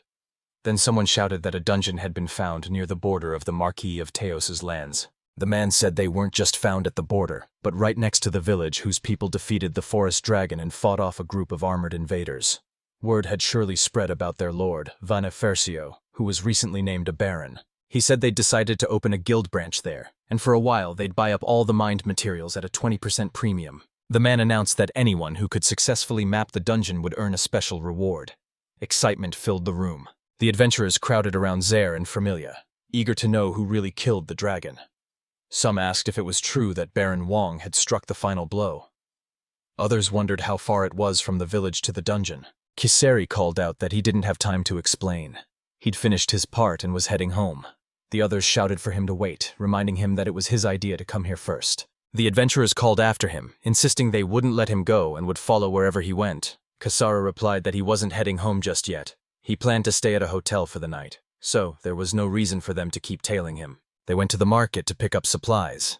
They didn't leave the capital until they'd bought a horse cart and stocked up on goods. Still, a whole crowd ended up following them. The girl called out to him, apologizing for letting him pay for her hotel and meals, since she already owed him so much. He told her not to worry about it, saying it was his fault she got caught up in all this. Then the girl smiled, saying it was the first time in years she truly felt happy. And it was all thanks to Kazara. He smiled with satisfaction, saying their young master was truly remarkable, even if he was still little. He assured her she could rely on him, and promised that their village would surprise her in delightful ways. He added that her smile would only grow more radiant. The girl nodded and said she'd be waiting eagerly. The carts rolled on, with weary people trailing beside them. Orto turned to the man and asked if he thought Xara would get to the capital on time. The man answered that the guy received a mithril dagger and would probably find a place to test it out. The girl said there wasn't much left to do, so they should finish their work. Last time, while they were chatting about random things, they were suddenly attacked by a dragon. Pluriel had been really strict lately. Orto was startled by how many refugees had come from the neighboring village. But what really surprised him was seeing even the elderly among them. In places like this, most people spent their whole lives without ever knowing much about the world beyond their village. No matter what happens, they keep enduring until, in the end, the village starves to death. Ortho has witnessed this countless times. It's not easy to walk away from the place that's your whole world. Ortho said they must have suffered terribly. Orto noticed a woman struggling to stand, yet she refused to get in the cart, insisting the elders should go first. He asked if she was all right and reminded her there wasn't much time left. She told him not to worry. Honestly, she said, she never liked how far away their village was, and now they were moving even deeper into the wilderness. Ordo agreed, saying she was right. Their own village was even farther from the capital, but this border village was like paradise. They could live here better than in any city. The girl said she had no idea what he was talking about, but Orto wasn't listening. He was already shouting that the village had finally come into view. He pointed toward the fence and told them to look. They were already getting close. Guests were welcome to Sidet village with snacks and drinks, helping them feel right at home. The hero noticed that everyone must be tired from the journey, so he suggested they have a barbecue together and then head home to rest. He then announced that the welcome dinner was about to start. The man bowed and thanked Van for welcoming them. He introduced himself as Fabia, the chief of the village. Van smiled, returned the greeting, and introduced himself as well, hoping they would get along. The hero praised Orthos, saying he was a good man and that, thanks to them, everyone here was safe and healthy. Orthos replied that they were just adventurers doing their job, and felt the reward was more than enough. Then Plurio called out to Mr. Van, asking if he had prepared another magical beast. The hero explained that yesterday they were suddenly attacked by 10 enormous three-eyed boars near the lake. He admitted that it scared him. Orto added that these creatures use a strange magic. If you get too close, it feels like you're paralyzed, unable to move. The hero hadn't realized just how dangerous they could be. The hero joked that it was lucky the ballista only needed 10 shots. They all laughed, and Orthos admitted he hadn't been taking monsters seriously lately. Just then, a child walked up to the hero, nervously stuttering as they asked if they could have something to eat.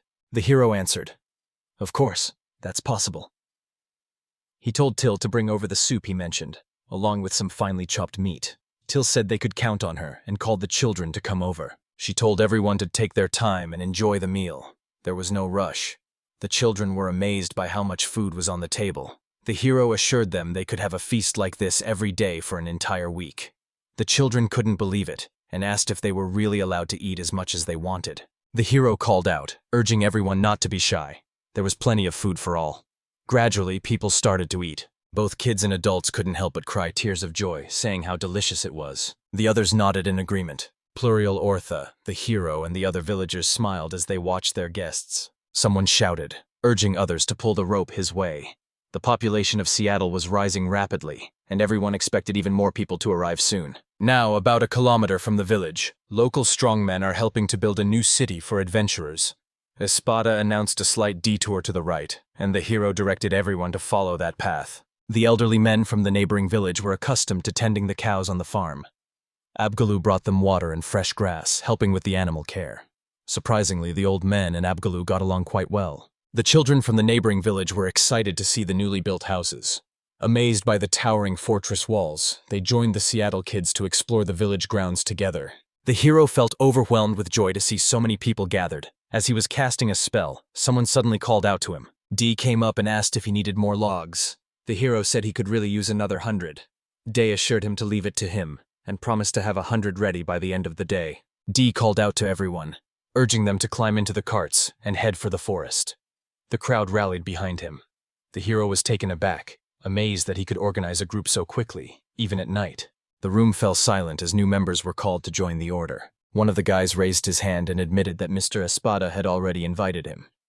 Now, he said, we needed to come up with some kind of agreement for joining the group. D exclaimed in surprise, while Espada started calling over the other guys as well. D shouted, asking if his motto was for real. The hero realized he should have known he was running late. The other guys waved, saying they were still available. The hero grinned, glad to hear it. The hero decided to make Dai the leader of the order, with Abba and Ro as his deputies. This way they could form a group of about 20 people. But the hero shouted that this wasn't enough. Since they were building a new city, he suggested creating a special squad just for this village, something that would truly impress even the Espada. Kamsen rushed over to the hero, calling out his name. He told him there was a medium-sized cart with a single horse off to the side, and that Mr. Kasara had finally come back. Although it was still far away, there were many more carts following after him. The hero thanked Kamsen, mentioning that from such a distance, it was hard to see anything clearly. Till responded that everything was fine. She couldn't see anything either, just like a root. The guy replied with a dry thank you, commenting on how kind they were. Finally, the hero spotted a guy walking with a girl. Startled, he asked who they were, then suddenly shouted that it couldn't be either of them. Till suggested maybe he had rescued this girl from danger in the capital and fallen in love with her. Her group thought it was wonderful, like something out of a hero story. But the hero himself found it hard to believe. Kamsen said that Mr. Kasara is incredible. He runs fast, can sense people nearby better than anyone, detects and disables traps, and has his own unique sword style. He's also a skilled swordsman, and apparently, a master at throwing both stones and knives. The hero was amazed at how talented he is in so many ways. There was a brief chat about whether Kazara was cool or not. Just then, Kazara walked over and told Mr. Wang to stop talking so loudly about him. The hero turned to greet Kazara and, by the way, asked who was standing next to him. Kazara mentioned they met under unusual circumstances. She told him she had nowhere else to go, so he brought her here. He then asked if it was all right to have more people living with them. The hero said it was fine since there were already around 300 residents. A few more wouldn't hurt. Kasara asked if he was referring to the people from the nearby village, since the number of residents had suddenly jumped. Till, greet the new girl with a warm introduction, and then present her to Lord Vane Furcio. The girl said her name was Familia Stratos. She explained that she was attacked by orcs not far from the capital, and that Lord Kasara rescued her and brought her here. The hero then asked if her story was true. The guy felt embarrassed, even though he hadn't done anything wrong. He just wasn't that impressive. But the girl didn't see it that way. She told him that, for her, he was more handsome than any fairy tale hero, no matter what he said. The girls were thrilled, but the hero still questioned if she really meant it. Keeping his focus, the hero asked about the crowd that had been following the boy. When the hero saw all the adventurers, he thought the world was ending. Kasara apologized and explained that when he told the guild about the dungeon, a crowd of fools rushed over, hoping to get rich. He didn't want to frighten the villagers, so he requested permission for them to spend the night outside the village. In the future, however, this would no longer be allowed. Adventurers were meant to become the primary guests in the area. That way, positive rumors about the village would spread. The adventurers appreciated this idea. The hero noticed the guy looked tired and suggested he head back to the village with the others. He asked him to wait a bit longer, promising that an inn would be ready for the night, and that he'd build a small fortress around it. Zara agreed, then asked where the boss was. Van explained that Ordo and the others were scouting the dungeon's perimeter, but the area was in pretty bad shape. It didn't look like they'd be able to set up a stronghold there. Kasara replied that it was his turn to step in now. Sarah said he would take the day to rest, and tomorrow he'd show them how it's done. He and the girl bowed before leaving. The hero couldn't help but notice that the girl was clearly of noble birth. Aruid said it was Baron Trados's daughter. The hero asked again if she knew her personally. Aruid replied she only knew what the maid had told her, that the Baron had died, the family had lost everything, and their house was destroyed. Till called it a nightmare, saying it was hard to believe someone her age had already gone through so much. One person spoke up, saying that wasn't true. Familia is actually about 30. Everyone froze in shock and asked again just to be sure. Kamsen replied them the world was full of miracles. The hero assumed she was just a teenager and chose not to mention it, thinking it best not to bring up a girl's age. After everything that happened, the hero suggested they get back to building the city. The shops were still closed, and maybe they could put up a temporary protective wall for now. The hero suggested building a wall strong enough to stop a medium-sized magical creature. That way, if anything dangerous came close, everyone could run to the village. Just then, someone called out to the boys, and they turned around. The men watched them closely, asking if they were playing in this area. They mentioned their village was nearby, but warned it was dangerous outside and they needed to be careful. They commented on how beautiful the girl was, saying that someone like her would attract attention. She needed to understand that. He added that even they were staring at her, so she should just go home. The hero thought these foul-mouthed bandits reminded him of ones you'd see after the apocalypse. The hero asked his friends if those men looked concerned about them, or if he was just imagining it. Kamsen agreed that it seemed that way. Till added that, although it was odd, the people actually seemed kind. Their faces were a bit intimidating. A man stepped out from the crowd and told his friends they were scaring the kids. He apologized, explaining that these white oath guys might look frightening, but they were actually very capable. The hero considered what the man had said about the guild's name. The man then asked what the children were really doing in a place like this, since it would be dangerous if magical beasts showed up. The hero thanked him and promised that if they found anything, they would go straight back to the village, so there was no need to worry. The man asked if this was the border village. According to stories he'd heard at the guild, a fairly young baron rules here, with enough money and people under his command. This village is actually an important stronghold for the Marquis. The hero wondered who this baron could be, and if there really was such a young and talented noble in the Marquis' group. The man leaned in with a friendly smile and asked what he was playing. The hero replied, a bit uncertain, that he was waiting for timber. The man repeated his answer, confused, and asked what he meant by that. Van turned back to the cubes, saying that this was all that remained. They didn't look great to him, but he chose not to focus on it. Instead, Van started casting his magic. The hero unleashed powerful magic right before the adventurers, but they hardly seemed surprised. Wong said it was only a temporary fix, but it would be good enough for now. The adventurer trembled and stammered, unsure of what it was. The hero let out a sigh and admitted he wasn't sure either. It didn't look very trustworthy, but he added that it was actually much stronger than it seemed, and in about a week, it would form a solid defensive wall. The adventurers protested, insisting that wasn't what they meant at all.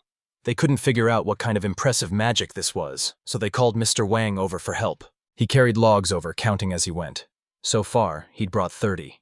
When the adventurers heard the hero's name, they gasped in disbelief. Was this boy really Von Efertio? Dee leveled his sword at them, demanding to know who told him to come forward. The man first claimed he was a knight of the Marquis Ferdo family, but quickly corrected himself and said he was actually the head of the Ciatian Knights Order. He vowed to punish the culprit. The hero could see he was furious. It was frightening. The adventurers started getting ready for the battle. One of them called Dee an old man, asking if he really thought he could win against them, and then challenged him to give it a try. With a single swing, he sliced straight through his opponent's sword. The adventurers stood frozen in shock. In that moment, news of Dai, the Dragon Slayer and the mightiest knight, quickly spread among all the adventurers who had gathered in the village. One of them was a junior from the baseball club. Dee warned the men that if they committed any atrocities, there would be no mercy. Nervously, they stammered out promises not to, afraid that Dee might kill them. The hero figured public safety would be secure, especially with Dee watching, so he saw no reason to worry. On the other hand, the hero drew some attention. After all, even a child can hold the title of lord. One man asked how the hero ended up in the borderlands. The hero simply replied that he had been exiled from home. Hearing this, the men felt sympathy for the young lord. Wong added that even nobles can feel sorrow. The men were taken aback by the boy's use of such sophisticated words. He reminded them that, after all, he was a lord. Ortho looked around in a panic, wondering how so many rivals had shown up. Spotting Ortho, the hero asked when he and the others had managed to come back. Orthos explained they'd been busy exploring the dungeon area and had only just come back. He figured Zara must have already reported in, since there were so many other adventurers around. Van confirmed that she had, and, by the way, mentioned he'd also returned with a beautiful girl. Everyone was caught off guard. Pluriel asked about the girl again. but the others repeated that it was just a rumor. Suddenly, someone called to them from outside. It was KSRA, saying they were taking so long that he was about to come looking for them. He added that a researcher would arrive the next day, and the guild members could begin exploring the dungeon tomorrow. Familia called Mr. Kazar, and he recognized her right away. He introduced Mrs. Familia to the boys. Stratos explained that she kept him company on the trip from the capital to the village. Then, he introduced his fellow adventurers to the girl and mentioned he was planning to help them. However, since they had already come back, he decided not to go today. He waved goodbye, saying they'd stay at the hotel until tomorrow and decide what to do next. Everyone watched him leave, then turned to Van, asking what he thought about it and what was going on. Van explained that it looked like Zara had bravely rescued this girl from an orc attack. Now, as a hero himself, all he could do was support her. The guys were stunned. But facts are facts. They had to accept it. Van then suggested that if they were going to build a small house for the two of them, they should put it right next door. They were shocked to hear there was housing for two, and started yelling, asking why they came to Kesser instead of going to the capital. The hero chose to walk away from them. Van walked over and directly asked what was happening with the dungeon. She explained that there were almost no magical beasts in the area. The dungeon entrance was in a dangerous spot, right by a steep cliff. The hero asked if the cliff was very deep, and the girl answered that she believed it was. She described the entrance as cave-like, wide enough for two people to walk through together. They stepped inside to find out whether it was a cave or a dungeon. With stairs leading down, a first floor, columns by the entrance, and glowing magic crystals on the walls and ceiling, there was no doubt. It was definitely a dungeon. The hero asked how far it was from the village. She told him it's about an hour by cart, then another 2 or 3 hours once you enter the forest. When the hero realized how far it was, he exclaimed that this was bad.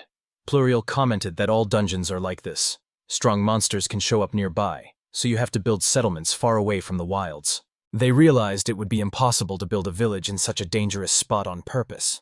Still, it might be a good idea to build something similar nearby, not too far from the dungeon, in the future. She explained that dungeons don't just attract large magical beasts.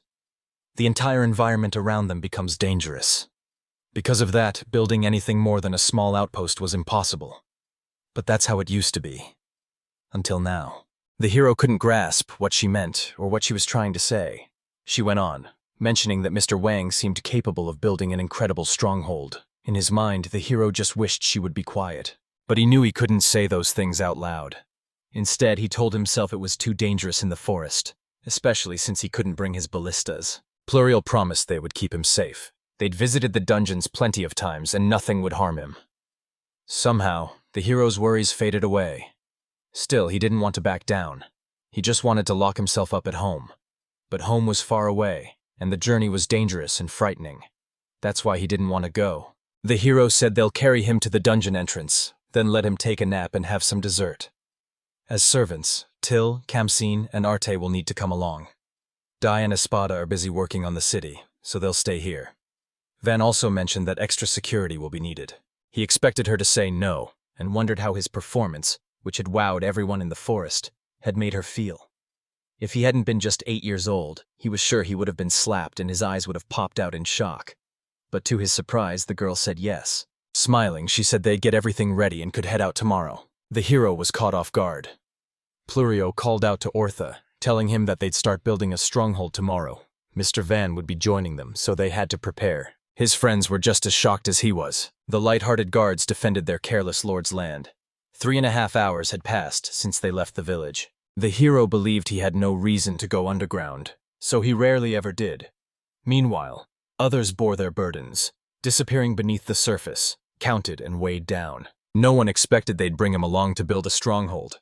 The hero simply admired the scenery, commenting on how beautiful the view was. One of the roots agreed, saying the fresh, thin air felt nice, but the constant shaking was a bother. They overheard someone say that the reason so many as 50 people volunteered to be guards was because of the dungeon. The homemade palanquin they rode in was light, and the adventurers took turns carrying it. Everyone inside was being tossed around in every direction. Only the hero seemed distracted, almost as if he were being thrown about on his own. Once the horses entered the forest, the landscape shifted from deep gorges and cliffs to something completely different. Spotting a giant troll, the adventurer could barely contain their excitement, eager to jump into battle. All around, men cheered loudly. their excitement echoing through the field, even as the bodies of magical creatures lay scattered nearby. The hero admitted he never imagined things would turn out this way. Till forced to smile, while Kamsen started shaking beside her. The boy turned to Van, calling his name and reminding him they were supposed to head to some dungeon. Looking utterly dejected, he struggled with seasickness. Till mentioned they'd been on the road since early morning. Cassine looked uncharacteristically serious. The hero apologized and asked him not to glare at him like that. Meanwhile, the girls are thrilled, likely enjoying the excitement of the trip. Till calls out to Mrs. Herut, pointing out how steep the cliff is. She nodded in agreement, describing it as a vast and truly majestic landscape. The distant mountains looked beautiful as well. Till laughed, saying the view was even grander than the clouds. Till pointed and exclaimed, "Look, a magical beast is flying through the sky." Root stared in shock, while the hero stood frozen in fear. The hero realized that if she attacked, those in the palanquin would instantly become victims. He brought along a makeshift crossbow, just in case. Suddenly, someone shouted that they had arrived. The hero poked his head out the window, and what he saw took him by surprise.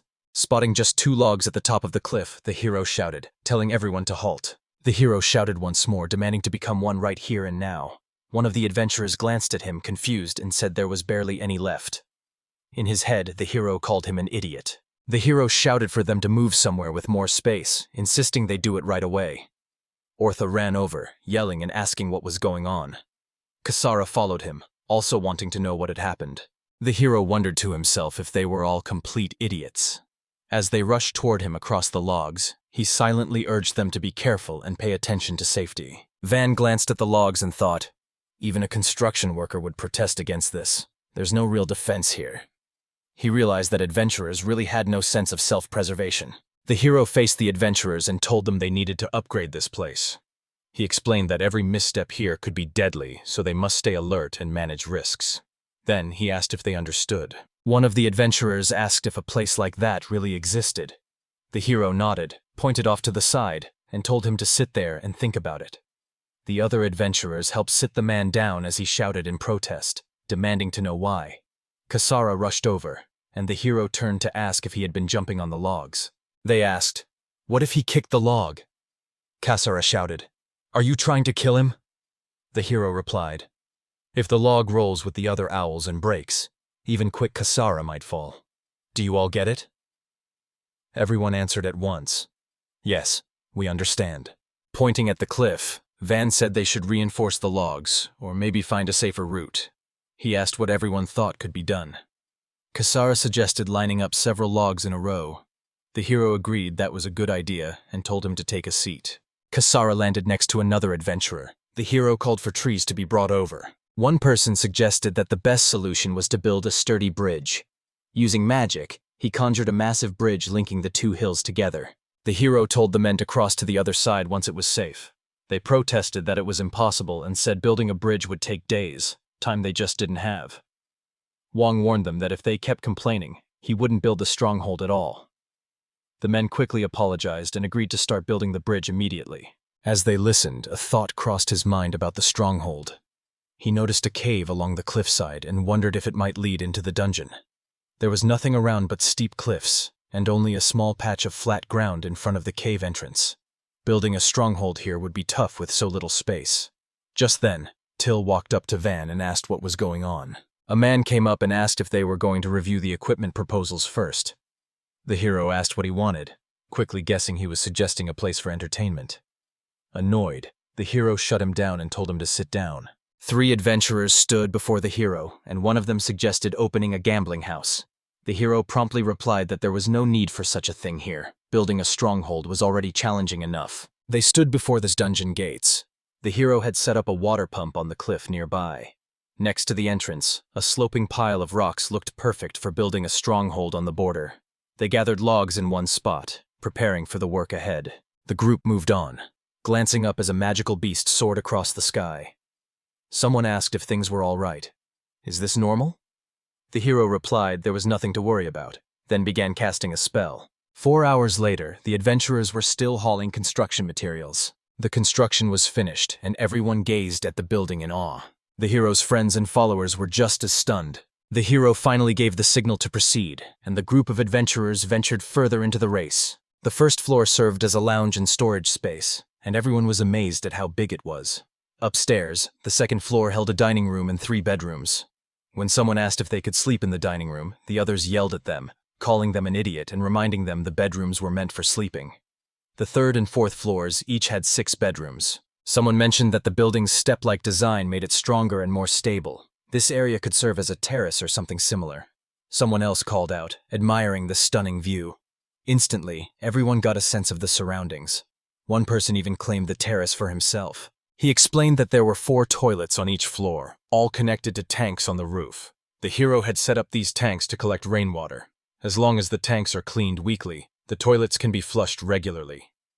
He made it clear that this water isn't safe to drink, so they needed to be cautious. He asked once more if everyone understood. They stammered out a yes, though they hadn't really heard or paid attention. The hero then said he'd leave Ortho in charge of the stronghold, and told him to train the others well. Ortho laughed and replied that he understood. The hero also mentioned the dungeon entrance gates, saying it's usually best to keep them closed. He asked if they could set a specific opening time. Ortho replied that it should be discussed with the other adventurers, since some of them start raids at night. But he added that when no one is around, the gates should always be closed. If any danger appears, the gate can help buy some time. The center uses plywood reinforced with mithril sheets, which he believes makes it pretty sturdy. The hero said they should be able to hold off something as strong as a forest dragon for about a day, right? The hero explained that he'd put bars and shutters on all the building's windows, just in case any monsters showed up. Everything should be safe, but since he added extra windows for more light, he reminded everyone to keep them tightly closed. Looking at the windows, the hero thought they resembled spotted garden eels. The hero suddenly realized it was well past noon. He called out to everyone, announcing they'd be moving out soon and needed to prepare for security. The adventurers started complaining, saying it was still daylight and they wanted to rest before leaving. But the heroes insisted he was only allowed to be gone until sunset, so they turned back. He said there was a place that would make me angry with him. The adventurer just laughed at him. They laughed, saying it was cute. Even the lords were mad and called him a baby. He heard them and scowled, wondering if he should just tear down the whole stronghold. He started hurrying everyone along, warning that if they didn't pick up the pace, he'd miss dinner. Laughing, they raced after him, calling for the others to hurry. The hero felt they didn't respect him. Everyone else seemed to be having fun, laughing together. They were dragging his palanquin once more. Kamsen felt sick. Someone called out for Mr. Wang. When the adventurers saw the cliff, they wondered what they would do once they reached it. As they stood there, the hero grew terrified. He didn't remember ever crossing it before. He shouted that this dangerous place needed to be fixed right away. Before leaving the forest, he ended up building 2 more bridges. By sunset, he reached the village. Exhausted, the hero kept moving forward. At the entrance, Dean Espada was already waiting.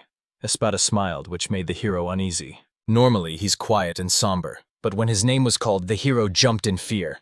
The butler told him they needed to talk and asked him to come along. The hero called out to let everyone know it was dinner time, but nobody listened. Everyone just turned away. He called out to Tila, and she answered that she would join him too. But he quickly replied that wasn't what he meant. Then he called out to Kamsen, who said he couldn't, leaving the hero confused by his response. He called out a route, but she just stammered. When he asked if she was sure, she hesitantly agreed and followed him. Van took Ortho's hand and told him that all of this happened because he asked for it. Ortho, still shaken, stepped up to the butler and admitted, "This was all our fault." The hero, already pleased, praised Ortho for speaking up. Espada told the adventurer to keep quiet, and he fell silent right away. The hero froze in shock when he discovered the butler was a scoundrel. As punishment, he was given a stern lecture that lasted until midnight. The hero tried to explain he was acting for the good of the village, but was told that wasn't the real issue. A suburb near the capital, the city of servants. Women without the magic of the 4 elements are assigned to manage the house of song and dance. Girls with a hunter's spirit aren't accepted. If you stay here, conditions will only get worse, and what you pay will go down. People gossiped about the man buying up all the local servants. Some hoped they might get his favor and fill one of the open positions. Someone heard a rumor. They'd all be sent to the most remote village in the region, doomed to spend the rest of their days working in mines and quarries. The girl believed she would die this way, lost and without purpose. The girl gazed off into the distance. The village of Seat, known as the City of Adventurers. Crowds of attendants gathered, waiting in anticipation. The adventurers called out to Van, mentioning they'd heard rumors about a caravan arriving. Van quickly confirmed it as he hurried off. The guy asked if Lango had come back. The hero answered that he'd come back with a whole group of people, and even brought horses along. The brothers finally reunited after years apart. Instead of a warm embrace, one of them immediately wondered how much his brother could fetch if he were sold. Lengo said he sold it for 180 platinum coins. He said he brought carts of horses and 150 young people for the future. Most of them were debt servants, all under 20, healthy and free of injuries or illness. His brother was surprised to see so many in such good shape. He asked if it was really possible to turn 1 platinum coin into 3. It turned out that he actually got 8 large gold coins from it. Lengo said that after the auction, he went to the Miri trading company to discuss quitting and leaving those guys behind. But to his surprise, they apologized and admitted they'd be in trouble if they didn't work with Van. They even offered to sell him anything he wanted at half price. Brother was thinking about the trading company when the hero welcomed him back. Lengo replied that it had been a while since they last met. Van thanked him for all his hard work. He said he'd introduce the hero to everyone later. But for now, as promised, he handed over 130 platinum coins. The hero handed the money over to Till, who shook with excitement as she held it. Lengo also gave Vanna her share of the profits, 2 platinum coins. He said that from now on he'd share a portion of the profits from every deal, and asked to keep working together. The hero thanked them and promised to sell any magical creature materials to Belle and Lengo first. Their partnership was truly a win-win. Lengo informed Mr. Wang that he had officially been granted the title of Baron. He was stunned and asked if they were serious. He had become a baron. Now, no matter what his father tried, he couldn't forcibly take the land or strip him of his title. Everyone congratulated the hero. Campson asked if Mrs. Panamera would be coming to the village. Lengo replied that she said she would, but only after reporting the incident to the Count. He admitted honestly that it seemed she found working with Van to grow their holdings more exciting than joining the Count's side. Van was surprised she would even consider living with him in the village. He liked her, sure, but her high status made things complicated. After all, he's a lord, but Panamura holds an even higher title. It's a tricky situation.